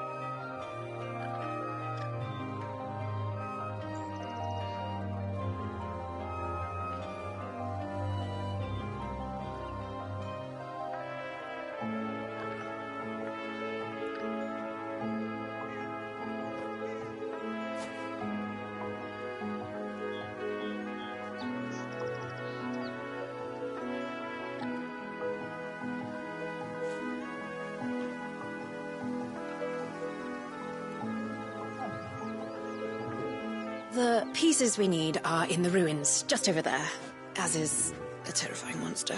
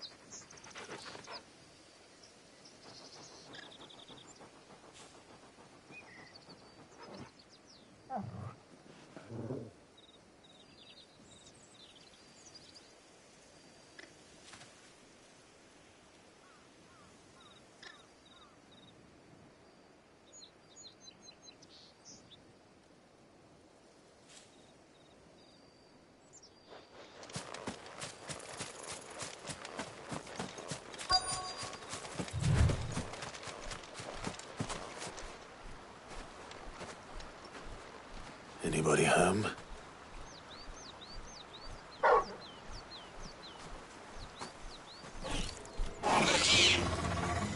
This must be our unwanted visitor. Time to go.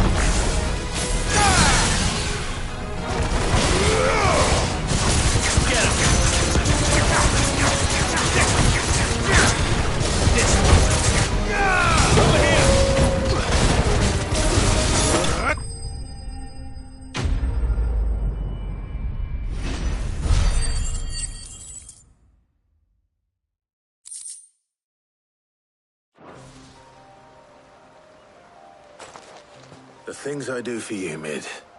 Sid! Oh, thank goodness you're safe. You shouldn't have any trouble now. Indeed. Well, don't let us keep you. We'll, see that everything is transported safely back to the hideaway.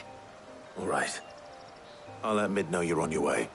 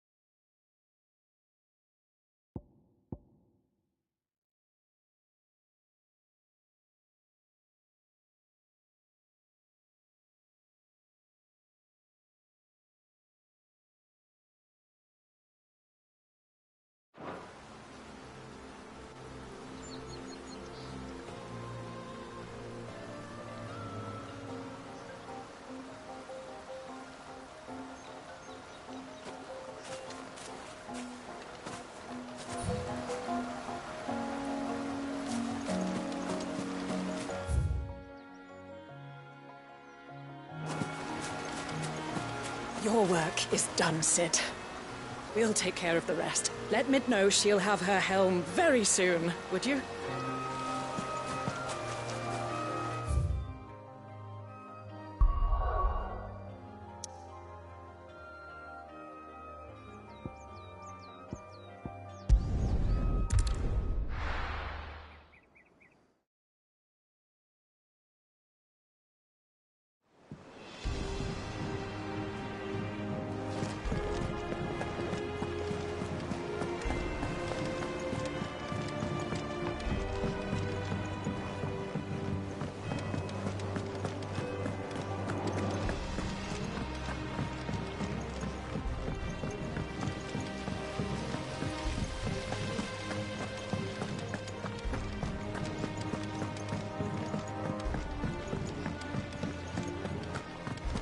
Mid might need some help. If I don't come up with something soon. Mid. Helena has recovered the material for the helm. She'll be along shortly. Excellent. Another job well done. And just one remaining. Right. Right, the shielding. This one's a bit of a bugger. How so? The plating's enough to stop the engines going pop, but those things will still be spitting out enough fire to set the rest of the ship ablaze. Which is why you need proper shielding. A prism for the dragon's breath that's blazing away inside. I thought a triple thick layer of tempered steel might do it. Or more of the stuff that the Fallen use, but they'd both be too heavy. The helm and the plating are bulky enough as it is. Add any more weight and the whole ship would be at the bottom of the briny before we'd even started. I need something light. But I've racked my brains and I just can't think what would do it. Well, if I were in need of obscure knowledge, I know whose counsel I would seek. Harpocrates. Tomes? Yeah, well, I'd have thought of that, obviously. I've got all the details written down here. Can you take this to him, see what he makes of it? Right away.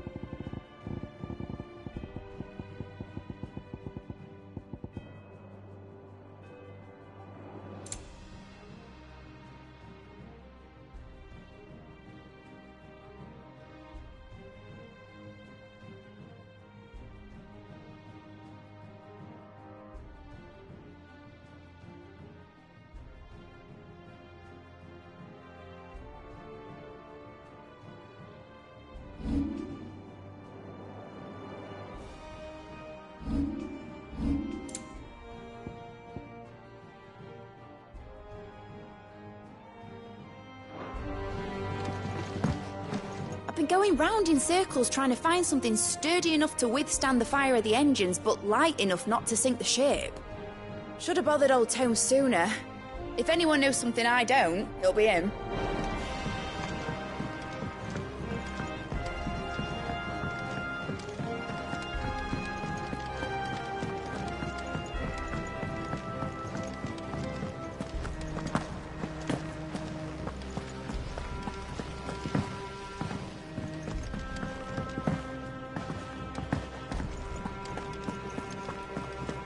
We're seeing troops amassing in every corner.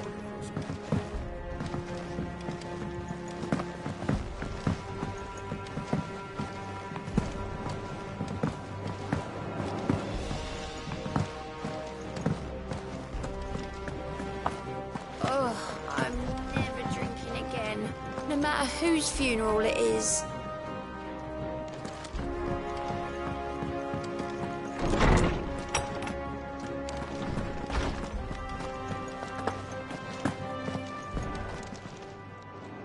Harpocrates, do you have a moment?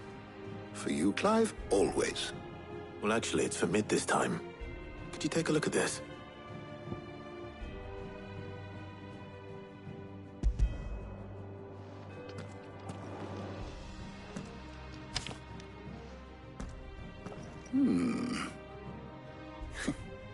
Shielding for a mithril engine? Whatever will that girl think of next? And what are these notes around the edges?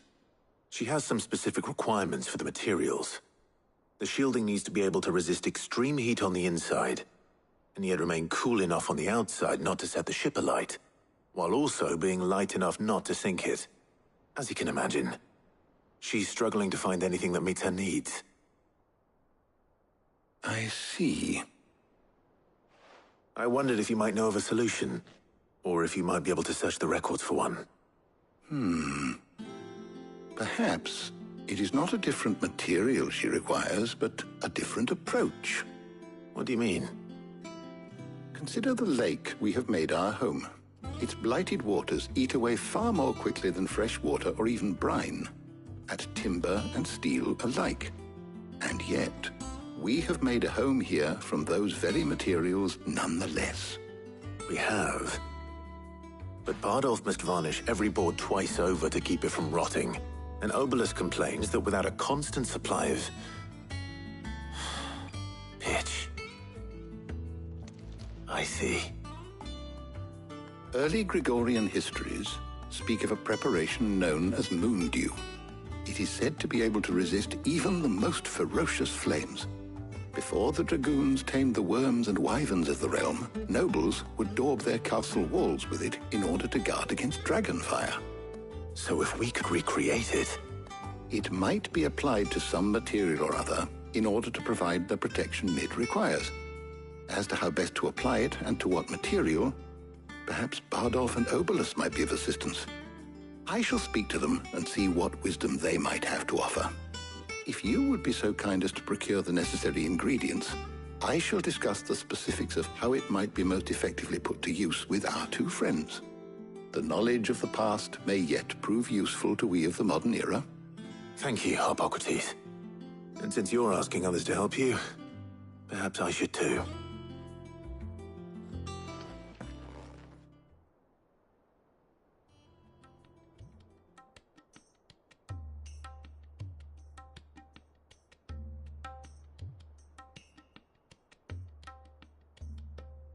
So you need a hand, do you?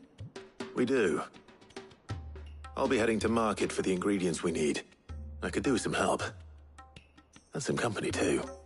The other can assist me in researching how best to prepare the shielding itself. Can we count on your aid?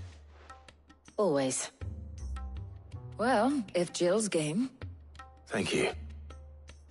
I am sure either of these fine young minds would prove indispensable in my research. I leave the decision as to who will go with whom in your capable hands, Clive.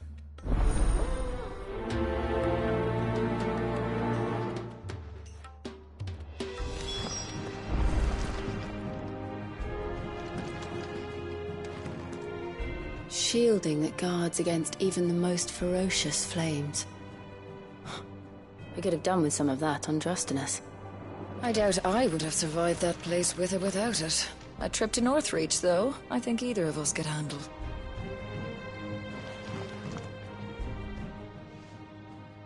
So, Clive, have you made your decision? Who will accompany you on your little excursion?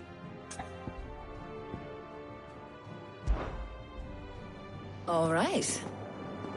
So, what are we fetching? I have taken the liberty of preparing a list. Here. Garlic? Conch shells? Are you sure this is the right list? Looks like the ingredients for someone's supper. Though these items may seem mundane, they have potent effects that are rarely exploited, effects for which they were once highly prized. So much so, in fact, that they were harvested almost to extinction, hence moon dews having fallen from favor. Now, of course, they can be obtained with ease. You should be able to find everything you need at the market in Northreach. Well, isn't that convenient? I was hoping to be able to make a trip over that way sometime soon. Need to speak to an old acquaintance. I'll meet you there. All right. Stay safe. See you later, Clive. Good luck with your research.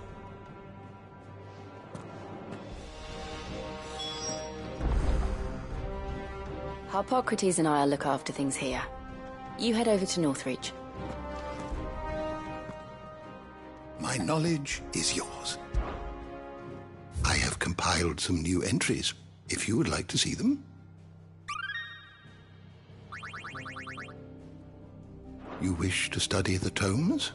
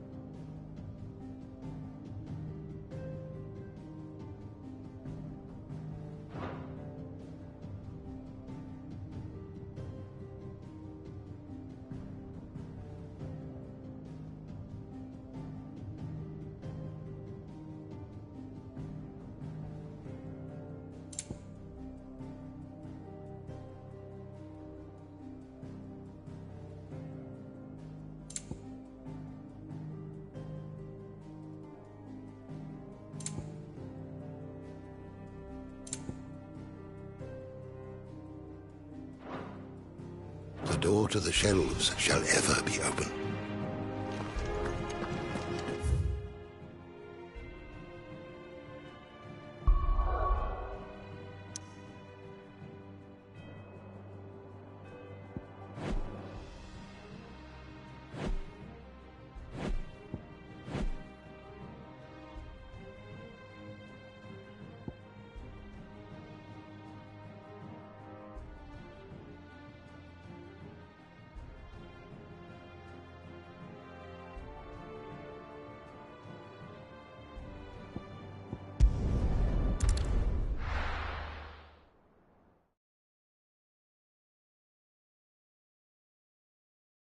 Now, where's Talia? Keep them pilgers nice and chilled. Need to stock up I on won't have these. you spoiling another catch. There you are, Talia. Ah, and there you are. We shouldn't have any problems finding what we need in a place like this. But if time is of the essence, perhaps we should split up. Take a few items each. All right. What shall I look for? Let's see now. Why don't you take the garlic and the pepio nuts? Meet me by the gate when you've got them.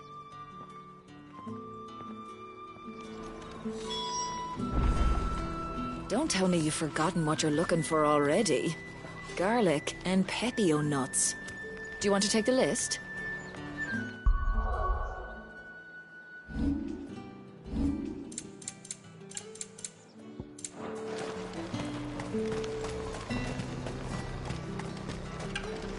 What do you want?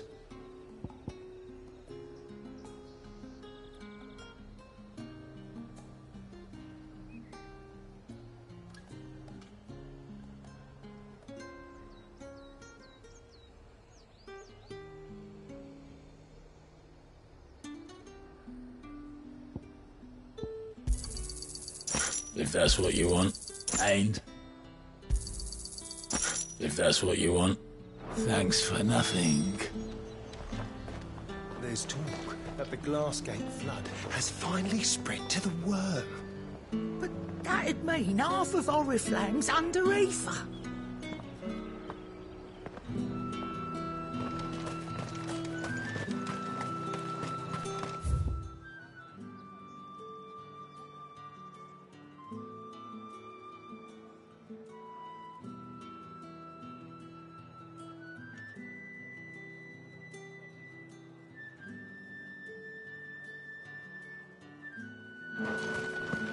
All anyone ever wants anymore is a water grape.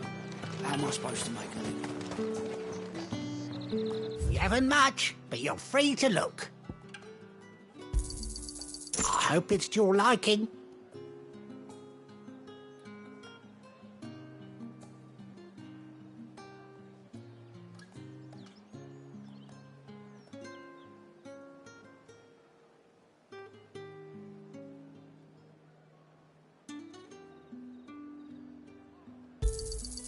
I trust it's all here. That should do it. Hopefully Ty is finished too.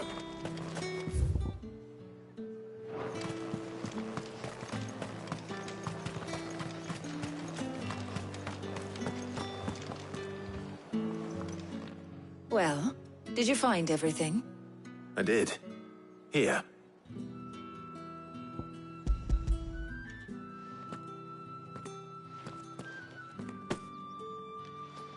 Garlic and pepio nuts.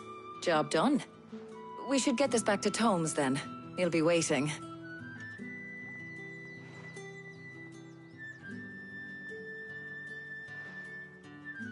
But we're not in too much of a rush, are we? Quick chat.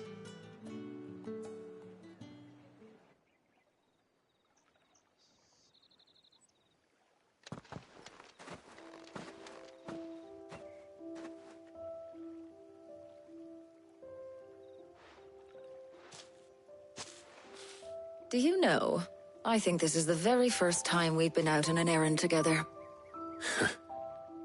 I think you might be right. In all the years since you and that scowl of yours first appeared, you haven't invited me out once. For shame. Well, it seemed long overdue. And you did say you had some shopping to do. I was hoping to restock my supplies of herbs and liniment, yes.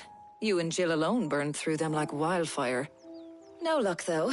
My usual supplier's not here, and I refuse to pay the prices these gougers charge. I'll ask Karen when we get back. What is it? Oh, just memories. I came here with Sid once, shopping for supplies, just like today. And just like today, I came away empty-handed. Sid even said he'd speak to Karen for me when we got back. Has it really been 5 years? I remember it as if it was yesterday. Hold on. Does that mean it's been 5 years since we met? Feels a lot longer. It does. In a good way, of course. Thank you, Tyre. For what? For everything.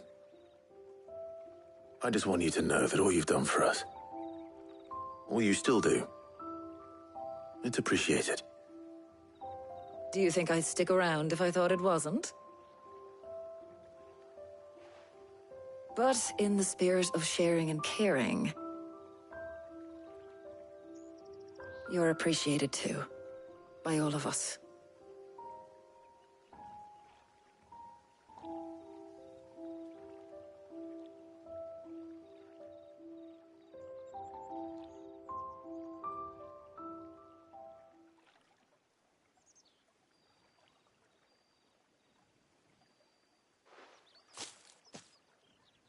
Well, I think we've tarried long enough. I ought to get these ingredients back to Tomes so he can make up this concoction of his.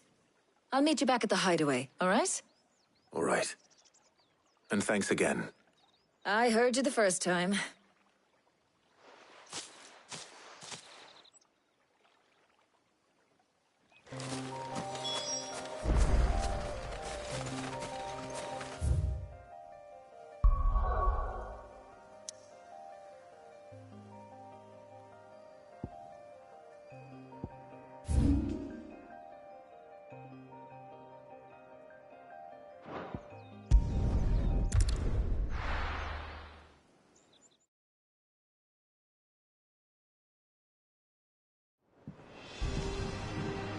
I wonder how Hippocrates is getting on with the moon dew.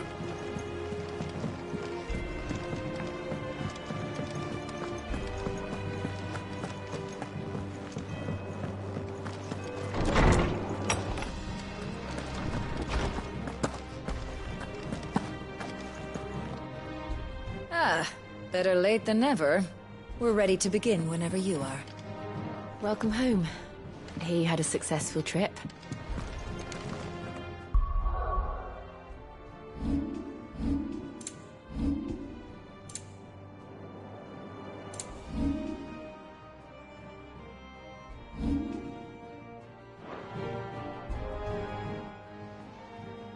How's work on the shielding progressing, Hippocrates? Well, very well indeed. And thanks in no small part to your kind assistance. I was just explaining to Tarja how we might best go about preparing the moon dew. And now that we have all the ingredients, we may begin. You can count on me. I've mixed more than a few mysterious concoctions in my time. I'm sure you have.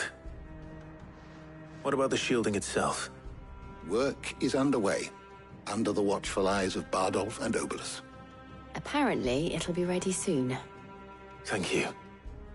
All of you. Right then. Jill, would you join me in the infirmary? Many hands make light work and all that. Of course.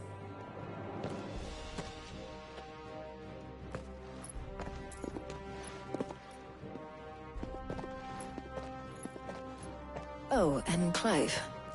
It was good to talk. We should do it again sometime. It appears our work here is almost at an end. A shame. I was enjoying playing the man of action for once. When both the shielding and the moon dew are ready, it will merely be a matter of applying the one to the other. Followed by a rigorous process of testing and retesting, of course. Perhaps someone ought to warn young Mid of that. Leave it to me. Thank you, Hippocrates.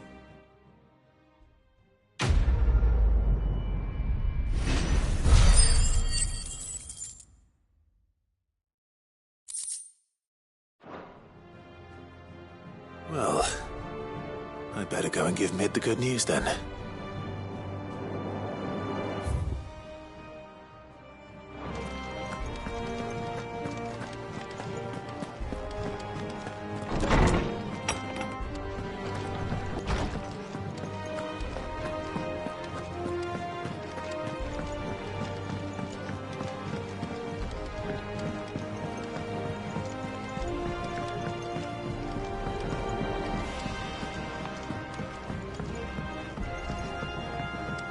We're seeing troops amassing in the report.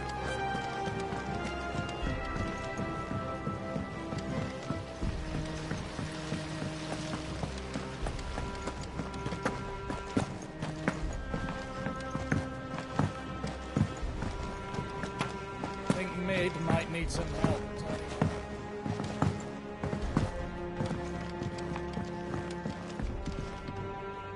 Sorry to keep you waiting, Mid.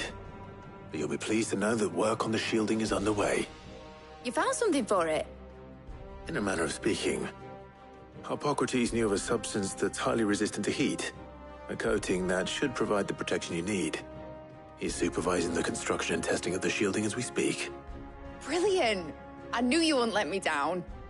Don't thank me. I'm just the errand boy. Right then, better start working out how to bolt all these bits together. To the Black Hammer!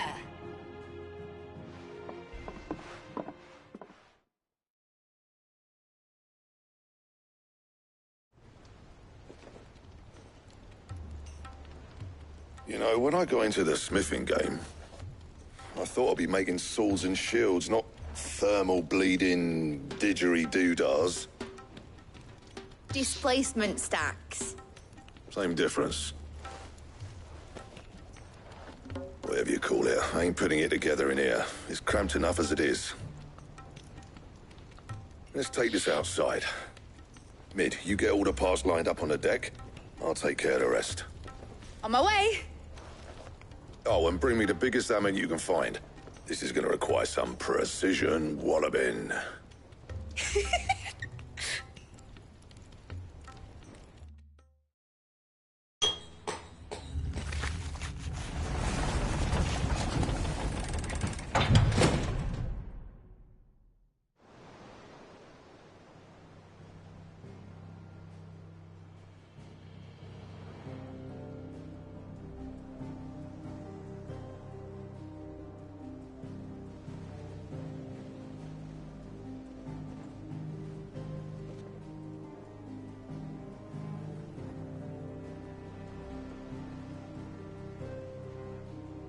It's finished! It's finally finished!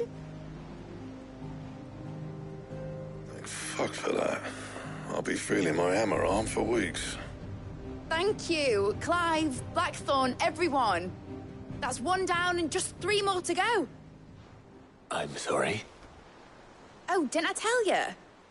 The Enterprise has 4 mithril engines, and we'll be needing a displacement stack for each. You don't mean... Don't worry. Now they've got a finished one to work off, my gang in Canva can build the rest. Good luck to them, I say. Right, I'm off to get a sling for this elbow. Any other work comes in, keep it to yourselves, eh?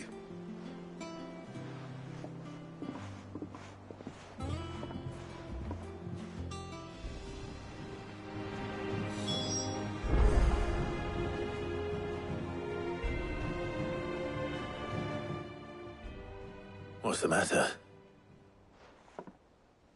Nothing. Just daydreaming. Thinking about the Enterprise sailing off over the horizon to shores unknown. Searching for a land untouched by the Blight. Just like me and my dad planned. So if the worst came to the worst and every scrap of soil in the Twins turned black, we might still have a chance. That's what she was meant to be. You see, one last chance just in case we needed it. But now she's so close to being finished, I've realized I don't want her to be that. I don't want her to be just a lifeboat for us to cling to if things get desperate. I want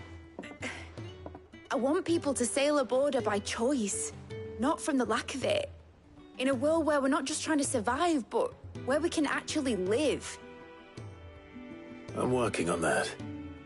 And I'll do everything I can to get you what you want. Don't you always? All right. My mind's made up. As soon as the Enterprise is fit to sail, I'm putting her under your command. Sod our plans, I'm trusting in yours. Are you sure about this? Something tells me it's what my dad would have wanted. He'd be proud of you. You were gonna visit his grave, weren't you? I was. And you can come too now that your little project is finished. Right. There's just one thing I need to finish up first. Won't be a mo. All right. I'll let Otto know you're coming. Meet us in the mess when you're ready. Aye, aye, Captain.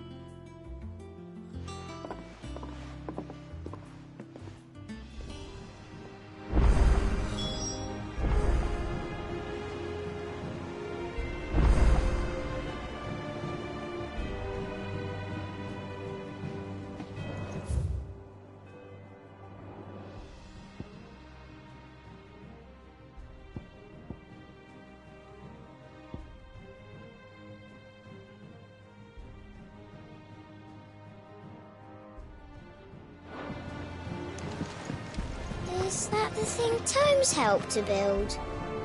Yeah. He said it was some sort of chimney stack. Must be quite a fireplace.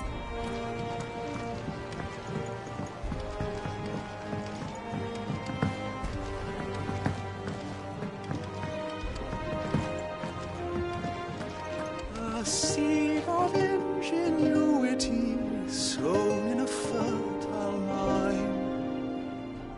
By long travail of helping hands shall their fruition find.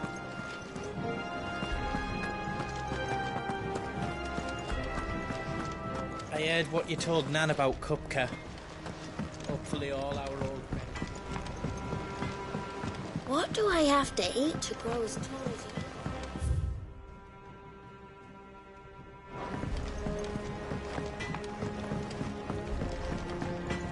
He cracked the crystal too? You're joking.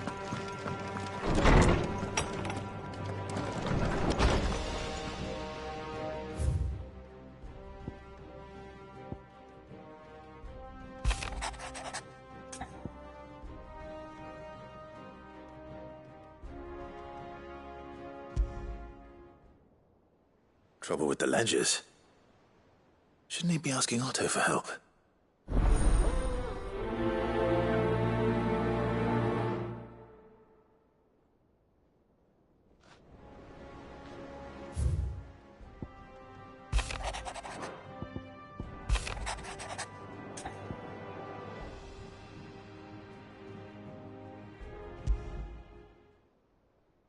could be wrong with Torgor? He seemed well enough when I last saw him.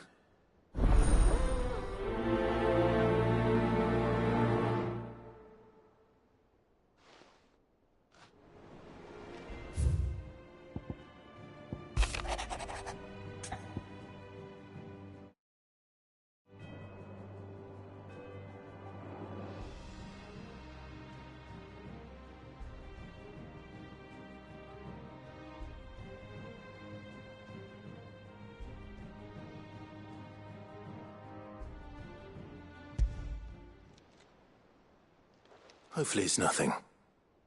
But I should speak to Blackthorn just in case.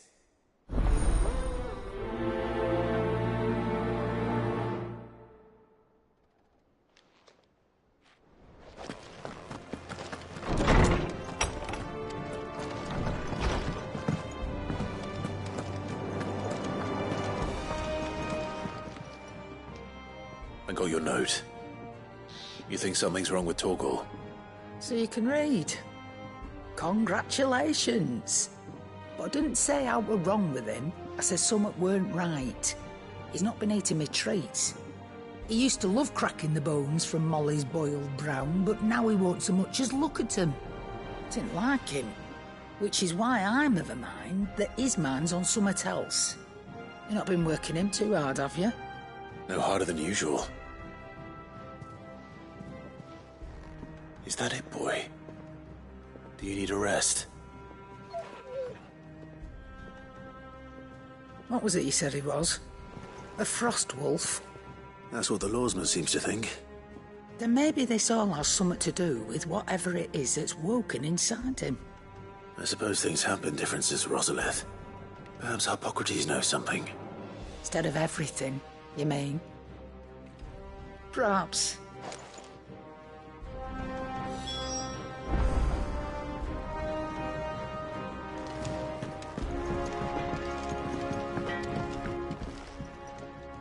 Blackthorn, do you have a moment? Not really, no. This won't take long.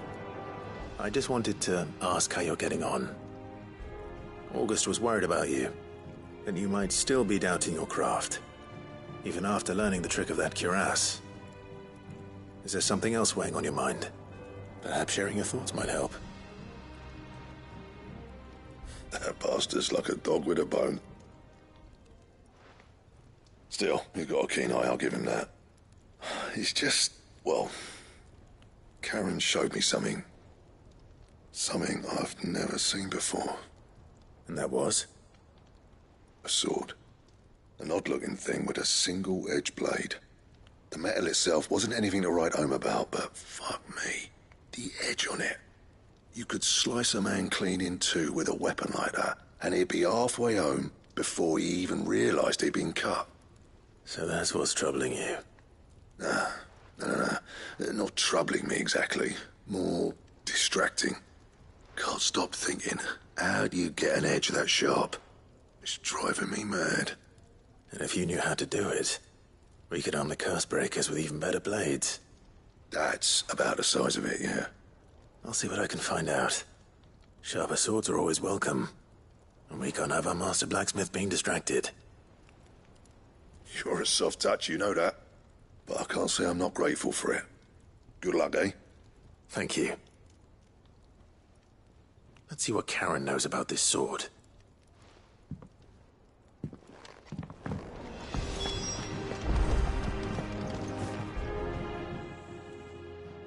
You're looking well, Karen. What do you want? Out with it. I want to know about the sword you showed Blackthorn.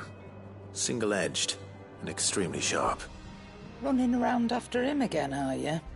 I suppose I am, yes. But I need to help him find out how to work an edge like that. It's driving him to distraction. Little wonder, I suppose. There's not many like that make it as far as the twins, and those that do go straight into private collections. Which made it nice and easy finding a buyer. Can you tell me who bought it? Where is it now? You think I tell people who my clients are? Suppose you're not likely to go nicking him off me, are you now? Fine. If you stop mooning at me like that. Lord Ignac's the man you want, Dalmekian bloke. collects weapons and the like. And he's got more money than sense, which is why he's one of my favourite clients. Reckon he'll still be at the inn in Dalamil, where I left him. Thank you, Karen. Oh, and he's a touch eccentric, if you take my meaning. I appreciate the warning.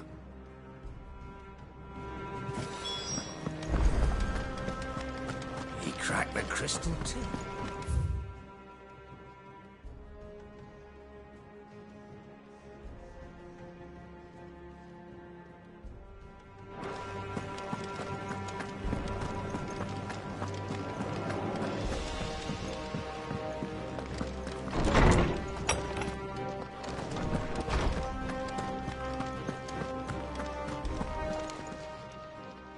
Lawsman, I need to ask you about Torgal. Something's not right with him. He isn't ill, is he? I don't think so. But according to Lady Karen, he seems to have lost his appetite, which is certainly a new development. She says he's hardly been touching his bones of late, and she believes it may have something to do with what happened at Rosalith Castle. I rather think she might be right, though not about his appetite. All canids are instinctively inclined to crack open bones for the rich marrow that resides within, and I see no reason why a frostwolf should be any different. Accordingly, I suspect it is not a lack of appetite that afflicts Torgal, but a surfeit of it. If we assume that his newfound magics require additional nourishment to sustain, it may well be that the bones Lady Karen is accustomed to providing are no longer sufficient. Frostwolves, after all, habitually prey upon far larger animals, whose bones may yield altogether different nutrients. As to where one might find a suitable substitute, some antelopes that graze the meadows of eastern Rosaria have been known to grow to a size more than double that of their lesser cousins. I don't recall ever seeing any that large. And little wonder. The oldest and largest such creatures rarely leave the safety of the highlands for fear of predators. The last elder antelope sighting I recall hearing about took place near Cressida, and that was long before the village was abandoned. Even so, it seems like a good place to start. Good hunting, Clive.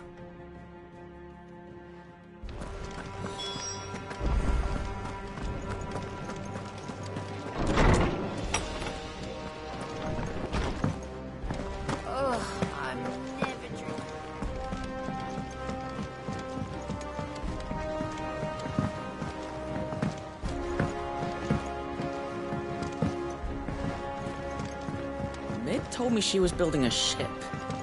Really? That's a ship? Let's sail it around the lake.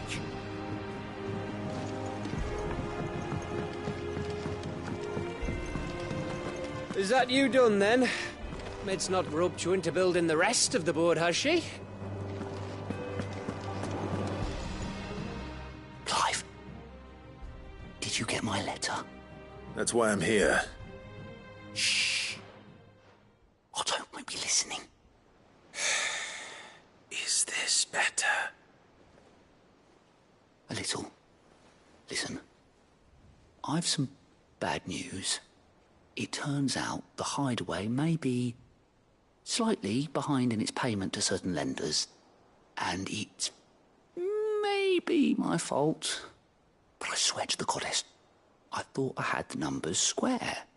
Sadly, that square turned out to be more of a circle. 0, you might say. I can straighten it out, I swear, but it's going to take some time, and I'm going to need help keeping it from Otto. Bit late for that, I'd say. There you are! What a surprise! So let me get this straight. You forget to pay our lenders what they're due, and instead of coming straight to me, you get Clive to come to you.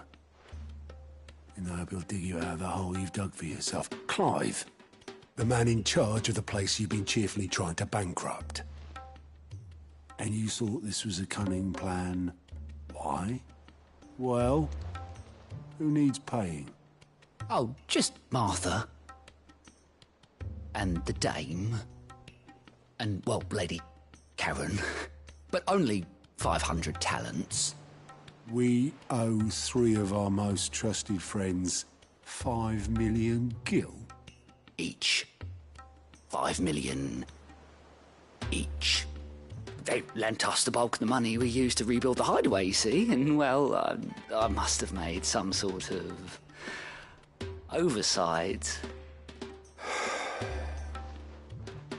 Those ledgers were my responsibility, and it was my decision to entrust them to you. This is my fault. Do we have that much to hand? I can always ask my uncle. No, we don't. And no, you won't. We've lightened Lord Rosfield's purse enough. After the king's ransom we had off him, he deserves better than to see our begging bowl. Besides, we'll need to learn to stand on our own if we're gonna make this work. All right. But that doesn't mean you have to shoulder the burden yourself. Is there anything I can do to help? There might be. How'd you fancy taking these to Martha and the dame? Rocks. Rocks, he says. Worth 1,000 talents apiece, these are. A little something Sid and I set aside for when times got lean. And I reckon 15 million in overdue debt probably qualifies. I just hope our associates' eyes are a bit more discerning than yours. I'm sure there will be. Should be me making the rounds, really. But you know how it is with this place. Orders to bark, arses to wipe, and all that. I know. Which is why I don't mind going in your place. Go. Do you know why I only gave Master Clive here 2 star rubies? Because you'd rather Lady Karen killed me. Because I'd rather Lady Karen killed you. Yes. Well, I suppose this is goodbye then. Don't worry. I'm sure Karen will understand. Really? Do you think so? No, I don't.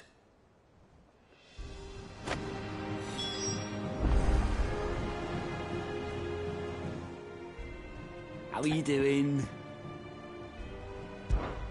I'm sorry to drag you into this, Master Clive. It's just I couldn't think who else to ask, and you're always so willing to help everyone. Don't be a stranger, eh?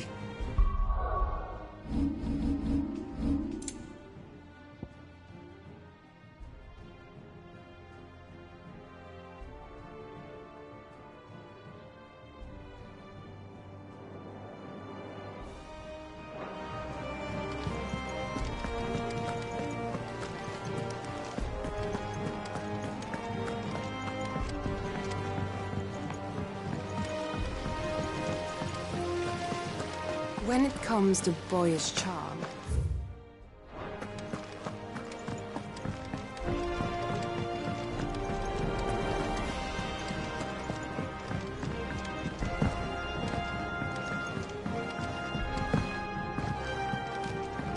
Well, that's it then. I'm buggered. Here, Sid. Reckon you might be just the man to help me out of a bit of bother, if you've a mind to. Let's hear it. Well, it's about this alembic the chief's got me making. Lovely bit of kit it is. Bunging a solution you want splitting, and it will separate it out, just like that. Problem is, it won't always get rid of all the impurities. And with some of the stuff we need it for, that ain't good enough. Which is why I've been looking for something to filter the liquid we'll be cooking off. And that's where I was hoping you could help me out. I imagine Ty could get some use out of this alembic too. Distilling medicines and the like. All right. Why not? Proper job! So what exactly do you need for this filter? Nothing but bomb ash'll do, says the chief. Gave me a sample she'd obtained from the university stores. Couldn't believe my eyes. You pour the blackest blight water through it, and it comes out clear as a mountain stream. So, I did a bit of reading about where I might be able to get hold of some. And do you know what I found out? It's only the blimmin' bones of a bomb king. They leave them behind when they die, see? I take it that's where I come in. If you wouldn't mind. I saw a billet on the hunt board for one just the other day. Would have gone myself, but, well, fighting dirty great balls of flame ain't exactly my forte. You, on the other hand... All right. I'll see what I can do. Thank you kindly. And a good hunting, eh?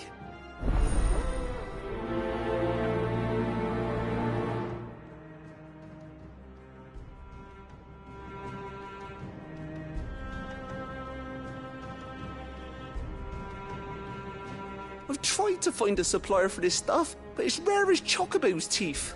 Either someone brings down a Bomb King and picks up the ash, or... I don't know. You wait for one to snuff it of old age?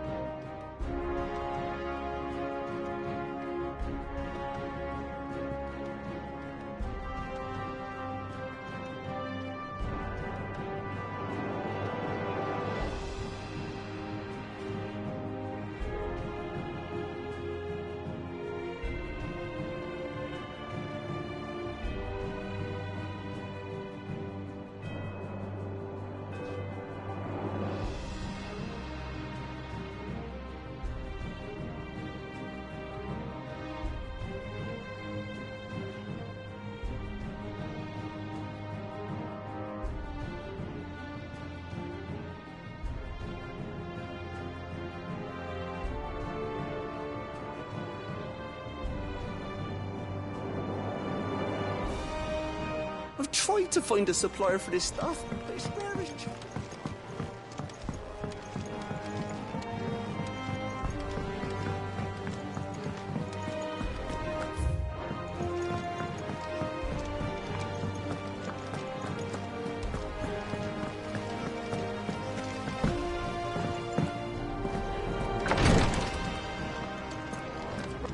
It was good of you to help Mid. And it made a nice change for me as well. There's only so many boils a girl can lance before she gets sick of it.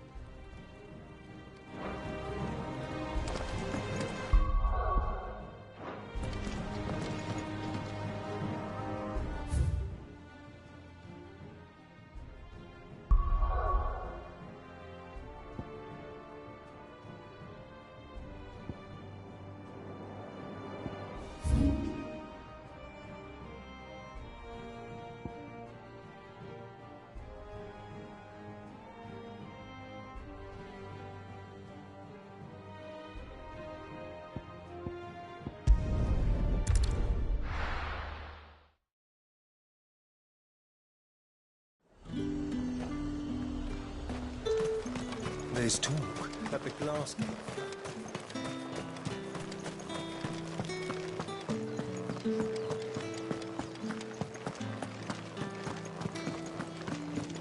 Did you hear? The gates to heaven. I want to see. was, there were great coin sacks swinging from every belt in town. Not anymore. Since the capital moved, they're all shriveled to the size of peas. Seeing as business is scarce these days, the Dame decided we should all learn to read. I only wish she had some smaller books. My arms ache something fierce. What am I going to do without Sweetwater and Olive Talc? Still no caravan from the Dominion's parfumeries yet, then? Time was, there were great coin sacks swinging from every belt in town.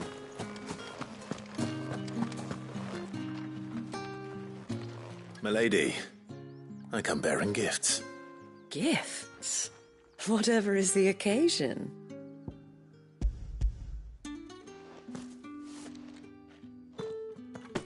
Oh my. Clive, you really have outdone yourself. Otto asked me to give it to you. To settle the Hideaway's debt with the Veil.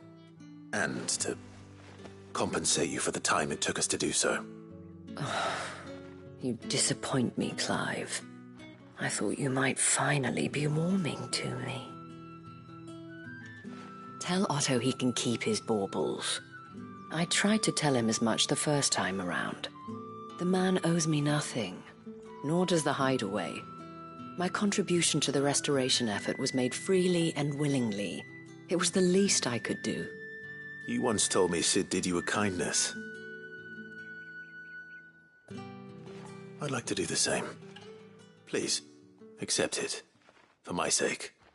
And for Otto's. For all of us. For all you've done. It is rather fetching, isn't it? Very well. Otto is lucky to have you, Clive. I doubt anything could ever replace his son. But you and the others at the Hideaway are the closest thing he has to family. Otto had a son. Long ago, yes. Sid told me Otto lost him when he was just a boy, and blamed himself for not being able to stop it.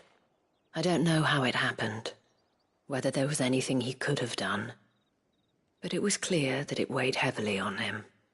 I didn't know. How could you have? I doubt anyone did. Besides Sid, I've never met a man more keen to bear his sorrows in stoic silence. An ill habit, given that both have always been surrounded by friends desperate to help them.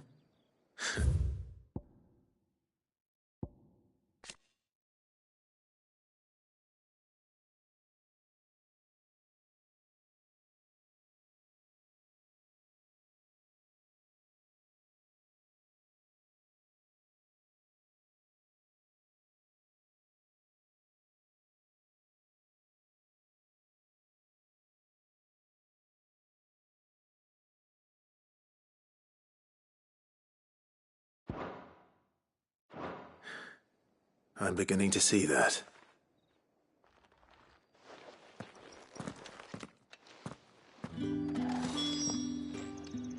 Give my regards to Otto, and tell him I do so miss his visits.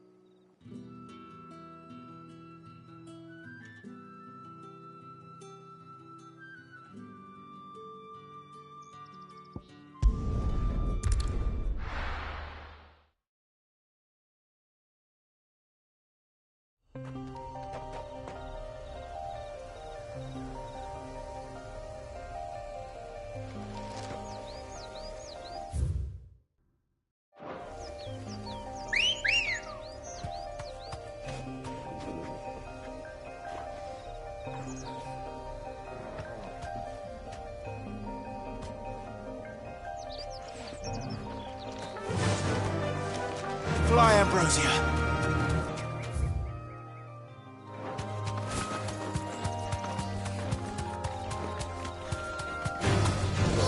right.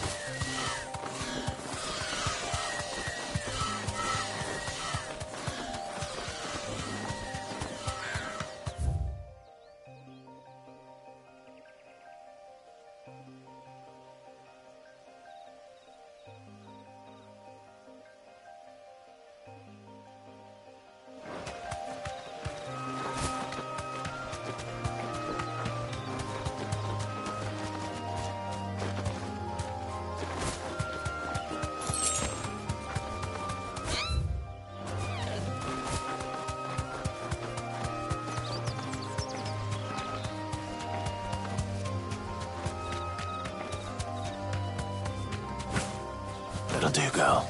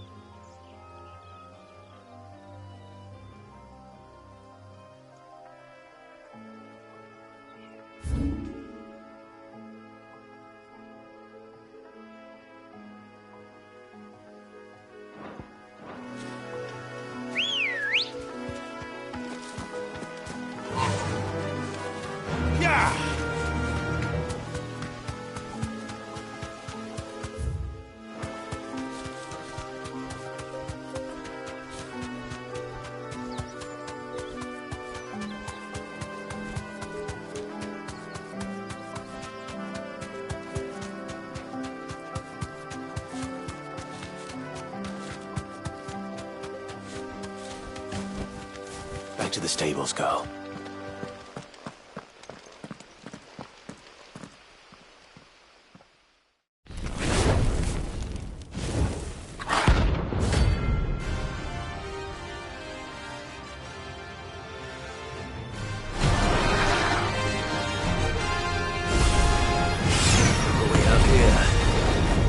Your Majesty.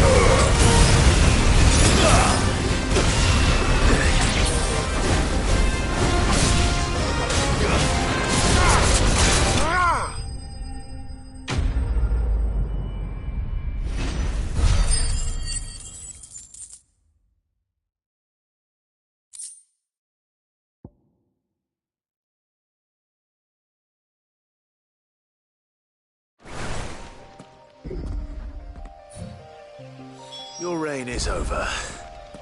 Now to collect the ash. I should probably have brought a bucket. This looks like the stuff. Let's see if there's any more.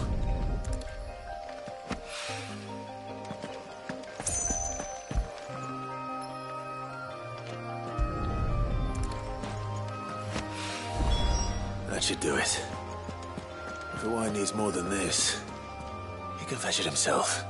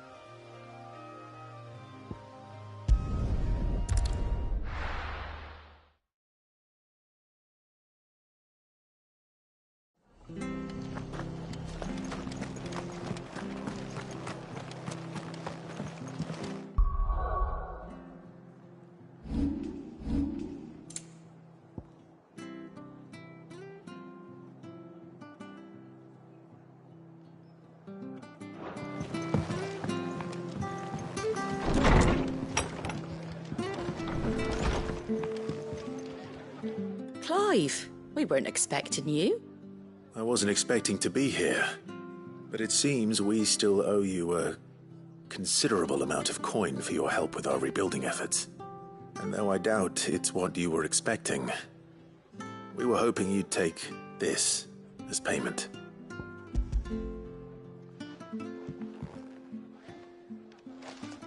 A star ruby? I can't accept this. It's worth at least twice what you owe me. More if you can find yourself the right buyer. Think of the difference as interest. Interest? If word got out I charged that much, no one would ever borrow from me again. Anyway, why are you the one here asking me about this? I'd have expected Otto. Bit much sending the Lord Marquis out to settle your debts, isn't it? The old goat working himself to death again. Something like that. Most days I think he's the only reason the hideaway's still standing. Same as always, eh? Back when the place was nothing but a twinkle in the eye of a recently retired Lord Commander, word is he was the first one Sid reached out to. Probably knew that without his strong arm and level head, the idea would never get off the ground.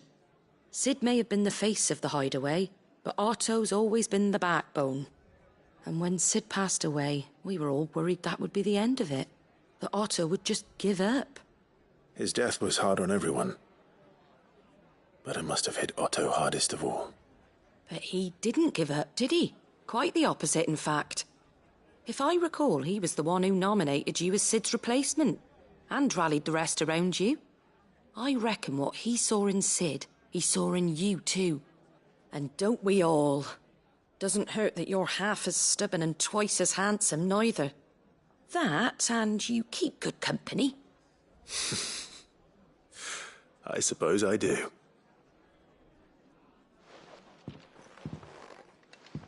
Goat will want to know the stones were delivered, if he's still with us.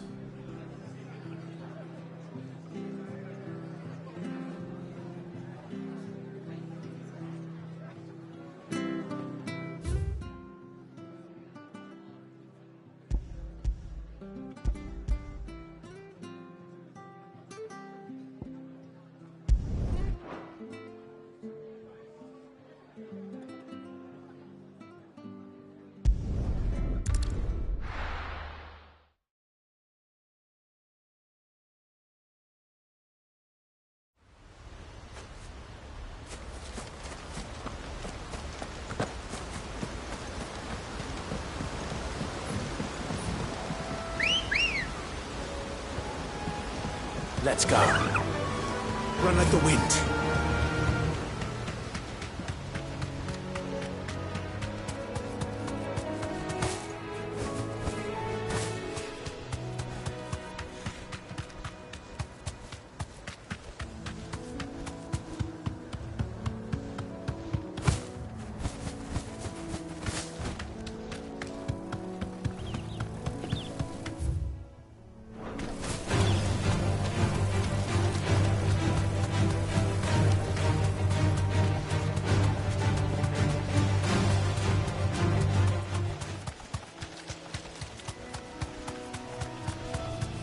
Well, it's certainly quiet.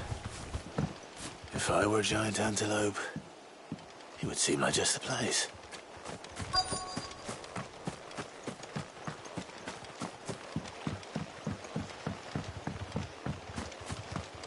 I doubt we'll find one bigger than that. You hungry, Torgal?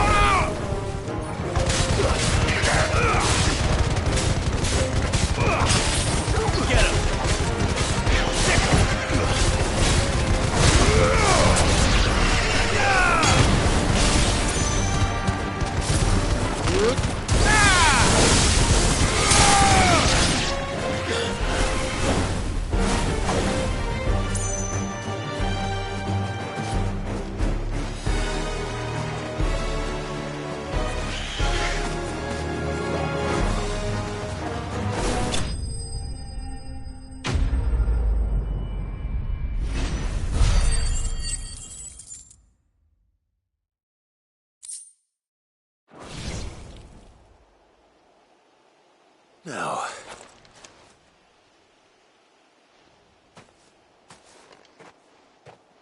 will it be enough, I wonder?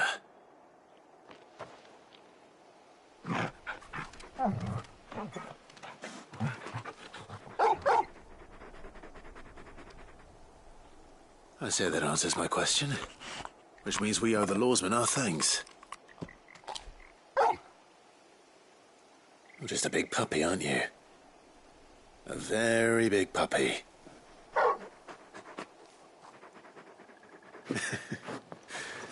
You do know you can take that with you, Torgal. Lady Karen will be relieved to hear you've got your appetite back. Come on, boy.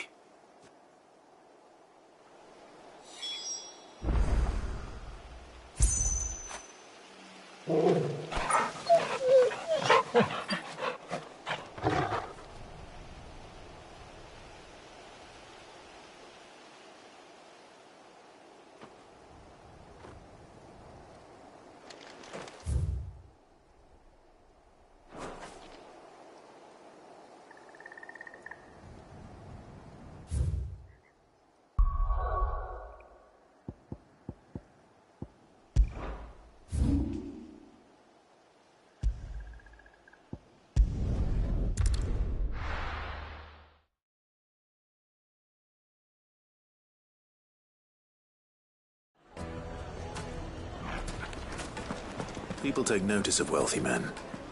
Shouldn't be too hard to track down Karen's collector. Take a sniff, good sir. Now, Dusan, I know you're keen, but salt. Leave some for the rest of us.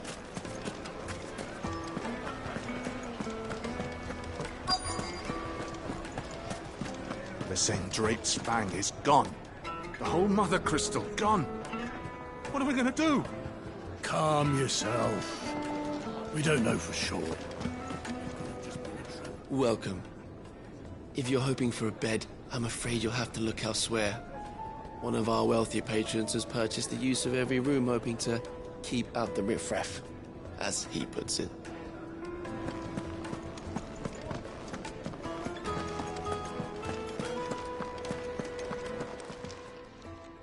My reputation will be ruined! Ruined! Calm yourself, Lord Ignac, I beg of you, before you do yourself a mischief. Pardon the intrusion, but... Out! Get out! I paid for these rooms so I wouldn't be disturbed. Leave me be! Please, allow me to apologize. His lordship is going through a difficult time, and he's never been fond of guests arriving unannounced. Radim! Get rid of the filthy oaf this instant! Very good, Lord Ignac. Would you mind stepping outside for a moment?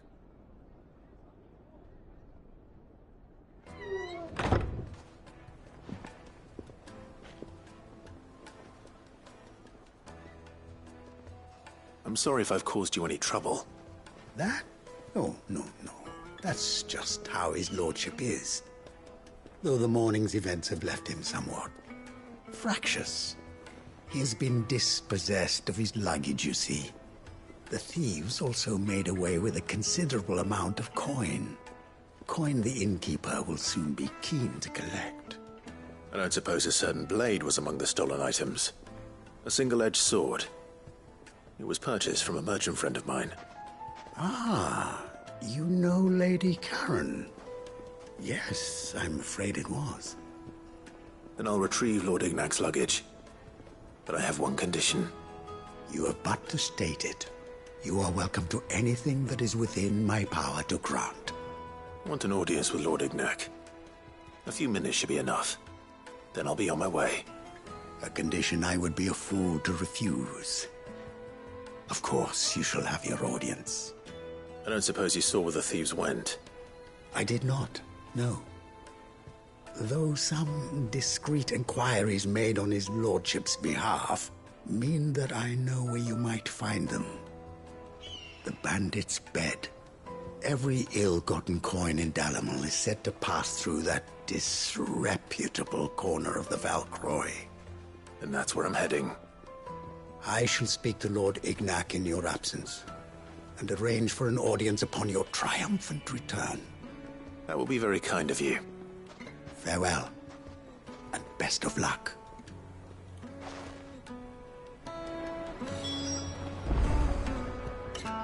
It's a wonder the Republic tolerates the existence of the bandit's bed. You would have thought a few dozen good men might put an end to the problem. Then again, what commander would want to march his troop into the Valcroy? I would have seen to the bastards myself if they only left me that blade.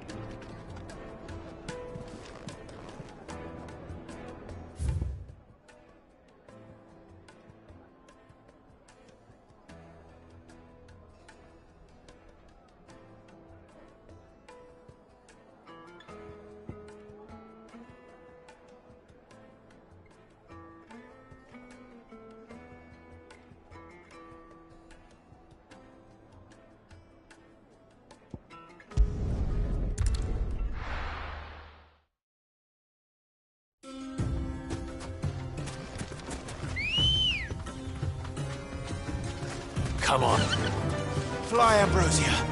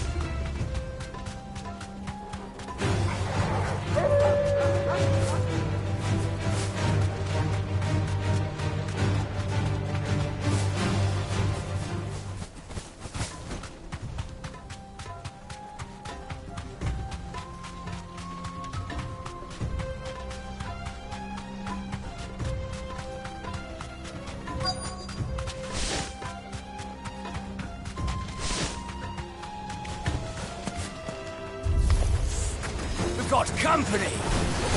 Come on, lads, let's tear the bastard's head off!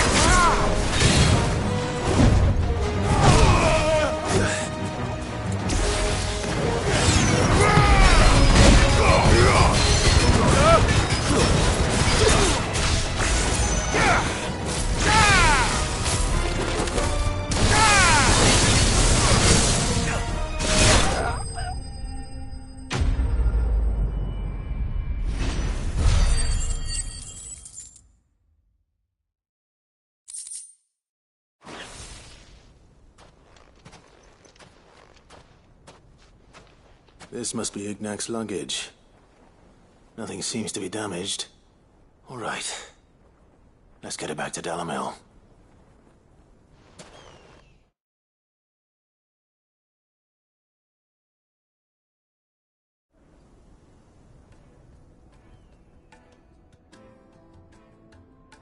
I hear I have you to thank for the return of my effects.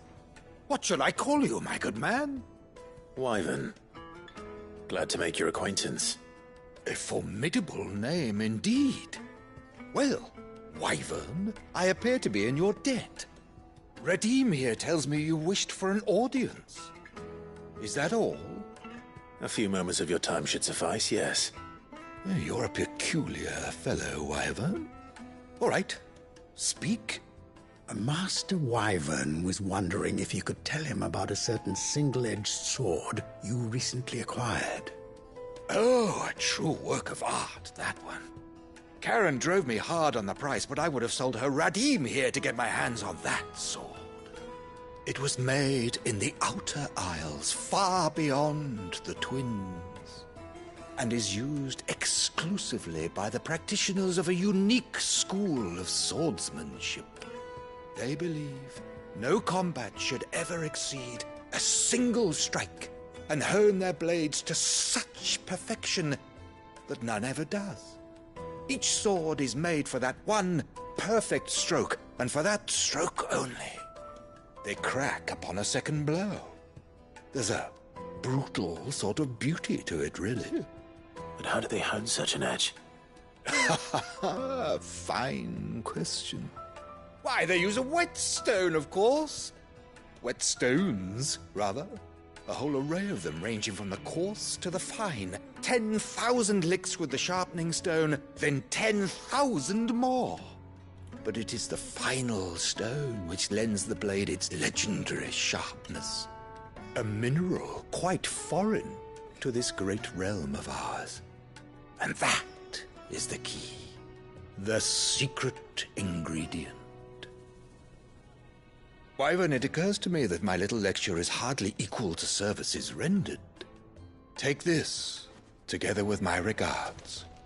The very stone of which I spoke, far rarer among collectors than even the blade itself, and a far more fitting payment. Thank you. Pardon the intrusion, my lordship. However, it is long past time we prepared ourselves to depart.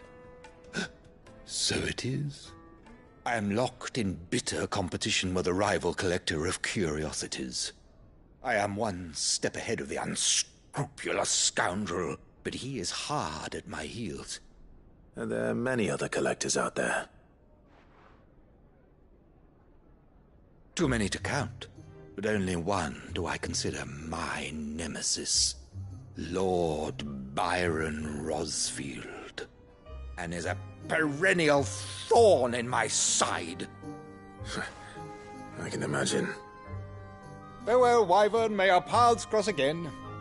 Radim, we mustn't dawdle.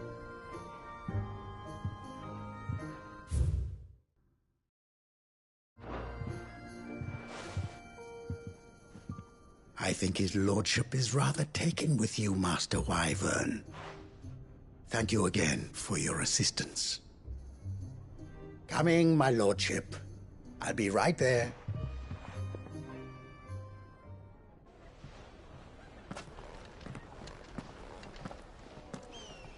Trust Uncle Byron to find such an interesting rival. Now, let's see what Blackthorn makes of this whetstone, shall we?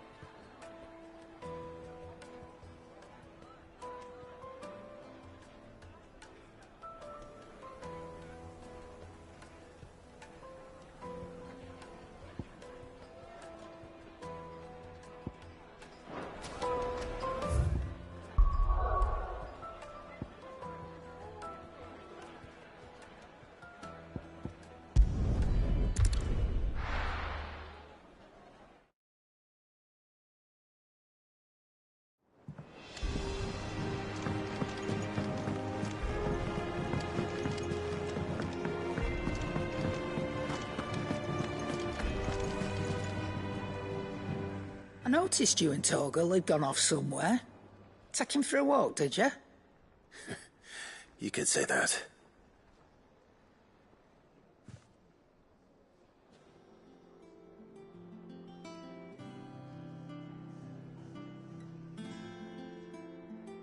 So, Molly's leftovers weren't good enough, eh?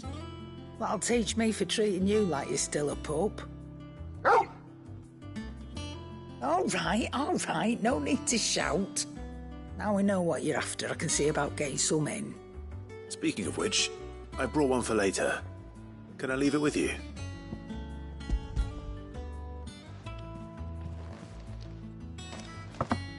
You can, aye. You're nice like that. In return, you can thank Tomes for me. The bloody know-it-all. I was just on my way to see him.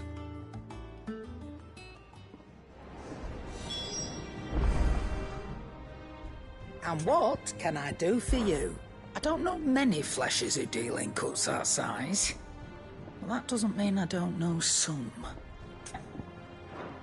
Try not to get yourself killed, eh?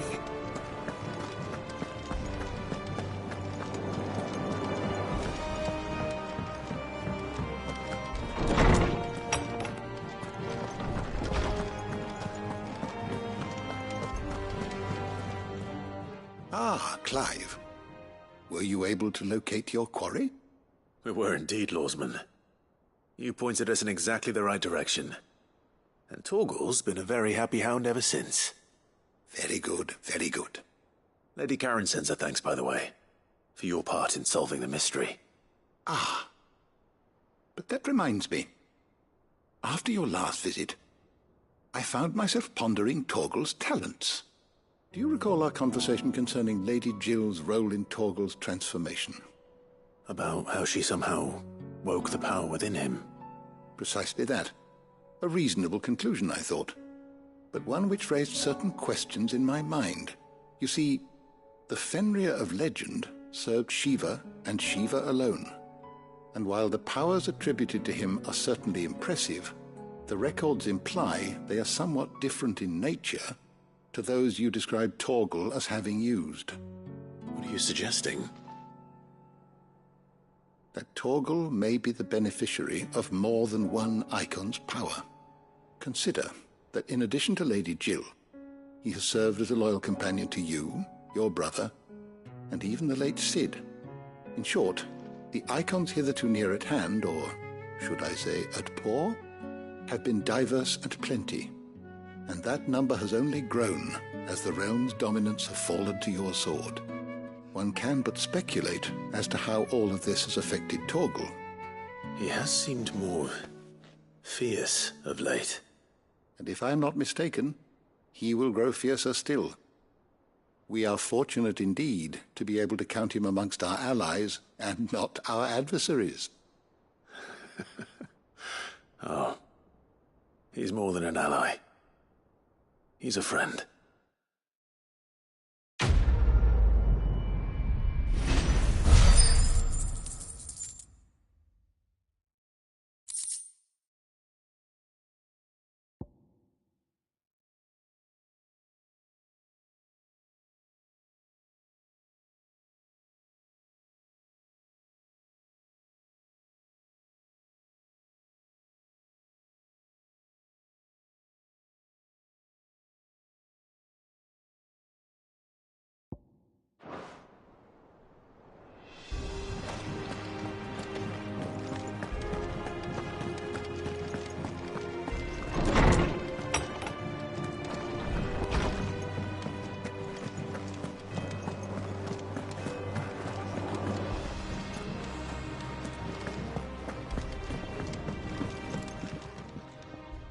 Sorry for the wait, but hopefully you'll agree it was worth it. You learned something about that sword, then? I did better than that.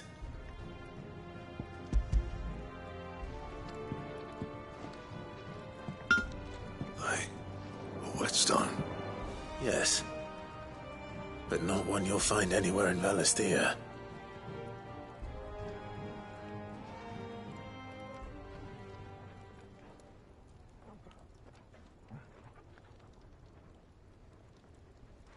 No wonder I couldn't get the same finish on the grinding wheel. One hit and all done, eh? Might not be so bad if all you ever fought were duels. Good luck on the battlefield. Your second opponent would be your last, no matter how good you were. Even so, is there some way it could be used to give the curse breakers an edge? I think so, yeah. With this whetstone and the right kind of steel, I could probably even make a twin of the blade that rattled me. But there'd be no replacing this little rock once I worn it down to a sliver. I reckon we get a dozen swords from it, if that. Swords that the curse breakers wouldn't know how to wield properly, and that would see them through a single fire piece. Nah, no point trying to copy that thing. Be about as much use as a wax anvil. But finishing our blades with a whetstone this fine, now that's something to consider. And what's finer than fallen masonry, eh? Or more hard-wearing, for that matter. Just imagine it. Good Valisthean steel with an edge as sharp as any found in the Outer Isles. I won't make a copy, nah. I'll make something much better. I'm sure the curse breakers will be delighted. Just don't push yourself too hard. Don't you worry about me, sunshine. I've been working day and night since I was half your age, and I'll still be here when you're long gone. Hey, thanks, Clive. I mean it. I owe you one, August too. It's good to know someone's looking out for me. He'll be happy to hear you said that. And I'll see that my debt to you's paid. First new blade I make's got your name on it. You come and find me when you've got the materials. All right. I will.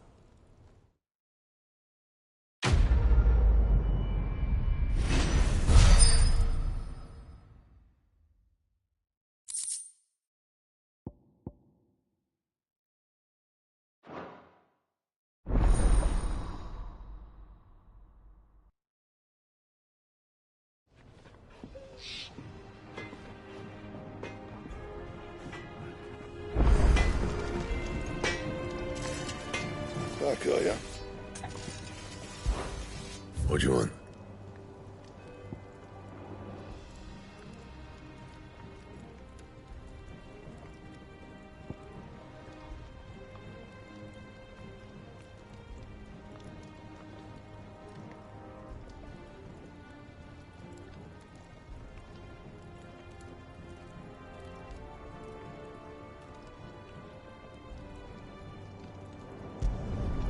Not bad, if I do say so myself.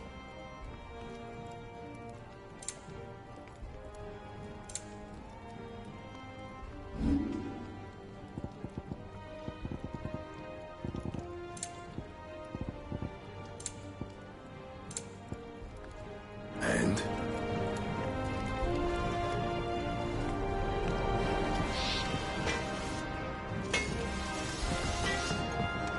You cracked the crystal too? You're joking.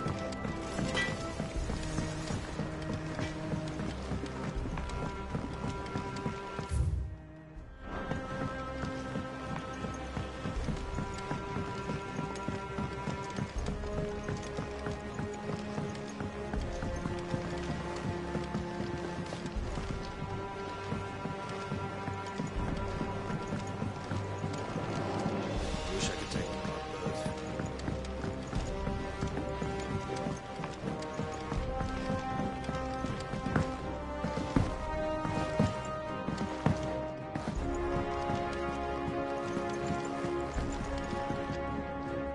All right there, Sid?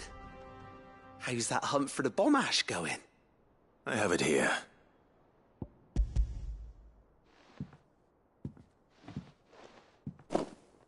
That's the stuff. And plenty of it, too. Enough to keep the Alembic bubbling away for a good old while. You're a gent, Sid. Let nothing say otherwise. Right then. Let's get this contraption up and running.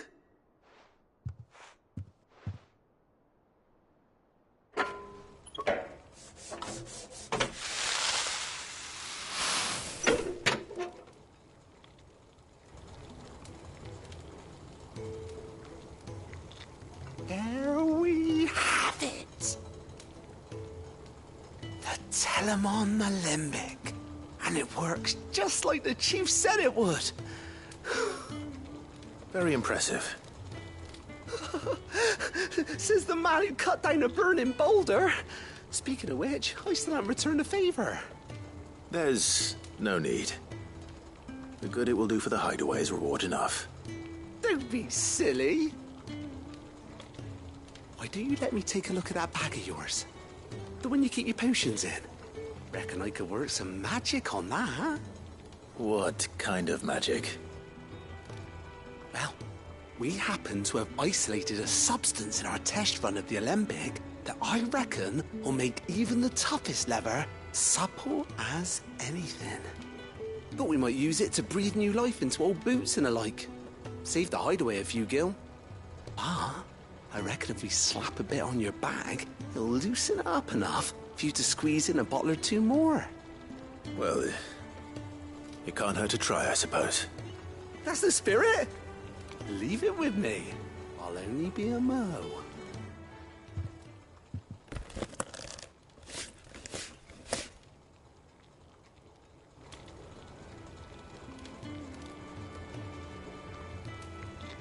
Well, what do you reckon? It certainly feels more flexible. Right? Told you.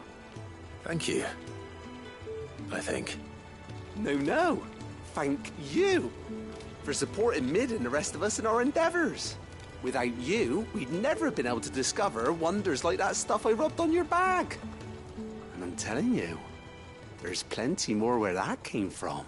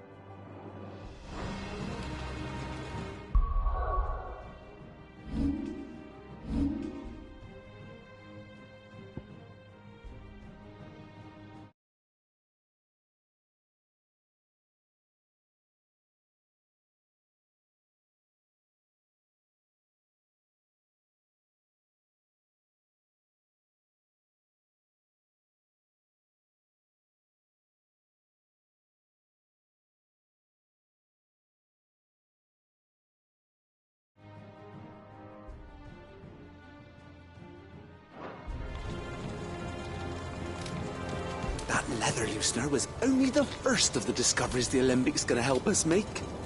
Just you wait, Sid. Just you wait!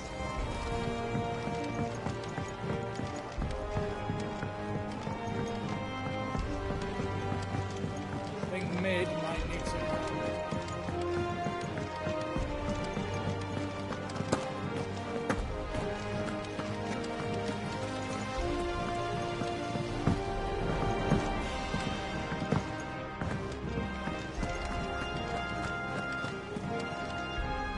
Goat. Still alive, I see. So Lady Karen accepted the ruby. Ah, about that. I tried my best, but she was just too stubborn to take it. She threw it right back in my face, in fact, and told me I could stick my stupid stone where the sun don't shine. Karen refused payment. I hope it wasn't something I said. I'm sure you were as tactful as ever. Let me see what I can do. Oh, wonderful. I hope you have better luck than I did.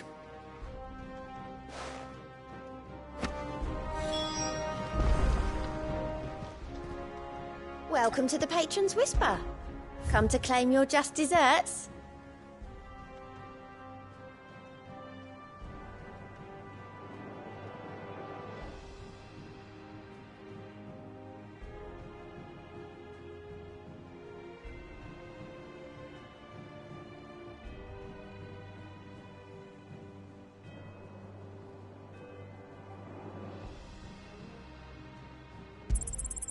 Here you are.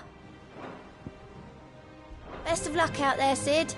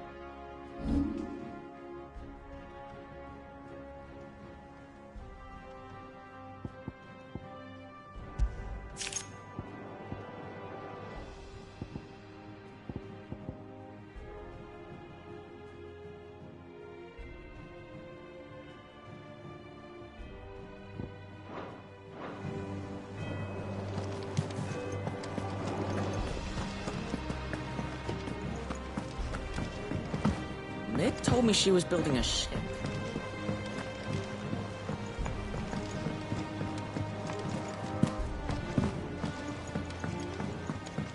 Impressive, isn't it? I can't wait to see how the rest of the vessel looks.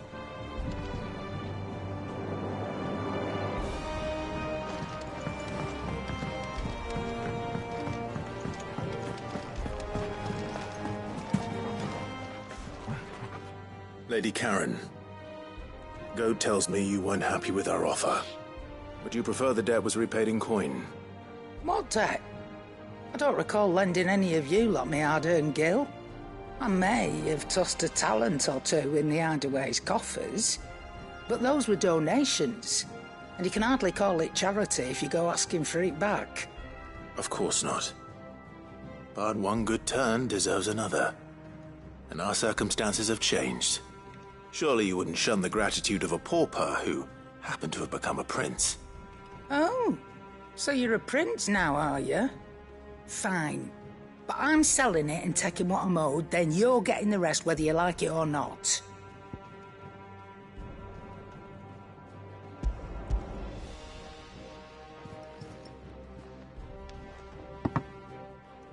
Where'd you even get this?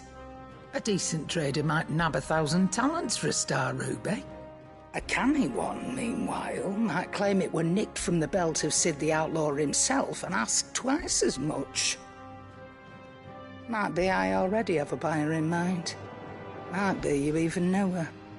A fine continental maid whose beauty's only eclipsed by a guile in commerce. You wouldn't mind, would you? Not at all. Just be sure to tell her that it's always a pleasure doing business.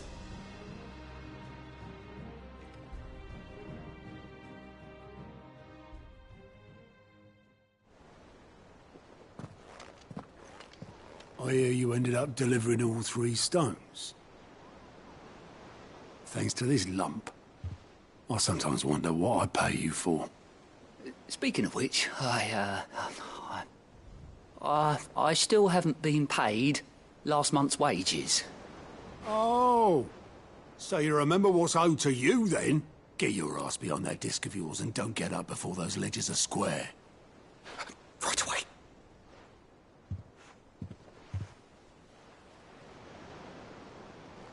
I've seen that before.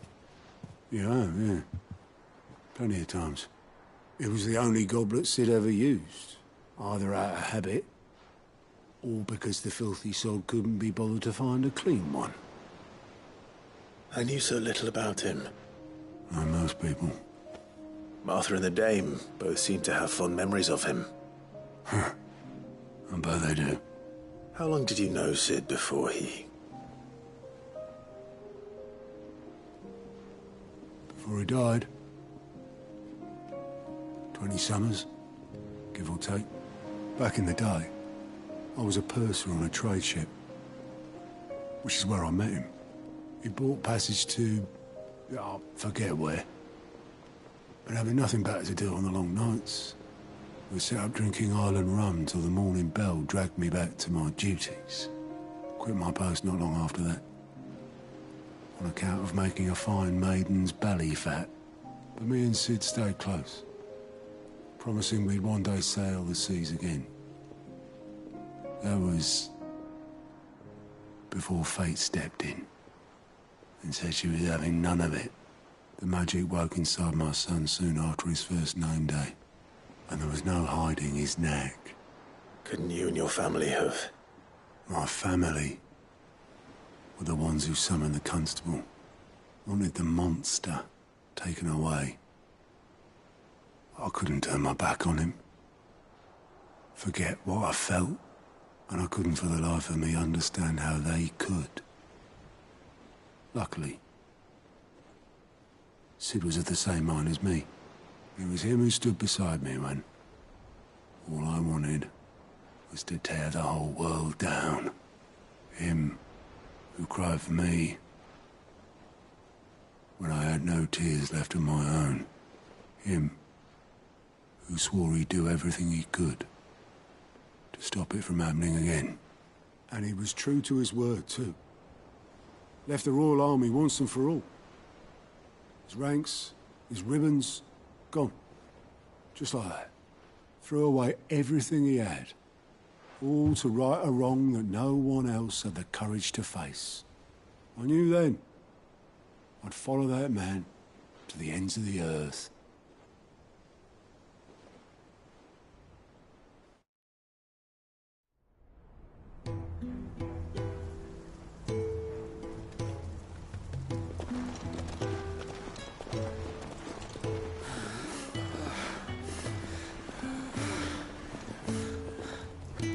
He was always too clever for his own good, was Sid. Saw the world for what it really was, while the rest of us were content to go along with the lie we were shown. And it can't have been easy, bearing that burden alone.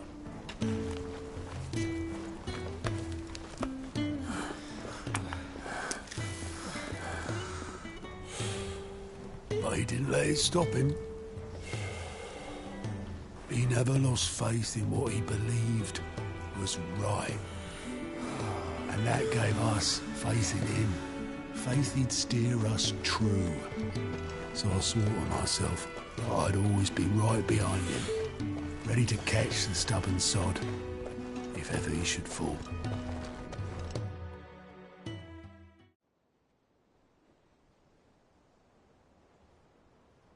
But I couldn't even do that.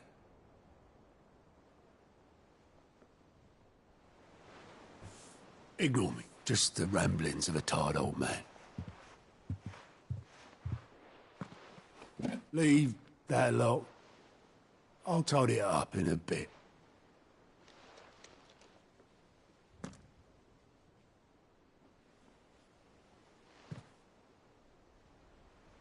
This is Sid's handwriting.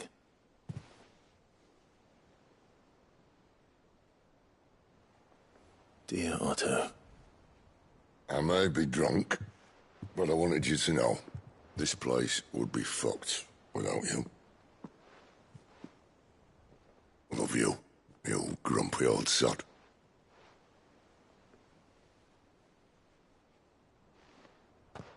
This note. Hmm? What about it? Sid was right. Without you, we'd all be lost.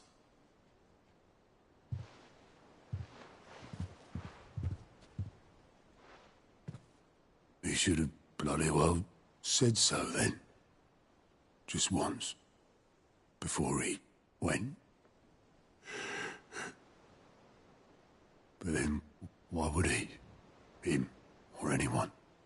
I'd only have told him to piss off.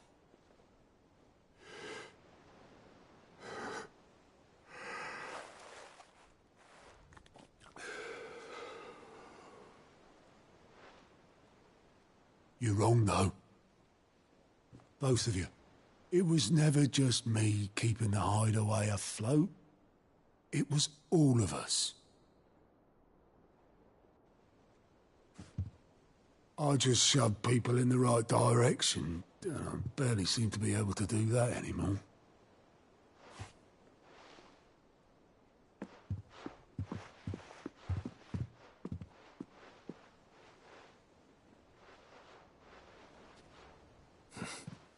Would you rather goat were at the helm? Well, maybe I've got a few more years left in me. I'm going to hold you to that, Otto. Before you go, Sid would have wanted you to have this. But that's... This'll do me just fine.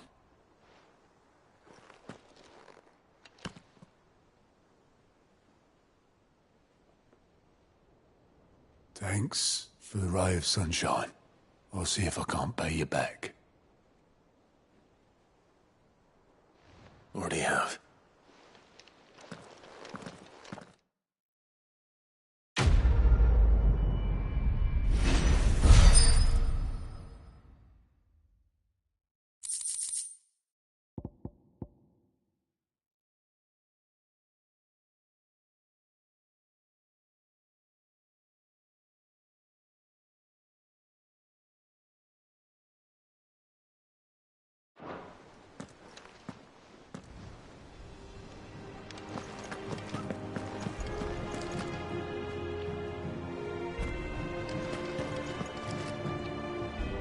All right, Clive.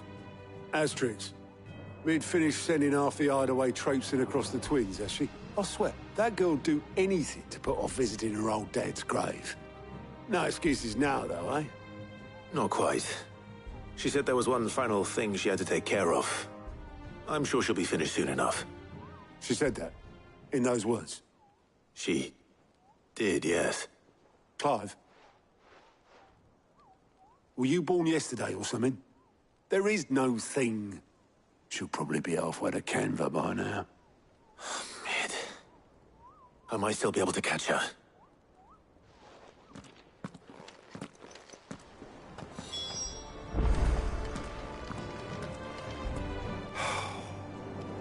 visit her old man's grave sooner or later. Mid told me she was building a ship. Is that the thing Tomes helped? Obeleth, have you seen Mid? Yep. In a boat, going that way. Then I'm too late. Oh, you in a hurry at all, are you? Oh, I offered to take her across, but she wouldn't wait. Just paid for a dinghy and rowed off. Oars going like the clappers. Got some life in her, ain't she? But anyway, I was on my way up to see you, as it happens. Got a letter for you. Urgent, by the sound of it. One of your uncle's men said I was to hand it to you in person, post-bleeding haste. And you're here now. Thank you, Obeleth. Don't mention it. What tidings, Uncle?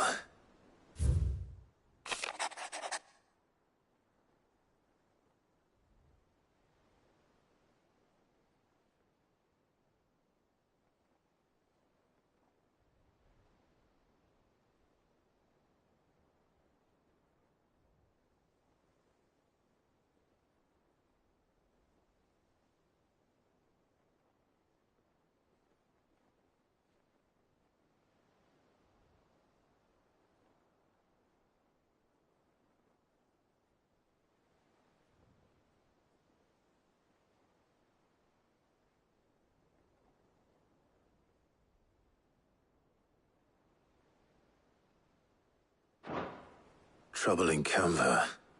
Well, I'll need someone to keep an eye on Mid.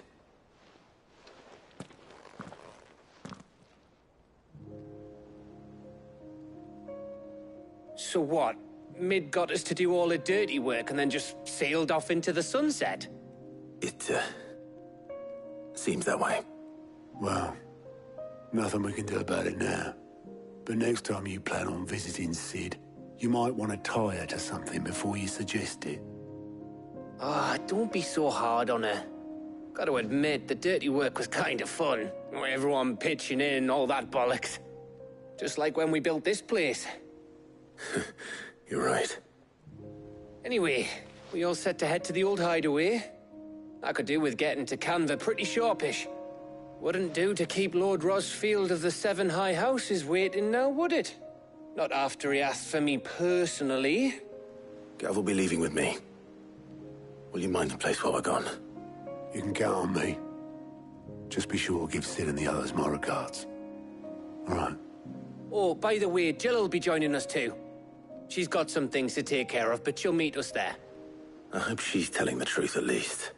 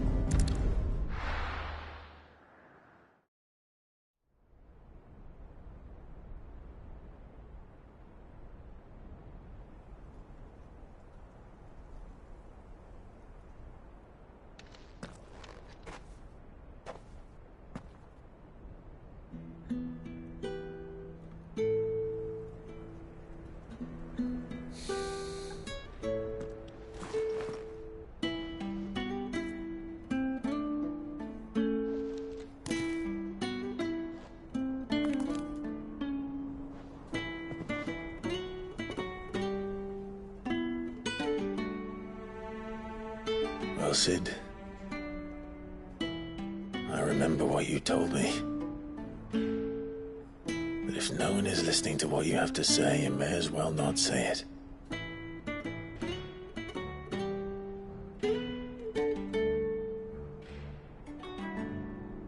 But I will say this, old friend.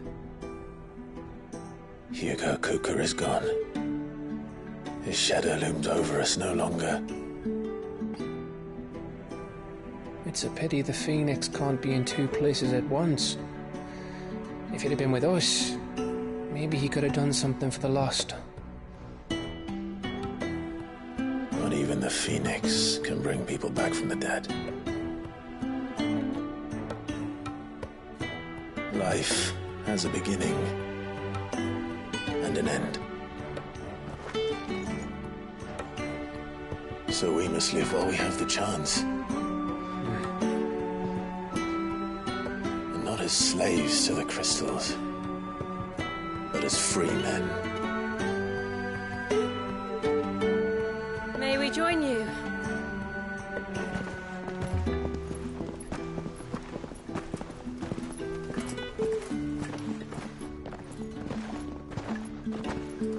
Lady Karen, what a pleasant surprise. I thought I'd drop by and see how you were all doing before heading off to restock my supplies.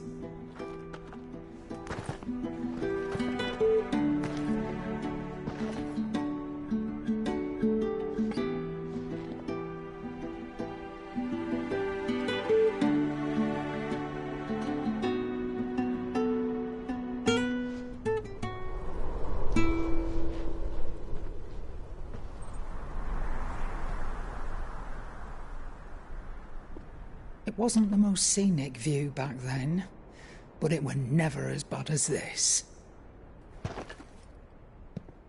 I know. The blight marches on. And soon, there'll be no escaping sights like these.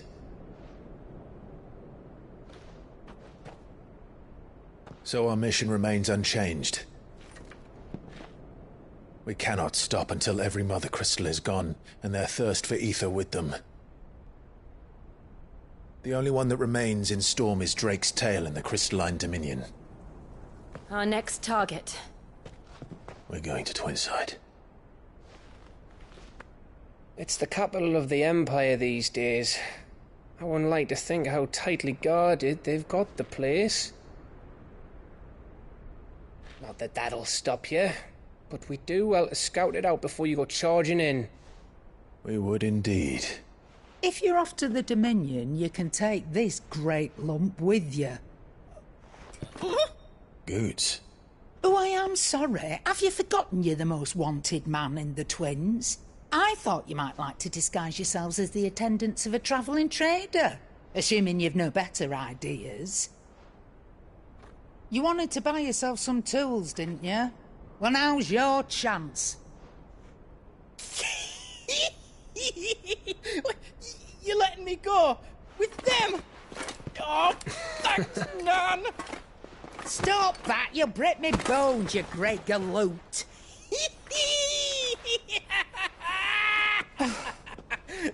There's a caravan that runs back and forth between the Dominion and the Bocklab markets. It's managed by the Merchants Guild. Just show them Goots' traders pass and you'll be on your way. It'll be a damn sight less risky than footing it the length of the Crystal Road. That's for sure. Thank you, Karen. And glad to have you with us, Goots. Okay then. I'll get me things and I'll meet yous there. See yous down in Bocklad. Get off! Me poor fingers! Jill, you're with me. Understood. And Gav? Already on my way, Captain. Be careful. Aren't I always?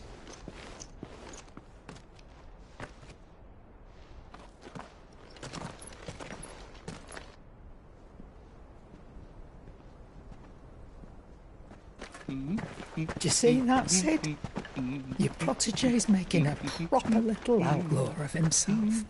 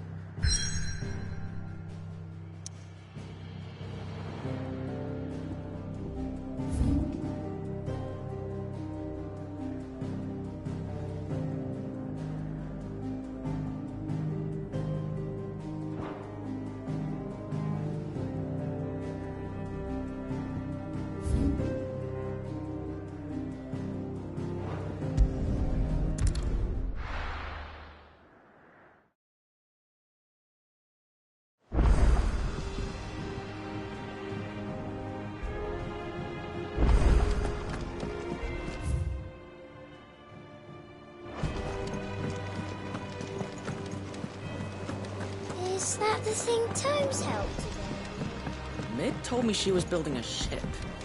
Really?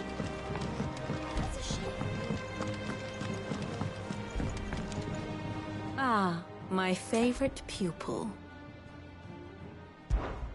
What is it that you wish to learn? I have the details here.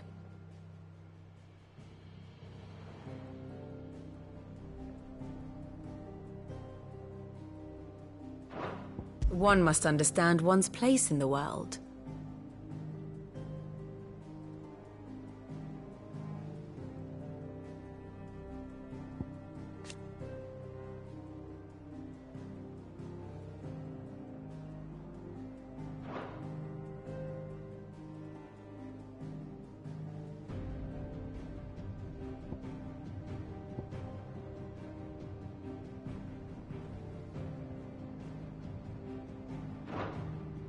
The state of the realm is ever-changing, Clive.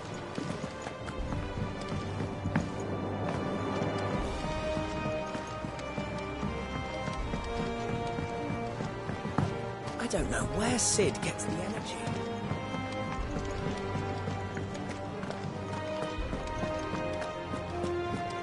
He cracked the crystal too.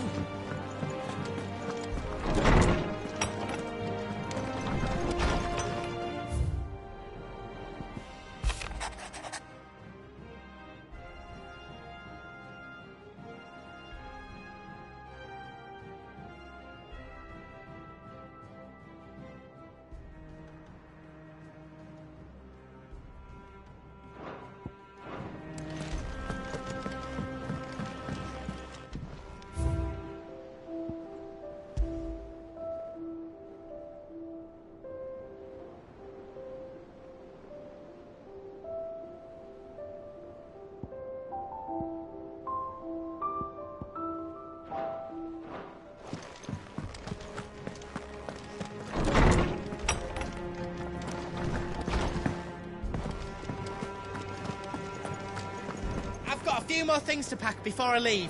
I'll meet yous down in Buckland.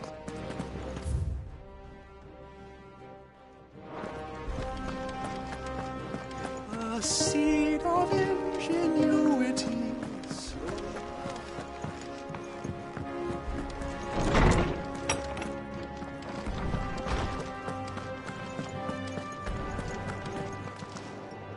Is there something I might assist you with, Clive? I have a few new notes that might interest you.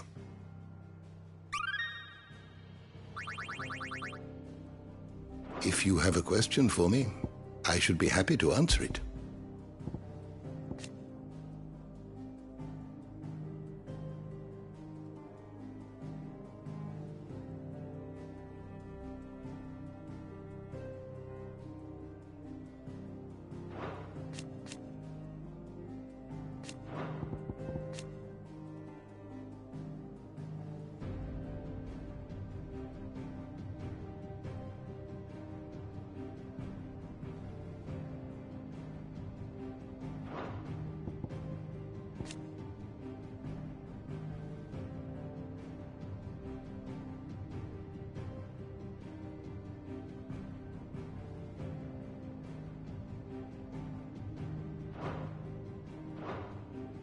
Did you learn everything you needed?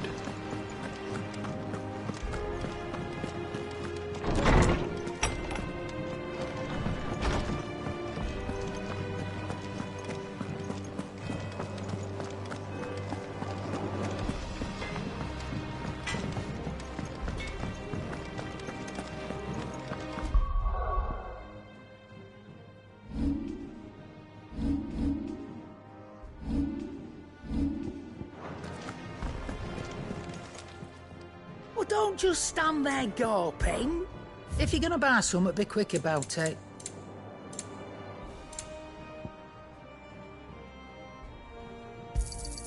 You'll not find a better price than that.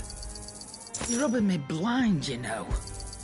It'd better all be here.